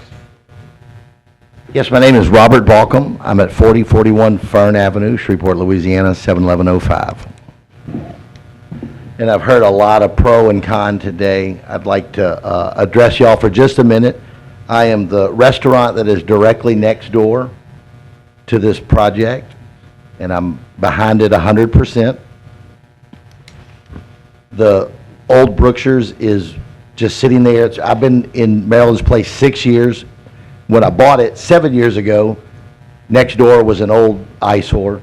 It's an older and a sorer eyesore today. I've heard a lot of people talk about, oh, the building's going to be big, it's going to be ugly. Well, I'm glad they weren't around when I opened my restaurant, because it's ugly. It's an old gas station. But I turned it into a restaurant. I took an old busted building and I made it into something. I have 14 employees. They rent 14 different apartments, drive 14 different cars, and this is a good fit for us. I literally am the next door neighbor, and I love this idea. Thank y'all very much. Thank you. Mr. Donald Donahue III? Yes, Chef. I just had to get that out. Yes, Chef. Didn't he trade in his food? I thought I had a little bit. You've been watching your food channel. Yeah, I have. Mr. Donahue? He traded in his 3 minutes. Huh? Oh, you We- gave it- Oh, he gave you, okay, well, thank you for being honest. Huh? No. Now, we've already given history. No, you can't give it to him. You can't give it to him. Can't get it. Jim West. He gave it to He him. waived it, he didn't use it all. He gave it to him already. No, I'm talking about to, He gave it Could I to have the Jim West. slides back up, please? He's already given his. He already gave huh? it. Sir, there's They're giving me more time. I know, but I'm getting, just a moment, let's get clarification. That you've already gotten your time, right? Someone just gave me their time. And who He had might already that given- He be? had already given that time away. He's already given that time away.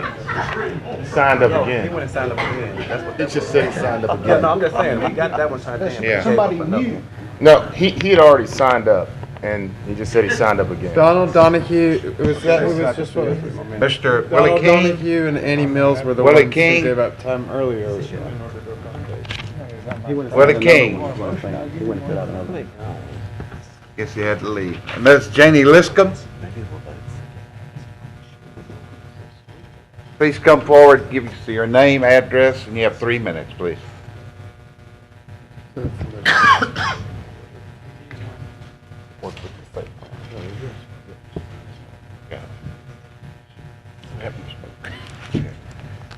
Janie Lipscomb, I live at 490 Ockley Drive, Shreveport, 71105.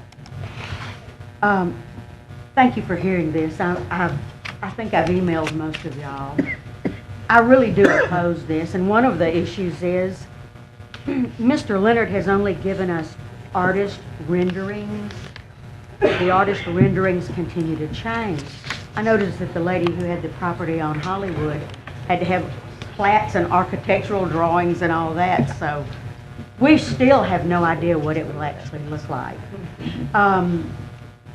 The MPC professional planners recommended against this. It's now up to almost 80,000 square feet. At best, they recommended 47,000 square feet. We should make it clear that one of the offices that Mr. Leonard talks about is actually not a retail office or a rent office, it's his office. So that takes care of one of the businesses that was supposedly going to be there. I don't think that this enhances the neighborhood. In other areas, the University of Houston did a study, and property values actually did go down where these facilities were built. It's not the best use of the property. There are storage properties within 2.5 miles, and actually there's one in the next block that isn't full. I think Fern Avenue at that location is not a commercial corridor. When Thrifty Liquor went in, Gary Drive obviously it's a commercial corridor. I think that the impact on traffic in that part of Fern Avenue will not be good. And I think that there are other opportunities for retail development that will be better for that neighborhood. So I hope you'll vote against it. Thank you. That's all we got then on the, and is there anyone here who has not had the opportunity to speak? You turn in a form? Let her speak. I want to fill out a form. See to fill out a form. I'm sorry? There was no form? They may have run out of forms. They may have run out, but it'd be okay to, come forward. Can clerk give her something just for the record? To fill it, to write down when she finishes. State your name and address. You have 3 minutes. Hello, my name is April Dahm. I live at 711 Rutherford Street. I was at this meeting last time. We were all here, and I was not going to speak last time, and I wasn't going to speak today, but I've heard some good things on both sides of the issue. But I have a few things that are really concerning me, is I'm hearing a lot of what I would consider hearsay being presented. I am not hearing facts. When we have someone, a professional, willing to give facts, I really wish that we could listen to the facts. I hear economic development. I want to hear numbers. I've heard a few numbers, but are we really thinking about this in the best way with real facts and not just opinions? I'm also thinking about our master plan. I was one of many thousands of Shreveport citizens that poured our heart and souls and time into this master plan. Great expectations. And I walked away from that experience with great expectations. At the same time, when our mayor was calling Shreveport the next best city of the South, I will tell you, I'm disappointed. I'm very disappointed. I'm saying great expectation is equal to no expectations. I do not see us following our master plan. Why the heck did we bother doing this if we can't even follow it? Why can't we look into Shreveport to what's good for Shreveport? What I hear a lot is something is better than nothing. I don't believe that. I was actually, I stand corrected, I was at the MPC meeting, and one of the gentlemen from the committee was talking about the empty building in my neighborhood. I live in the Highland neighborhood. And he was saying, well, what about Don's Seafood? Because that's still empty. And I said, yes, sir, it is. And I'm very proud of our community association that fought that long and hard. Because that was the funeral home and the business, the owners of the business did not have a good record. And they were very urgent in making sure that we did the best thing for our neighborhood. And you know what? It's still empty. But you know, I believe that there is a time for everything, and that we push things because we want something and we want change right now. But let's look at our city. We've got a lot of issues ahead of us. I don't see pushing change just for change as a positive thing. I hope that we all think about this very long and take this decision very, very seriously. Thank you. Thank you. Got one more there that didn't get hers in. State your name and address, and you have 3 minutes. I'm Sylvia Gage. I live at 551 Ratcliffe on the corner of Ratcliffe and Cresswell, which is approximately 4 or 5 blocks from this facility or proposed facility. I want to make clear, I'm very disturbed listening to this conversation this afternoon because I do not consider myself to be part of an opposition because I ask questions. I also do not need to be accommodated in a condescending manner because I ask questions. I attended several neighborhood association meetings where good questions were asked, and from that, changes were made, I believe. But the problem that I have is that every time somebody expressed an opposition to something, changes were made, but they weren't refloated back through anybody in the homeowners association. And the last time, and I think Mr. Efferson can speak to this, I leaned over the aisle, I said, I don't have a problem with what I see, but the next words out of Mr. Leonard's mouth when he was talking in front of the association was that he was going to change this further. And if he couldn't get his second story, he might have to, or third story, he might have to do away with retail. So what I'm saying is, it's not a done deal in terms of what he's proposing. And I would like it to be a done deal so that we all know what we want to vote for or be against. But I'm not an opposing party. I'm just a let's make sense with this. And as far as the rest of it goes, has the traffic engineer's office looked at the impact of additional bobtail trucks, 18-wheelers? Has anybody looked at crime statistics in the area because they're on the rise? What is bringing another building in due to that? Does it help? Does it hurt? There are a lot of questions we could be asking. We just paid a lot of money to resurface Crestwell, Highland, and Fern. What impact do heavy trucks have on that area? Does that drive up your expenses later on? It's a residential area. Could you restrict traffic flow so that they don't come down residential streets to bring things to the storage facility? Could you make them use Gilbert, Kings, Piermont? There's a lot of things to consider other than who likes what in this scenario. Thank you. Thank you. Thank you. Okay. And Ms. Gage, just to follow up on her concerns, was you were saying about the changing nature of the project. And certainly I do think it's relevant, and I realize that this information may not be widely known yet. I mean, because it was presented to us yesterday and then again earlier today by the MPC. But the MPC has now decided on that site plan. They have approved that site plan that was presented that night with the stipulation that they both have to provide I believe an irrigation plan. I'm looking for Mark, but I think what they have to provide, there he is.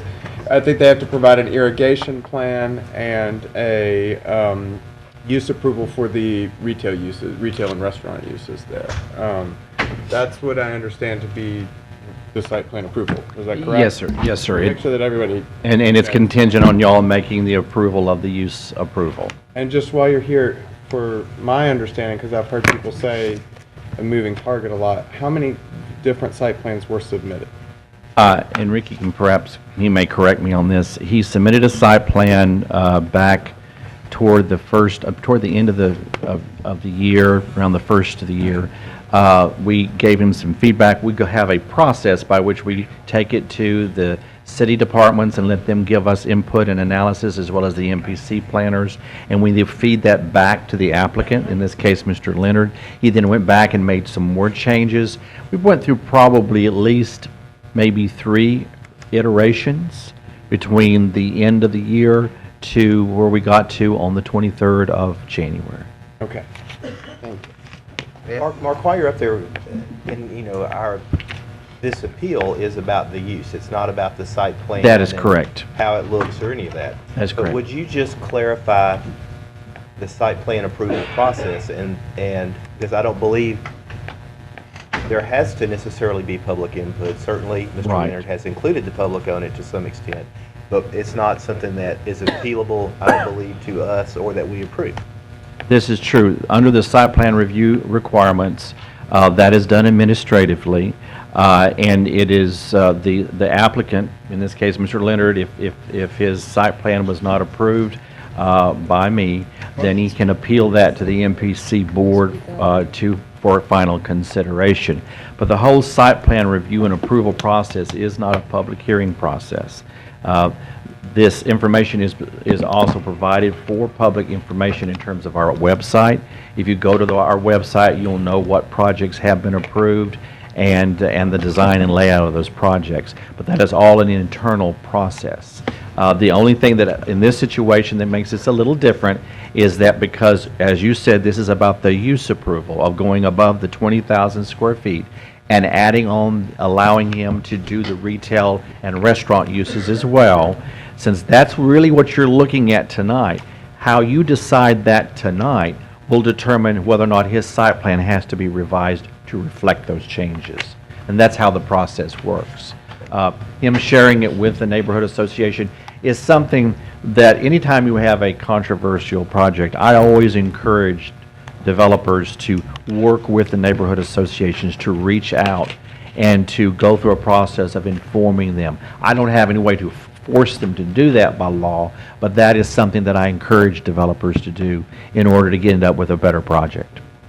And I've had several projects in the district that I represent, just because there's a lot going on in Southeast Shreveport. Yes. And there have been multiple projects, some you've been involved in, that I guess somebody could say there was a moving target or the site plan was changing. I kind of call that progress. And that's exactly what happens, is that what we do is we have a criteria by which the applicant has to meet. There's certain things they have to adhere to.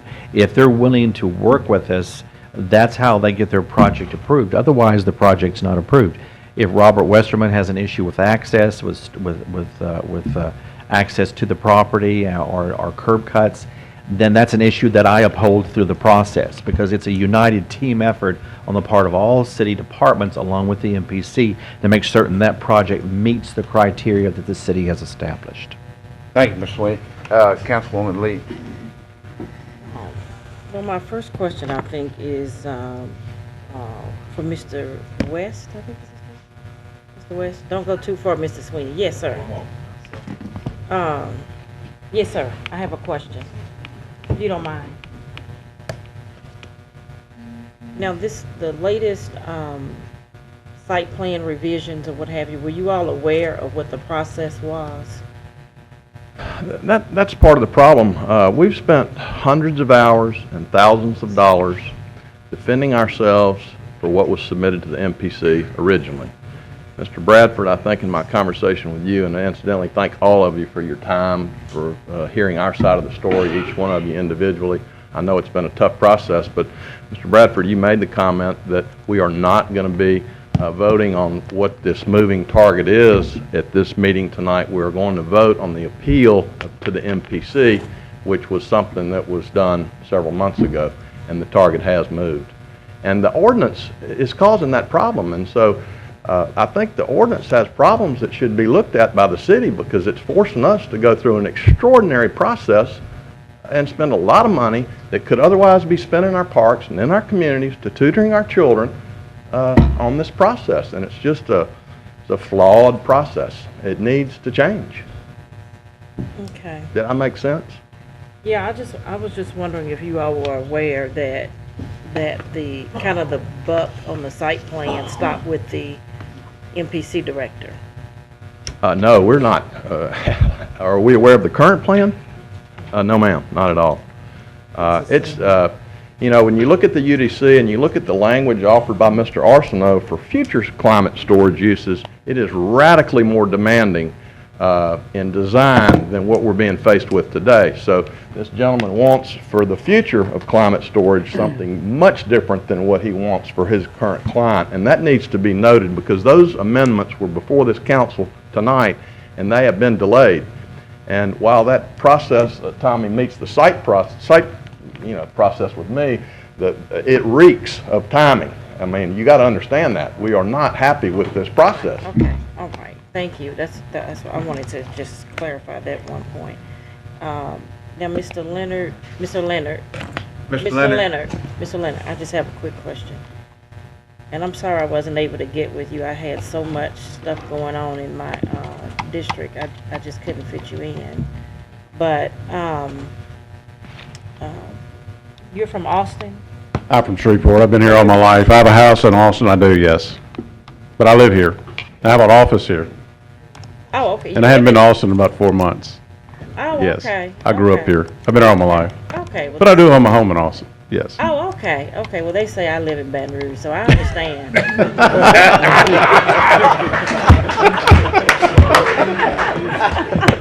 That's a good one. That's a good one. Go there.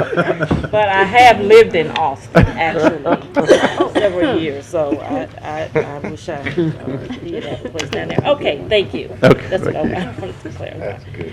Let me, well, there's two things I'm trying to get out of my head. One, I don't want people leaving with the impression that that the MPC director is in the back pocket of Tom Arsenault or Mr. Leonard. I'm not saying they are or not.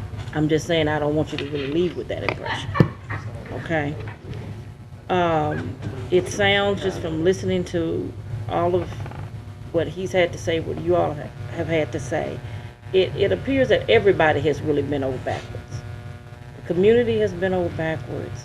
It seems this developer, you know, has been over backwards in terms of making the changes. Because, I mean, we see people come in here and they're married to what they're married to, and, you know, they're not willing to make any changes. But it seems like, I just get the impression that everybody has tried to really work things out before it got to this process.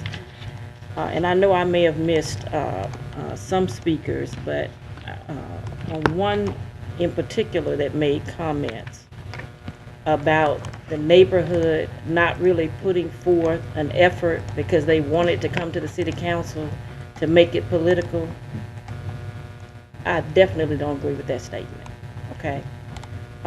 You know, that person had their 8 years on the council, and we're still dealing with stuff to this day that they got us into, okay?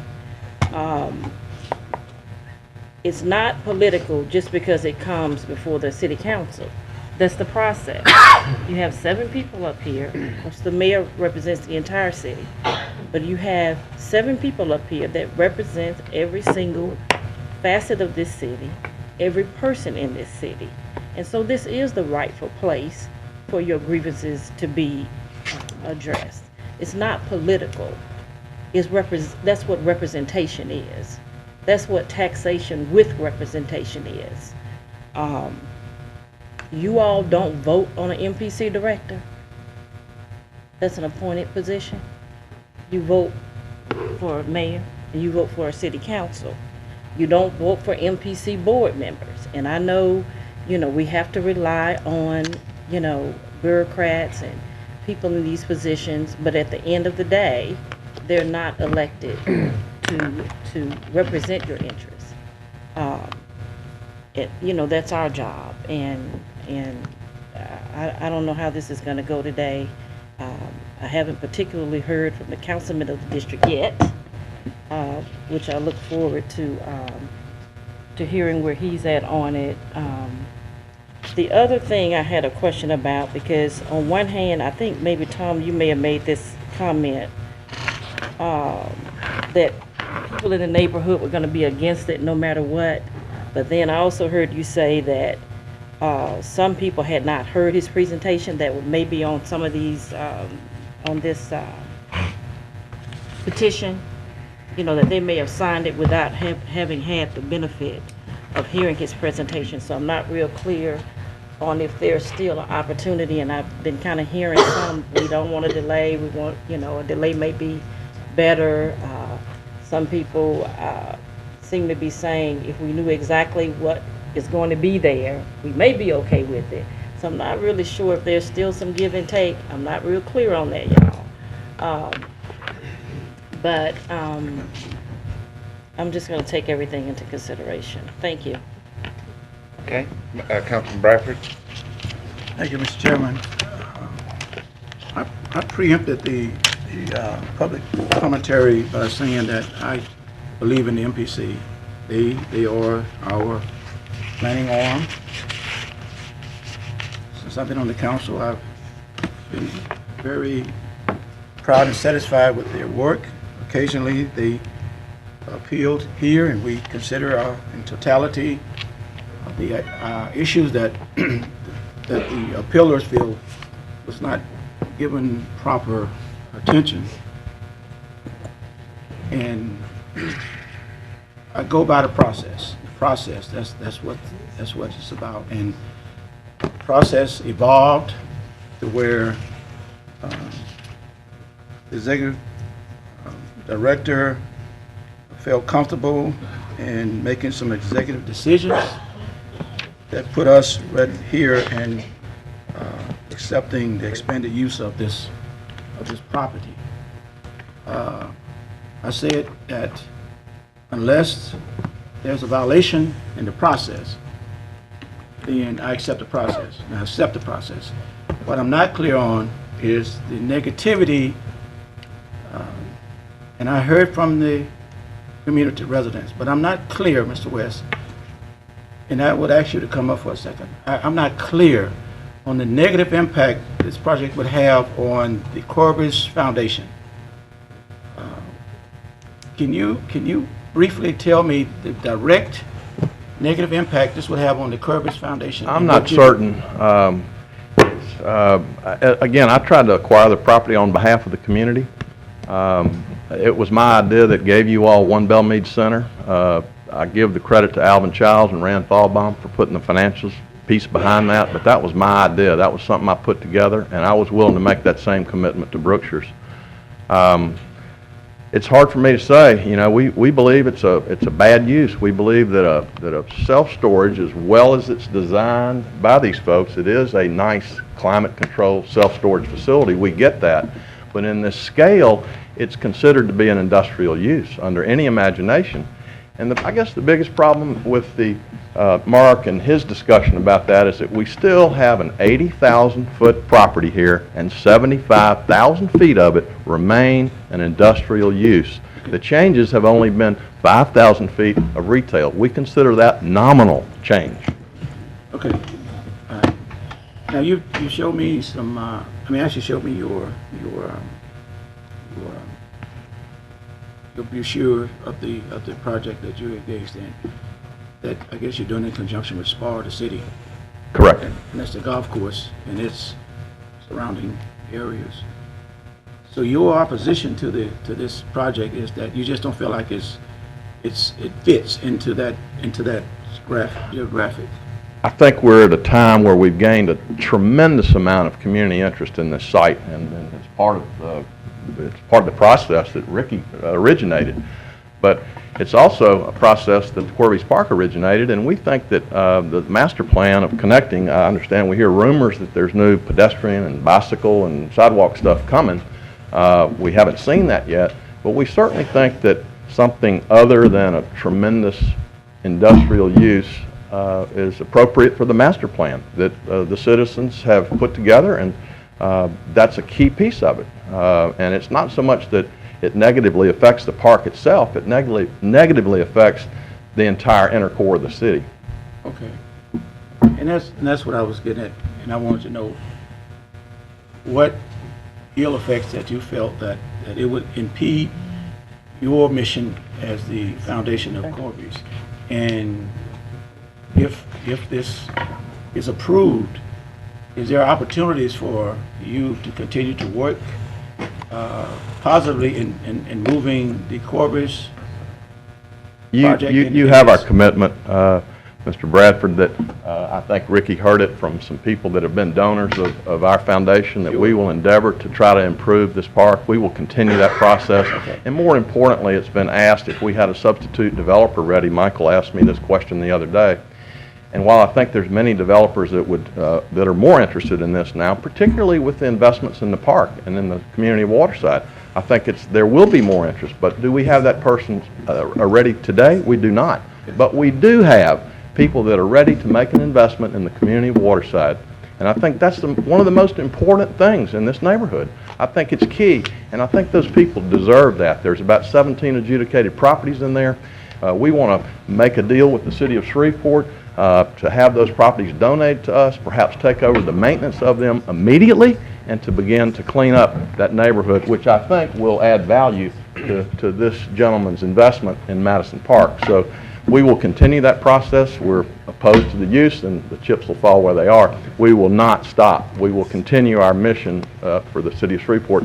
And Mr. William Bradford and Shelley, thank y'all both, and you particularly for helping us work out a few mechanics. The project has gotten underway, and the change is transformational. It's very exciting. So I'm gonna end my conversation with you by saying something my granddaddy used to say, and that was that a bird in the hand is better than having two in the bush.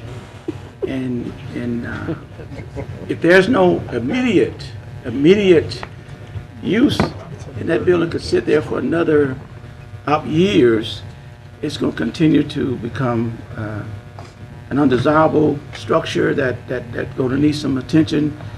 So I'm just saying again, I just feel compelled to say that we cannot recruit and assist businesses to come in this town, but we're gonna restrict businesses that we think we don't want, and that's something that I have a problem subscribing to. I can respect that. I think we're losing the hearts and the minds of people who look at Shreveport. I talked to Dr. Magner at the Chamber of Commerce, and he thinks that these individual neighborhoods that we offer in this community are unique to our community.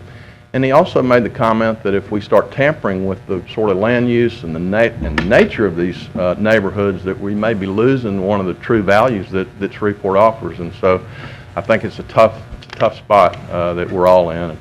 Thank you, sir. And you communicated with Mr. Leonard as well? Oh, yeah. Okay. Yes, we have, and we will continue. Okay. Thank you, Chairman. Councilman Jenkins. Well, listen, thank you very much. I do appreciate now finally getting the opportunity to speak. You wasn't like I was sitting here not waiting my turn. Let me say, first of all, I've been involved with both Jimbo West since the beginning of the Corby's Park Foundation. That's because we had a relationship with First Tee, and I've been extremely supportive, and I think it's been a huge benefit to our community. We'll say the same thing since this storage facility, controlled climate storage facility, came up. I was pretty much on the beginning of that discussion. I haven't been out. So as far as today's discussion, I have deliberately stayed out of it because I try to give everybody, perspective on really the facts of the matter. Unbiased. I know one thing that's been great, and you mentioned it, Stephanie, that both sides have really done a good job of outreach, both to us and the people that they represent, constituents, what have you. So, and I will also say, though, there were some, some exacerbated feelings at times today for an issue that has been somewhat controversial. Both sides have really been above board the lion's share of the time, and I appreciate that. So I want to commend everybody that's here. To me, ultimately, from the actual building itself, for as long as I've lived here, I've never seen that place occupied. Now, my mother, who has lived here longer than I have, has seen it occupied. I do agree with the, bird in the hand. I didn't really see that analogy coming, but I get it. And so here's an opportunity that I think to develop a place that's been vacant for really a long time, that's frankly been, unfortunately, even headed in a worse direction with the departure of El Chico's, about a year or 2 years ago. So it's not headed in the right direction, in my opinion. And here's a chance that somebody's willing to come in and reinvest in our inner city, which I think is key. I am concerned that without the storage, the numbers, the economics of the storage facility, there is not a way to justify the price that Brookshire's is willing to sell this property. I've looked at it from several different aspects. I've looked at the numbers presented by Kim, and I'm not sure those numbers really support it from pure. I'm not a specialist in this area, but I look at a fair amount of numbers in a different field. Not sure they exist. I do think this is an opportunity to get retail in our district, which I have not seen that opportunity otherwise. I'm also encouraged by the fact that he is purchasing the properties adjacent to it, so it is clearly in his best interest to have a appealing external structure and not diminish the property values of the adjacent structures. So I have to say that I think he is aligned with the best interest of what I see as potential good development for this area. We got to be honest, it is the UD's, the master plan calls for mixed use well, this is mixed use, what he is proposing. It isn't everybody's choice of the mixes in the use, but it is mixed use development, and that's what it calls for. I understand today from parties that Mr. Leonard has made an overture to a significant portion of the Corby's Foundation to work to include them in his architectural design of the exterior and their future vision for Gregg Street and Waterside. I think that is a win-win. Listen, I'd love to have this 7-story ultra high-end condos overlooking the golf course. I'm worried that we'll be here 10 years from now and still never have that opportunity unless we take the one in the hand today. So to make it clear, since there has to be a little nuance to what my motion is, I'm going to read it. I am moving to approve a climate-controlled storage facility of 74,508 square feet with an expansion of the use approved to include retail, restaurant, outdoor dining, and a variance in the rear yard setback, all as modified by the site plan approved by the MPC director and, uphold the MPC's decision. That is my motion. Do I have a second? I'll second. Second by Councilman Corbin. Any discussion? I'm sorry. Okay. We'll go to Councilman Corbin first. Thank you, Mr. Chairman, and I just want to say thank you to everybody for hanging in here. It's been a long night, a lot of discussion, and some of these cases sometimes need that. I apologize to Mr. Mitchell for confusion at the beginning about time frames, but the chairman did announce yesterday that everybody would have a 3-minute limit, and that's what we ended up sticking with. As I listened to some of the comments, it was interesting because I heard some of the comments about this is a chance to put our tax dollars, get more tax money in and move things forward. And I thought about our prior 2 cases that we postponed and inserting those words in that other case and thinking of preserving this 3132 corridor, much like the plans that Mr. West and Mr. Mitchell have presented of high-rise condos and things like that. It's something that's not real out there, and we have to look at what's really in front of us. I applaud the groups for working together. I'm glad the site plan has changed over time, and as Councilman Jenkins said, while this may not be absolutely perfect, it's what someone has brought to us. And many times with these projects, we don't get to pick and choose how we want to see something designed. I've been up here 6 years now, and I can think of other projects that were controversial where we heard many of the same things. Property values are going to go away. Everybody's going to sell their house. All these things are going to happen. I cannot think of a case or see an instance where that happened. And that's just true. Fundamentally, none of us, myself included, like change sometimes. And this is change. And we have to place our vote of do we think it's the proper change. But I intend to support the motion. Councilwoman. Yeah, I just have a quick question. They're going to do a revised site plan. I'm looking at the stipulation here. So is the square footage you mentioned, is that up to that amount, or will it go a foot over? I mean, is it possible to go over that, or is it that or less? Okay, just so we're clear, the Okay. site plan you're looking at is approved. It's not being revised. Well, I don't think that's what he said, though. I don't want to say 99.999%. Well, maybe that's not what I heard. But that is indeed the case. Let me be clear, Mr. Sweeney. That's right. Mr. Sweeney. Okay, is there any further, you talked about irrigation, and he said there may be, you have to make some changes or whatever in there. The site plan is approved As long as they turn in their irrigation plan and get a use approval that's specific. That's all that's I left. believe. Okay, That's all that's that's all left. that's left, so everything to the square footage is Locked in. locked in. Okay, that's what I want to make sure of. Okay. That's what I wanted to make sure, that there wasn't gonna be something else happening once, you know, if the use approval is made. Nothing else happens, it's locked in. Okay, that's what I wanted to make sure. Thank you. Councilman Evers? Thank you, and thanks everybody for your patience. I tell you, after a few hours of being in this room with no windows, I just looked at the clock and I had no idea how long we've been here. But we certainly appreciate you taking the time to be involved in the process.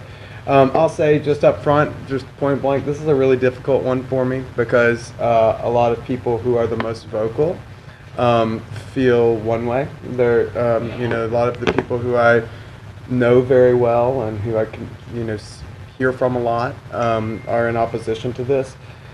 But at the same time, an equal number, if not actually a considerably larger number of the people that stop me in the grocery store and at events and in my daily, you know, conversations with people are in favor of it. And so I heard somebody make a comment of, I've never seen a project unite a community as much like this, and I have to say my experience has been very different. You know, this has been there's been a very strong division of how people see this and how they interpret it. And so I have to go with, you know, what I know to be the facts in front of me. And it again, saying, you know, it's a difficult choice, but it's also something where we have a master plan in place. That master plan advocates for redevelopment inside the core of the city, but with higher quality design. This project is offering higher quality design in the core of our city. It's offering, you know, walkability, increased landscaping, a lot of things that are in the master plan. So when I hear the master plan used as an argument against it, I can see where some of those points come from, and I certainly can see where it can be used that way, but it can also be used to argue for it. So there are points in the master plan that are you know, subject to interpretation, and this is one that, you know, I look at something that will bring some retail opportunities, some vibrancy, some high-quality street-level design. It is tall. It is something that will look different. It is something we'll have to get used to seeing differently. But ultimately, so would, you know, so would the proposal that was provided by Mr. Mitchell and some of the others. So, you know, I mean, I'm leaning towards thinking that I'd like to see something happen there, but I'm going to say that no matter how I end up casting this vote, it's not going to be an easy one. A lot of thought's been given. I certainly appreciate everyone who's talked about it, but it's been a lot of conversation. Councilman Radford. Thank you, Mr. Chairman, and let me just again express my appreciations to all of those who are here. I think we witness democracy at its best. You coming to engage this body, the elected officials of your city, and establishing what you feel is worthy to you. I mentioned earlier that neighborhood integrity is something that I believe in because, like the Broadmoor Neighborhood Association, 30 years ago, we created a neighborhood association to fight off undesirable structures in our community, and that was pretty much the same as you guys when we had a proliferation of liquor stores, and we said no more liquor stores. And because we organized and we was able to present our case before the MPC and this council, that for the last 25 years there has not been new liquor stores put into our neighborhood. So I understand the importance of being a part of a group that fights for its neighborhood integrity. But there was something said that I could easily make an argument with. And that was when somebody said to I don't know, Mr. Leonard, I think, is that if it's not good for our neighborhood, won't you take it to your neighborhood? And I could unequivocally say that I would bring it to my neighborhood. Okay. I mean, and that's something I'm saying without reservation, because I don't see it as I saw liquor stores, and I saw abandoned buildings, and I saw crack houses. I see it as something that could contribute to the revitalization of my neighborhood. So, like Councilman Efferson, when you are an advocate of neighborhood integrity and neighborhood stability, and the fact that we don't want certain establishment in our neighborhood, we have to be open-minded and receptive to something that may not be a detriment to our neighborhood. And I think enough, somebody said, where's the facts, where's the evidence? I think enough evidence has been presented for us to make an intelligent decision in this sense, in that we are conscious, we're stewards of the city. We have to be proactive in looking at what can we do to help expand business opportunities in our city. And so, saying all that, I would say if it's good for Medicine Park, I think it's good for my neighborhood, and I have no reservations about standing with those who feel like it's good for their neighborhood. Anything? We have a motion? Motion and second, and we were in discussion. So please vote. This is to uphold Uphold. MC.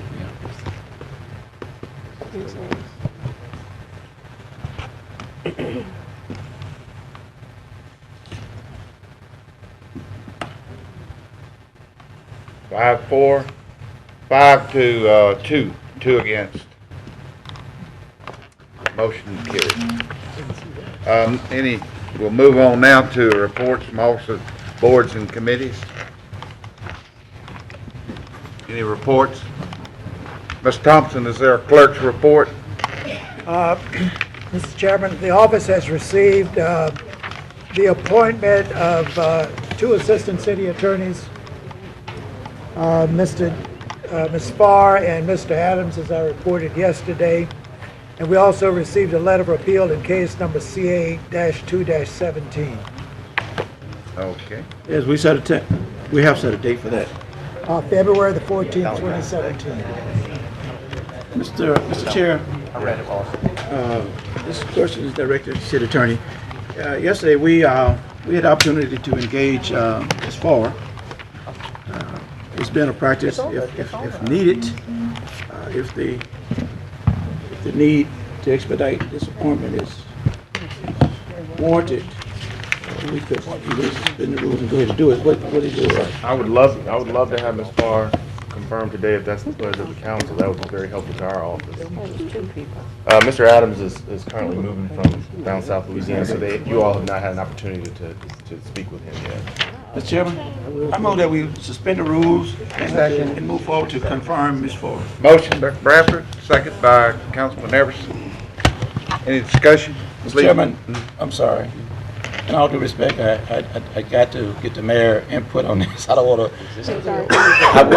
I asked the asked the city attorney, but it's your recommendation. Do you have any objections to us moving forward in approving Ms. Ford? I do not. We need those. Okay, I just didn't want to omit. No, sir. Okay, Thank you. Chairman, who did the second? Ms. Everson. Thank you. Any discussion, please vote. That motion passes. Mr. Chairman, I move that we confirm Ms. Farr for the appointment of Assistant City Attorney. Okay. Okay, motion by Councilman Bradford, second by Councilwoman Lynch. Is there any discussion? Please vote.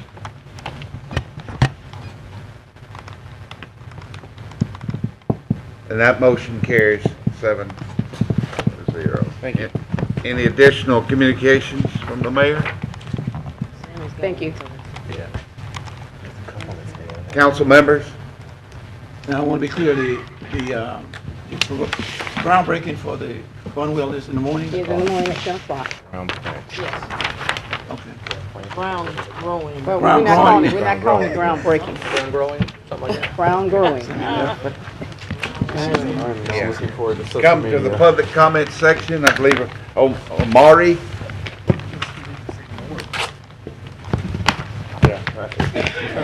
Would you please state your name and address, and you have 3 minutes. Good evening.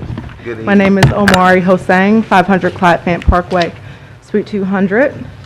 And I'm here this evening as a representative of ASAP Shreveport, All Streets, All People. And what I wanted to do, since it's been a while since I've been here, I want to kind of give a brief summary of who we are and of our latest event that we have coming up.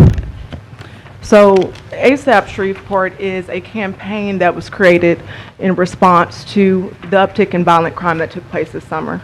And we've developed, through a variety of roundtables and discussions in the community, a root cause framework and 4-point programmatic thrust.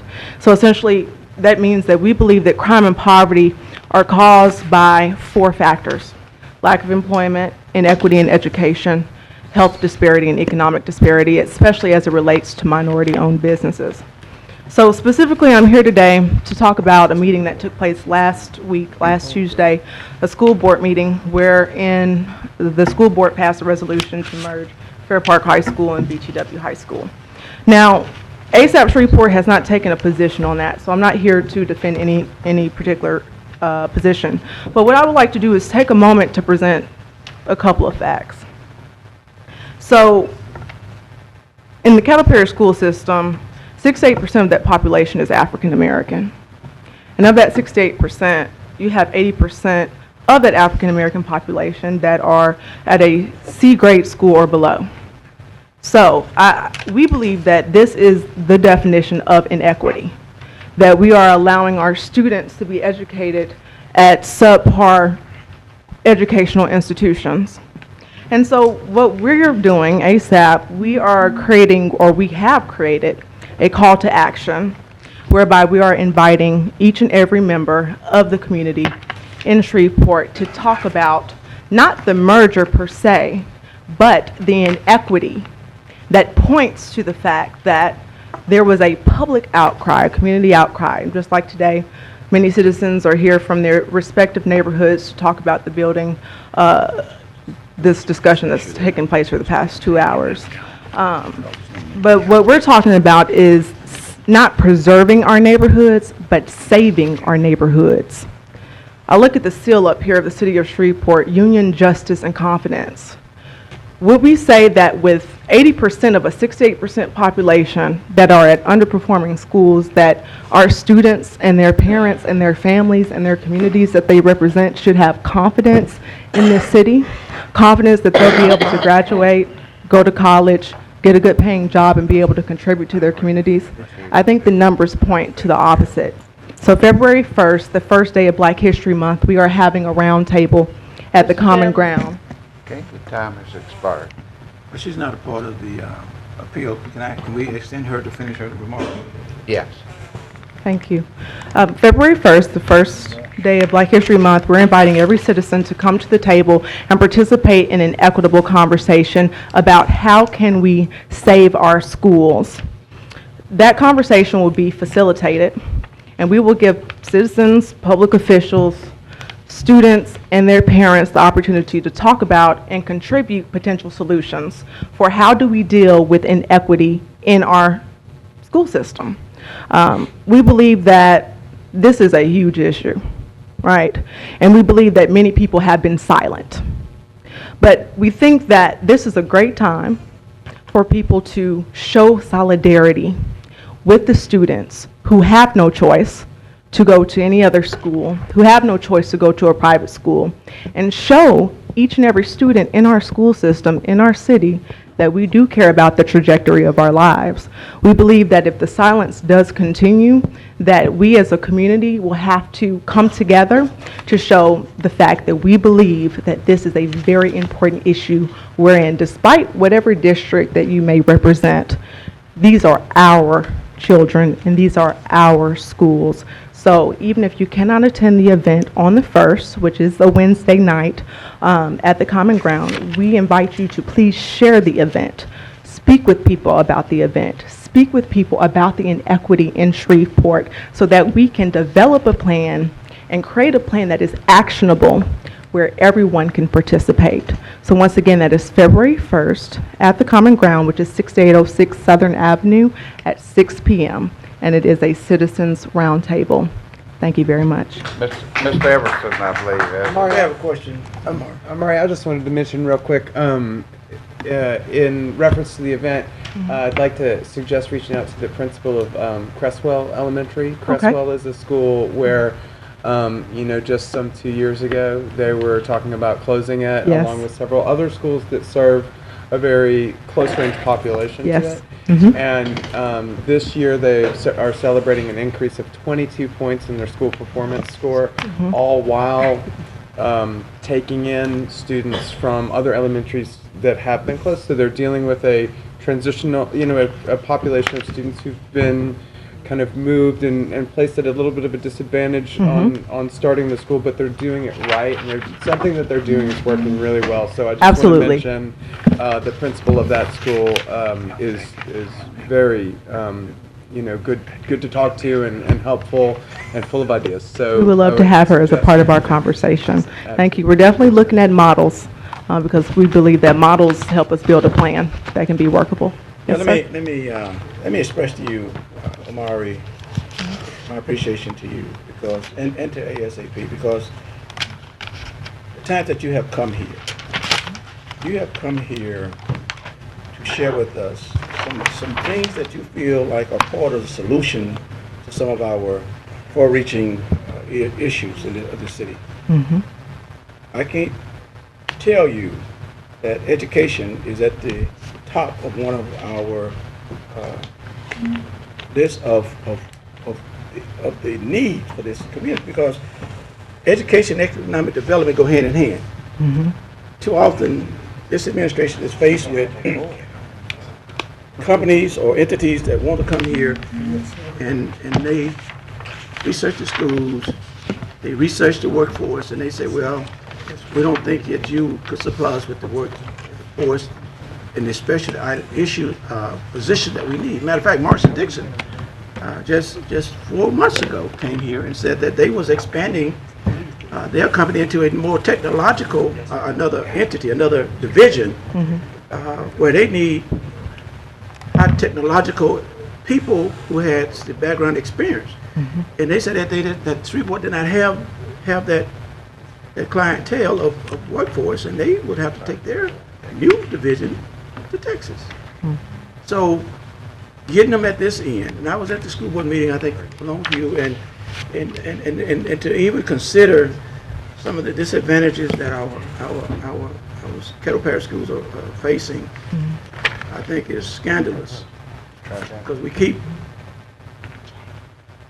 blaming them for being underperforming when they're not getting the resources and the equipment and the certified teachers that they need to progress or to achieve. Right.